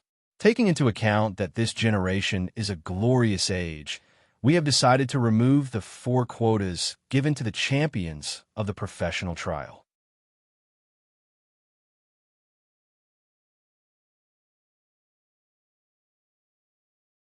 Chapter 214. Bai Han looked at the shocked and excited look of the participants and continued to explain, "For this generation's trial, we have decided to focus on strength and power above everything else. So all the teachers have voted that the last 4 spots that were previously guaranteed to these champions would be added to 4 other Heaven Chosens instead. Although we are sorry for the 4 champions of this year's professional competition, the Academy will do its best to repay all of you." Many people became excited after hearing this, as this new rule increased the chance of them acquiring a spot. As for the alchemist and array master, they were all shocked and angered. They were always considered the most respected professions of this world. Everywhere they went, people always received them with the utmost respects. Rules were always modified to be in their favors. But now, the ones that were the most surprised by this new change in rules were the alchemists, as they hold the most power in this world. With the ability to create pills that can save people's lives, increase cultivation level, and even increase talents, they have received the utmost respect and adoration in society. However, now, the Emperor Enlightening Academy is telling them that their expertise was not needed in this generation, only strength and power is valued by them. So, they became angry out of shame, but they did not know what to do. It's not like they could challenge the Academy. Meanwhile, back in the floating booth that Wang Wei was in, he instantly pulverized the cup of tea that was in his hand after hearing what Bai Han said. Then he looked deeply at the headmaster. Even so far away, Bai Han felt a powerful gaze locking on his position. It was like a desolate beast was staring at its prey, and he could guess who that gaze belonged to, but he ignored it. Meanwhile, Wang Wei took a deep breath to calm himself down, as he took a talisman from his space ring as he received a communication invite. "Big brother, what should I do now?" The voice at the end of the talisman was actually Yin Liling. Wang Wei's mind quickly moved at a rapid speed as he thought of a possible plan. Then he said, "I need you to make a public scene, then fly away and return to your residence." That's it. That's it. After cutting off the communication, Yin Liling took a while for a brief moment to gather her thoughts. Then she snorted out loud. However, this was not just a regular snort, but one where she used her origin essence with. So, all the millions of people in the arena and the ones that were watching from formations heard her. To be precise, the majority of cultivators in the world heard her. More importantly, Yin Liling's snort actually interrupted Bai Han's speech, bringing everyone's attention to the person who interrupted the headmaster of the Enlightening Emperor Academy from speaking.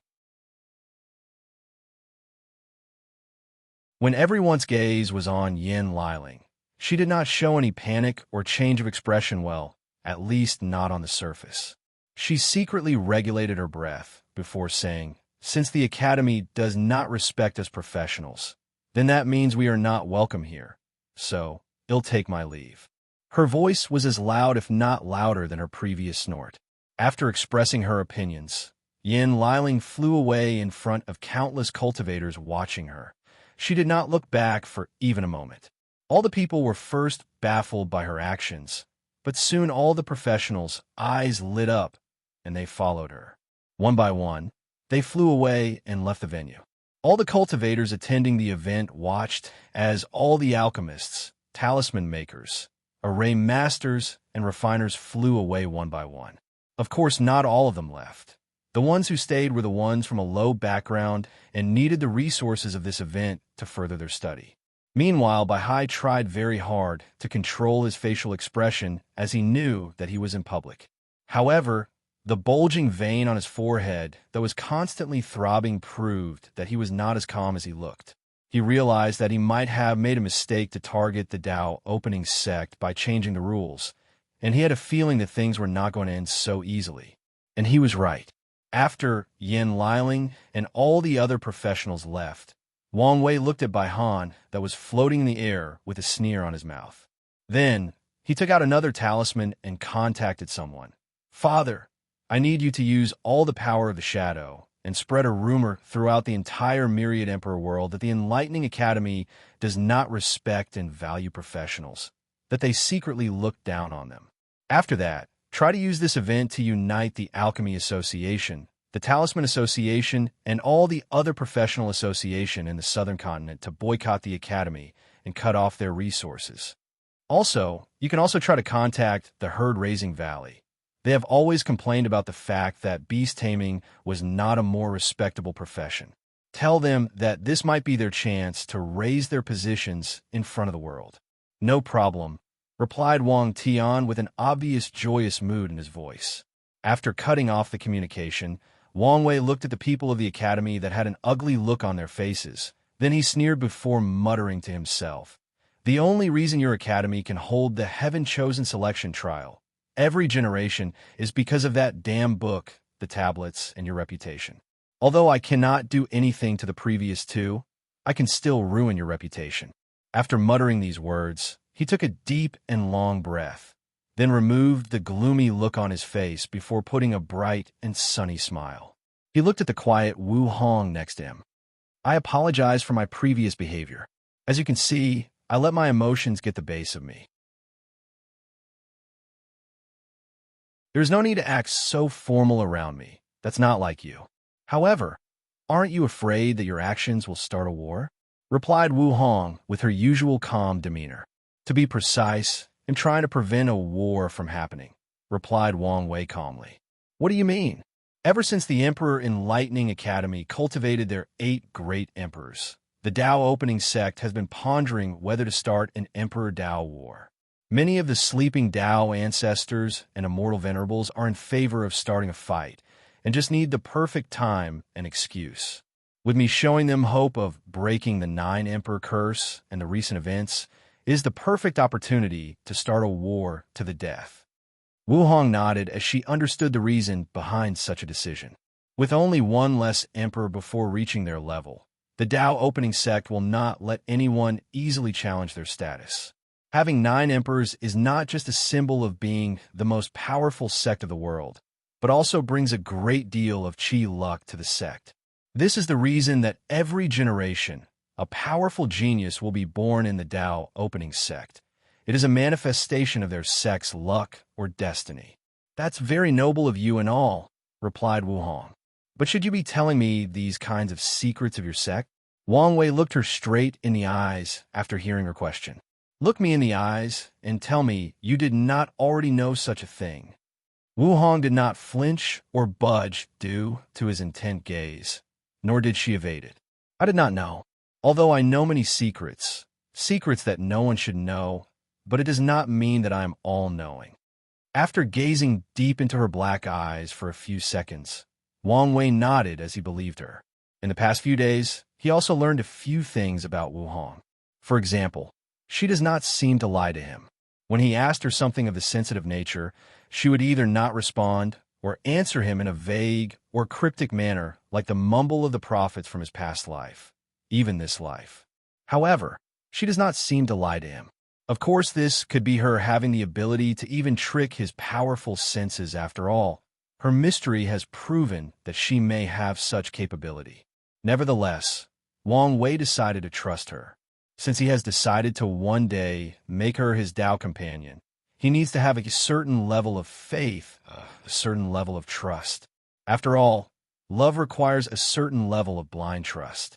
And if he is proven to be wrong about her, then Wang Wei will consider the experience a learning one. He will acknowledge that he judged the wrong person and try to learn by experience, or maybe just shut his heart for the rest of his life.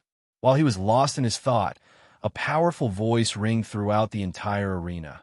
"Wang Wei, you coward."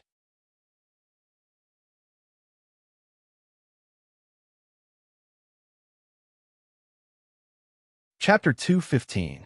Wang Wei removed his gaze from Wu Hong and looked at the person who called him out in front of trillions of people. As it turns out, it was Ji Song's doing. Well, this should be expected, thought Wang Wei to himself.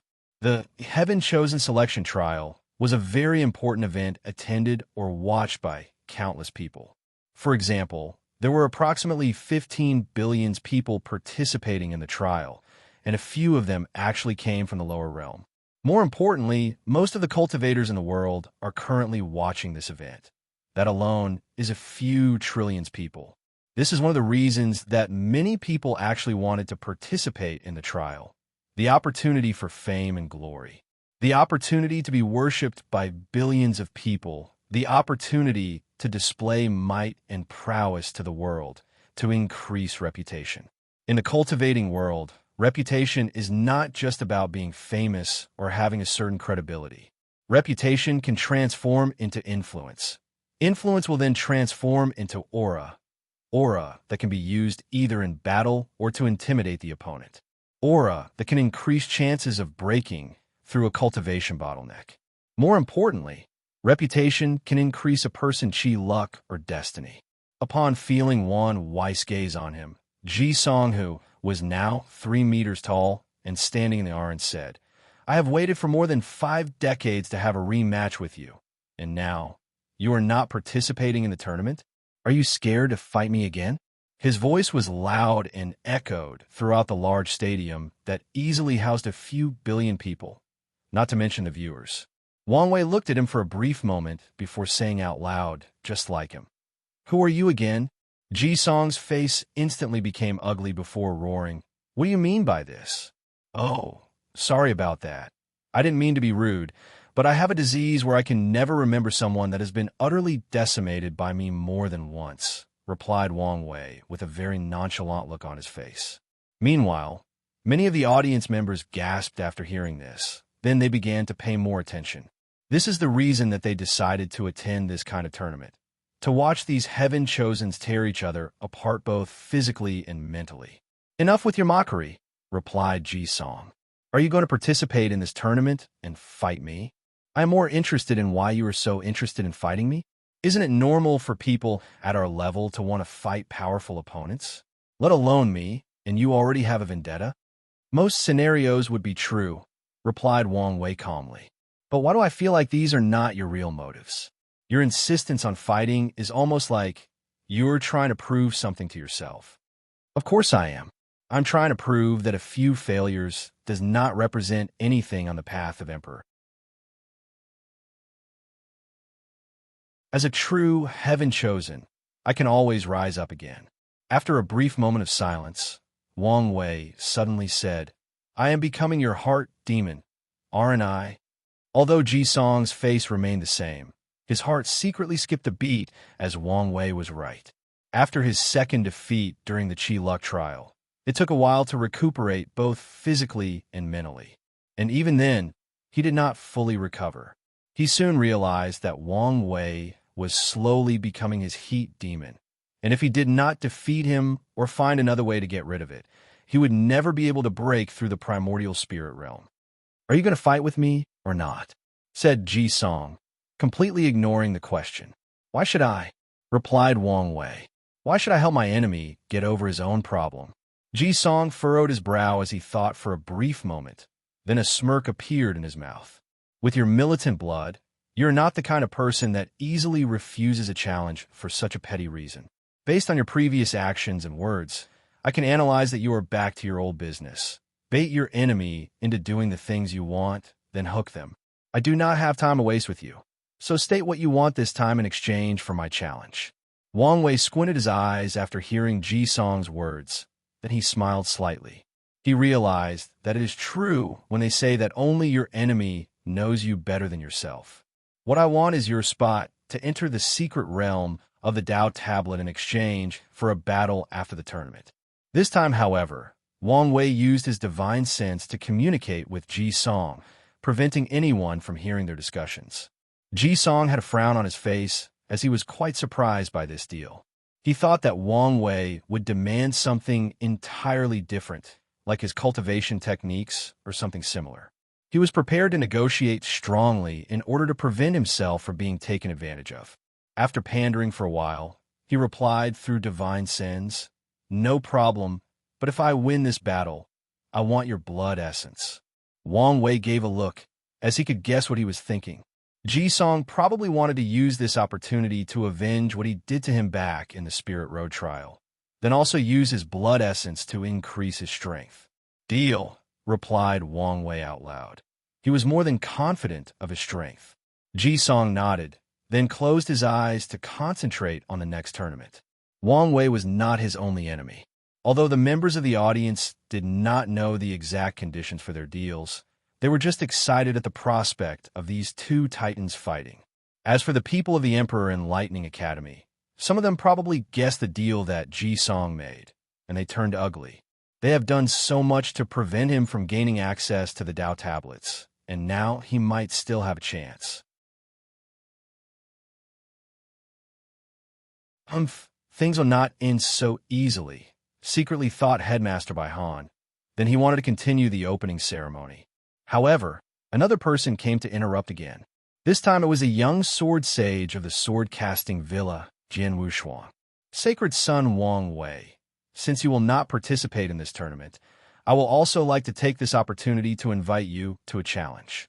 Oh, from what I remember, me and you do not have any kind of grudge or vendetta, replied Wang Wei, a little surprised. You and I may not, but our sect does. You should be aware of what happened in the last generation between your father and my casting sword villa. Wang Wei then understood the reason behind Jian Wushuang's sudden challenge. In the last generation, his father was called by all cultivators as the most powerful swordsman and earned the title of Absolute Cut Sword God. Many people, especially sword cultivators, would not allow anyone to have such a title. The title of Sword God is the second highest title that a cultivator of Sword Tao can receive, second only to Sword Emperor. On top of that, not all great emperors who use the sword can claim the title of Sword Emperor. They have to prove the Tao with the sword in order to get that title. Additionally, the Sword God title was not given to just anyone. Some sword emperors did not have that title during their rise. As long as an emperor proved the Tao with the sword, he could earn the title of Sword Emperor. But the Sword God has to be the best and most powerful sword cultivator of countless generations of sword cultivators that came before. They have to reach the peak of swordsmanship and go beyond it. And they have to prove that their sword Tao is the best of all the sword cultivators in the world. So, people did not like when the title of Sword God was placed on Wang Tian. In order to prove these people wrong, Wang Tian left the sect to travel the world and challenge all the sword cultivators. He was unstoppable. No matter who challenged him, he would use his supreme Tao of absolute cut and defeat them. In the end, the sword-casting Vilhu is considered the holy place of sword cultivators, and the myriad emperor word stepped in to stop Wang Tian. But they also failed even more miserably. Wang Tian traveled to the eastern Azure Dragon continent and fought with all the people of the villa and defeated them all on the way of the sword. That included Jian Wushuang's master. Jian Yihu is the current leader of the sword-casting villa. What most people do not know was that after your father defeated my master in the way of the sword, he even challenged some of the sleeping ancestors and won. Although they were way more powerful than him in terms of cultivation, when it comes to how pure his sword will and Tao was, no one was his match. So, today, I am issuing a challenge in order to restore their honor.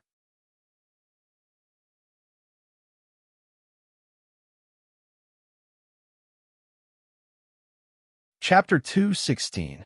Wang Wei was a little surprised that Jian Wushuang would expose such secrets out loud in front of so many people.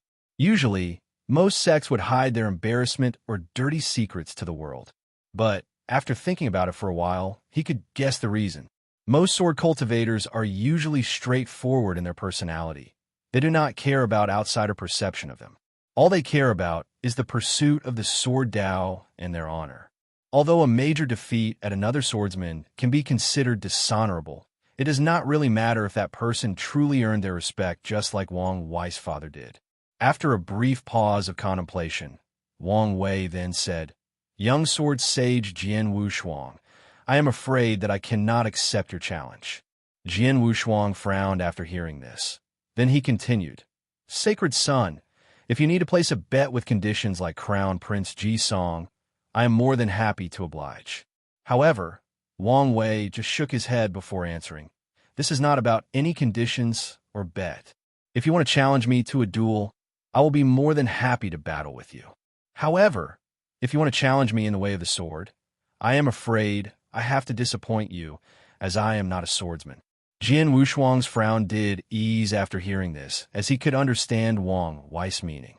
Since he wanted to clear the shame from the last generation and get the sect's face back when it comes to the way of the sword, it does not make sense to win over a non-swordsman.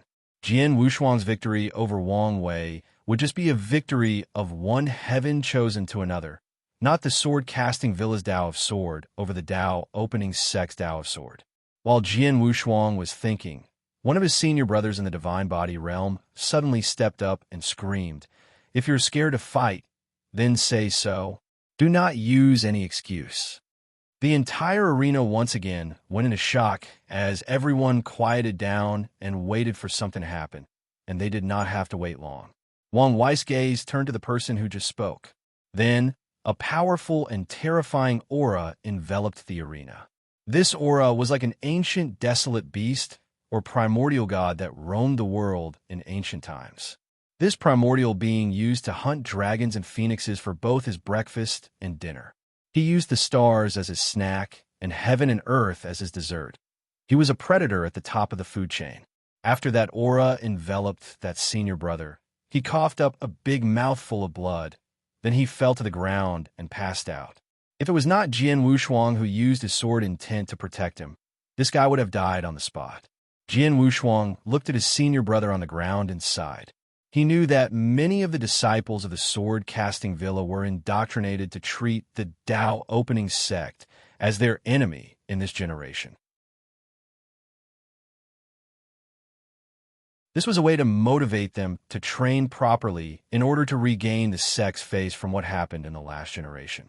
So, many of them have developed deep hatred for the people of the Tao opening sect, and Jian Wushuang was aware of this. Nevertheless, he always warned them to treat Wang Wei with the proper respect, as he was a truly powerful heaven chosen and deserved such a thing. Fearing that something similar might happen back in the True Dragon Inn, he warned his fellow disciples to be on their best behavior. However, this particular one always tried to contradict him and refused to listen to him. This was the reason he did not bring him to the True Dragon Inn meeting. After using his divine sense to check that this person was all right, Jian Wushuang ignored him before asking, "Sacred son, how do you suppose we deal with our contradictions?" "Simple," replied Wang Wei. "Wait until you reach the same realm as my father. Then go challenge him. That way, he cannot use the excuse that you are a member of the younger generation to refuse your challenge." If anyone could see Wang Wei's face right now, they would see a gleeful smirk and a sneer. Of course, the reason for that was that he did not want to deal with the trouble that his father caused. He knew that his father had probably offended a lot of people in his generation. His actions were telling these people that do not come with me with your problems, but go directly to the source. Wu Hong chuckled after seeing the face that Wang Wei was making, reminding him that he was not alone in the room. Although he was a little embarrassed that the girl he was trying to court saw this particular nasty side of him, his face was thick enough to ignore such a thing and pretend that nothing actually happened. Meanwhile, back in the sect, Wang Tian had veins popping up his forehead as his mouth kept twitching. He cannot believe that his son sold him out like that. He remembered that in his generation, he had to deal with some of his father's enemies that tried to go after him for revenge. Wang Tian sighed after watching what his son did. What made more angry was not his actions, but the fact that he did not think of such a method during his time. It would have saved him a lot of trouble. He then looked at his wife, who was laughing herself out to the point of being uncontrollable. "What are you laughing at?" said Wang Tian. "His message is for your enemies as well. Unlike you, most if not all my enemies have already taken a vacation to Samsara, so I have nothing to worry about," replied Yu Yin after taking a great deal of effort to calm herself down. Back to the Emperor Enlightening Academy. Jian Wushuang nodded to Wang Wei to acknowledge his idea, then did not say anything else besides telling another of his fellow disciples to take care of the person that was injured. Meanwhile, most of the audiences were still shocked by that powerful aura that emanated from Wang Wei's body. That aura actually came from his fleshly body. After all, the purpose of the ancient desolate body refining scripture is to imitate the ancient primordial god that is sleeping in the blood-earth forbidden land. Headmaster by Han, who saw that there were no further disruption, continued the entrance ceremony, thus waking everyone from the dread most of them felt from Wang Wei's aura. Inside his booth, Wang Wei suddenly coughed a big mouthful of blood all over the table in front of him. He looked at the blood and frowned. Then he went to clean up the trace on the corner of his mouth. However, Wu Hong was ahead of him and took out a silk piece of rag and wiped it for him. "You need to ease up on the gravity training," she said while helping him clean up. The reason she said these words was because in order to train his internal organs, Wang Wei had a powerful gravity array placed on his clothes, thus always being in a state of cultivation. This has started ever since his battle with Han Li. "I can't help it. Recently, I realized that I have been a little too arrogant and started to take things easy on myself," replied Wang Wei. "Is it because of Di Tian?" Wang Wei was silent for a while. Then he answered, "Yes. After meeting him, I have a feeling that if I do not push myself beyond my limits and get more powerful as soon as possible, then I will be in serious danger even before the heavenly battle. It is good to push yourself, but you also have to know when to stop. Don't worry, I have a very powerful regenerative ability. I do not need to warn you that if you push yourself too much, then your healing ability will start absorbing your lifespan to make up for it." Wang Wei knew about this, but his plan was to use an abundance of resources that provide life force to continue his training. After Wu Hong said these words, she placed her hand on Wang Wei's back. Then countless runes appeared from her hand and entered his body. Immediately afterwards, he felt all his pain were gone. He felt refreshed and rejuvenated. After taking a deep moment to feel the changes in his body, he realized what Wu Hong had done. She had sealed away all his pain and injuries, then removed them. Worthy of Empress Wu's Sealing Sutra, a technique said to be able to seal everything between heaven and earth, secretly thought Wang Wei. Then, his eyes lit up and he said, "Maybe you can help me with my current problem."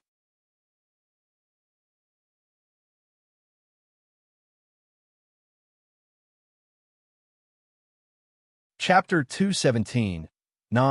Help? How can I help you? Asked Wu Hong. "I've been trying to find a way to refine divine punishment thunder, but it has proven to be quite difficult. And maybe your ability can help me," replied Wang Wei. "Divine punishment thunder? That thing is at the level of Tao Law, and you want to refine it?" Asked Wu Hong in doubt. "Tao Law? What is that?" Asked Wang Wei with a look of confusion on his face. "Ask your father," replied Wu Hong. "So many secrets," muttered Wang Wei to himself. "Anyway, I think instead of creating a method to refine it, which would take me a lot of time, it is better if you could seal the thunder inside my body, then allow some power of it to slowly release in order to temper my body." Wu Hong pondered for a brief moment, then replied back, "I can do that, but you'll have to make sure that this power is not released to your organs until you finish tempering them." Wang Wei nodded as he also agreed with her. His organs were still in the process of being tempered and were very fragile, so they would not be able to withstand such a tremendous amount of power, such as divine punishment thunder. After making this plan, both Wang Wei and Wu Hong secretly left, deciding to not further waste their time with the trial/tournament. Meanwhile, inside the Di family booth that was also floating in the air around the stadium, Di Tian was holding a crescent-shaped broken jade pendant in his hand. He looked at it with love, remembrance, and sadness. Then, a firm determination could be seen in his eyes. While being distracted by the jade, someone knocked on the door. With a wave of his thought, the pendant disappeared from his hand. Then he said with a harsh and cold voice, "Come in." Soon, a beautiful lady entered the room. She had long black hair, had a blue hanfu on, and no makeup on. Her natural lip was petite, but also red and luscious, making any man fascinated with and woman very envious. This girl's name was Di Jia, and she was Di Tian's shadow. After entering the room, Di Tian took a talisman from her, but he did not even give a single glance. It was as if to him, it did not matter how beautiful a woman was, they were all skeletons with flesh. Di Jia sighed after seeing this, but she was used to it after so many years. She has long accepted her fate. As for Di Tian, he read the information he just received, which was about Wang Wei. Through this new information, he learned that Wang Wei had planned to participate in the tournament for a long time, but suddenly changed his mind 2 days ago. In the information he received, he even knew that the reason that Wang Wei changed his mind was because of his feelings towards the Heavenly Tao Protection Book. Instinctive fear or rejection of Heavenly Tao plus his cultivation of the Tao of Fate, secretly thought DT on. Could he be an outlaw? If that is the case, my plan can be slightly modified, and I will not have to worry about him so much. However, after reviewing the information and modify his plan, he looked in the direction of the Tao opening sex booth, sneered before muttering, "No one can stop me this time. No matter what, I will be the one proving the Tao in this generation." After that, he finally looked at Di Jia and asked, "Any information about this Wu Hong?" "No, young master," replied Di Jia hurriedly. "Except for the rumor that she was either the descendant of Empress Wu or her reincarnation, no news can be found." Di Tian frowned as he started to think. Even the sleepers could not find any information about her. I did not feel any power of reincarnation from her, so unless her power is so great that she can even hide from me, this theory is unlikely. This woman might become an uncontrollable variable, and I do not like that. My first instinct is to get rid of her, but I have a feeling that things might be more complicated than seen on the surface, so let's observe for a while. After waking up from his thoughts, Di Tian waved to dismiss Di Jia and focused on watching the tournament. Although he did not place any of these people in his eyes except for Wang Wei that he considered a minor nuisance, he will still watch them in order to better learn about their powers and abilities. He did not like variables outside his calculations. While all of these secret spying, schemes, and calculations are going on, the heaven-chosen selection trial had already started. To be precise, the preliminary round started. The preliminary rounds, or elimination round, is simply a slaughter fest. All the 10 billion participants will be teleported to a world belonging to the Emperor Enlightening Academy. In this world, there are a few cities scattered around, and the participants have to defend against Slaughter Devil Beast. These beasts are somewhat similar to demonic beasts, but more feasts. For once, they did not originate from the Myriad Emperor world, but from a 9-devil god world which once invaded this world and created the devil era. These beasts have no emotions, no fears, and no intelligence. All they know is endless slaughter. In the first round of the elimination round, the participants have to survive rounds after rounds of attack against hordes of these beasts. The number of them was essentially endless, as the Academy just used that world to breed them. When the number of participants dropped from 10 billion to 500 million, then the second round began. In the second round, the participants are allowed to kill each other. The second will not stop until there are only 100 participants, then the third round. In the third round, all the Heaven Chosens who are on the list released by the Heaven Mystery Pavilion can begin to participate. Due to the fact that they were considered seeded players, they did not have to go through the first 2 rounds unless they wanted to.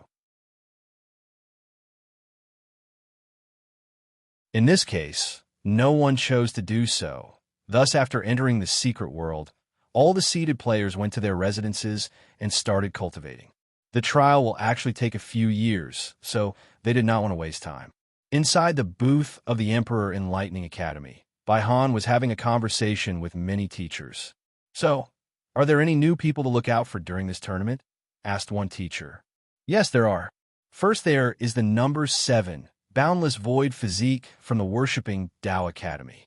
Some of the teachers were surprised. The one said, "It seemed that the guys in the Worshipping Tao Academy hid their cards really well.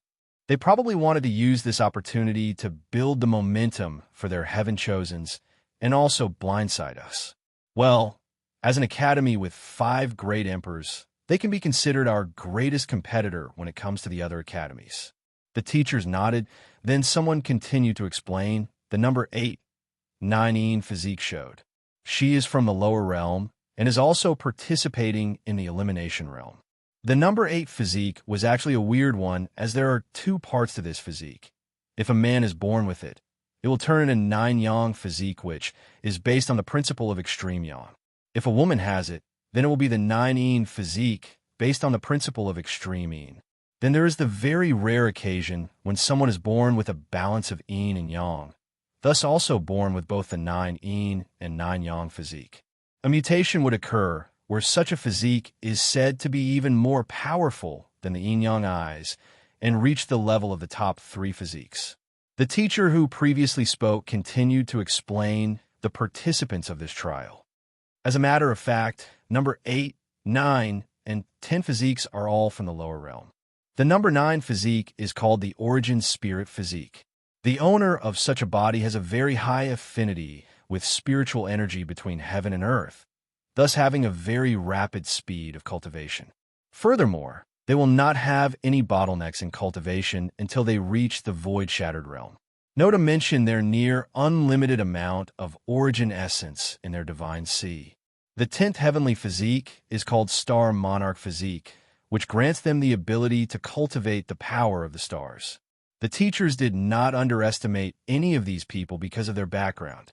Given the fact that these people were actually born with such powerful physiques in the lower realm, then they're probably the child of destiny of their world. As long as they are given the chance or opportunity to rise, they will immediately take it. And that opportunity was exactly this trial. So, none of you will mention the damn MO family descendant? Suddenly said a teacher with gritted teeth. The room then became silent, as all the teachers, including Headmaster by Han, had a somber look on his face. You're tuning into the Romance Rendezvous YouTube channel. We're so grateful for your support, and don't forget to subscribe to join us on this incredible journey through captivating stories.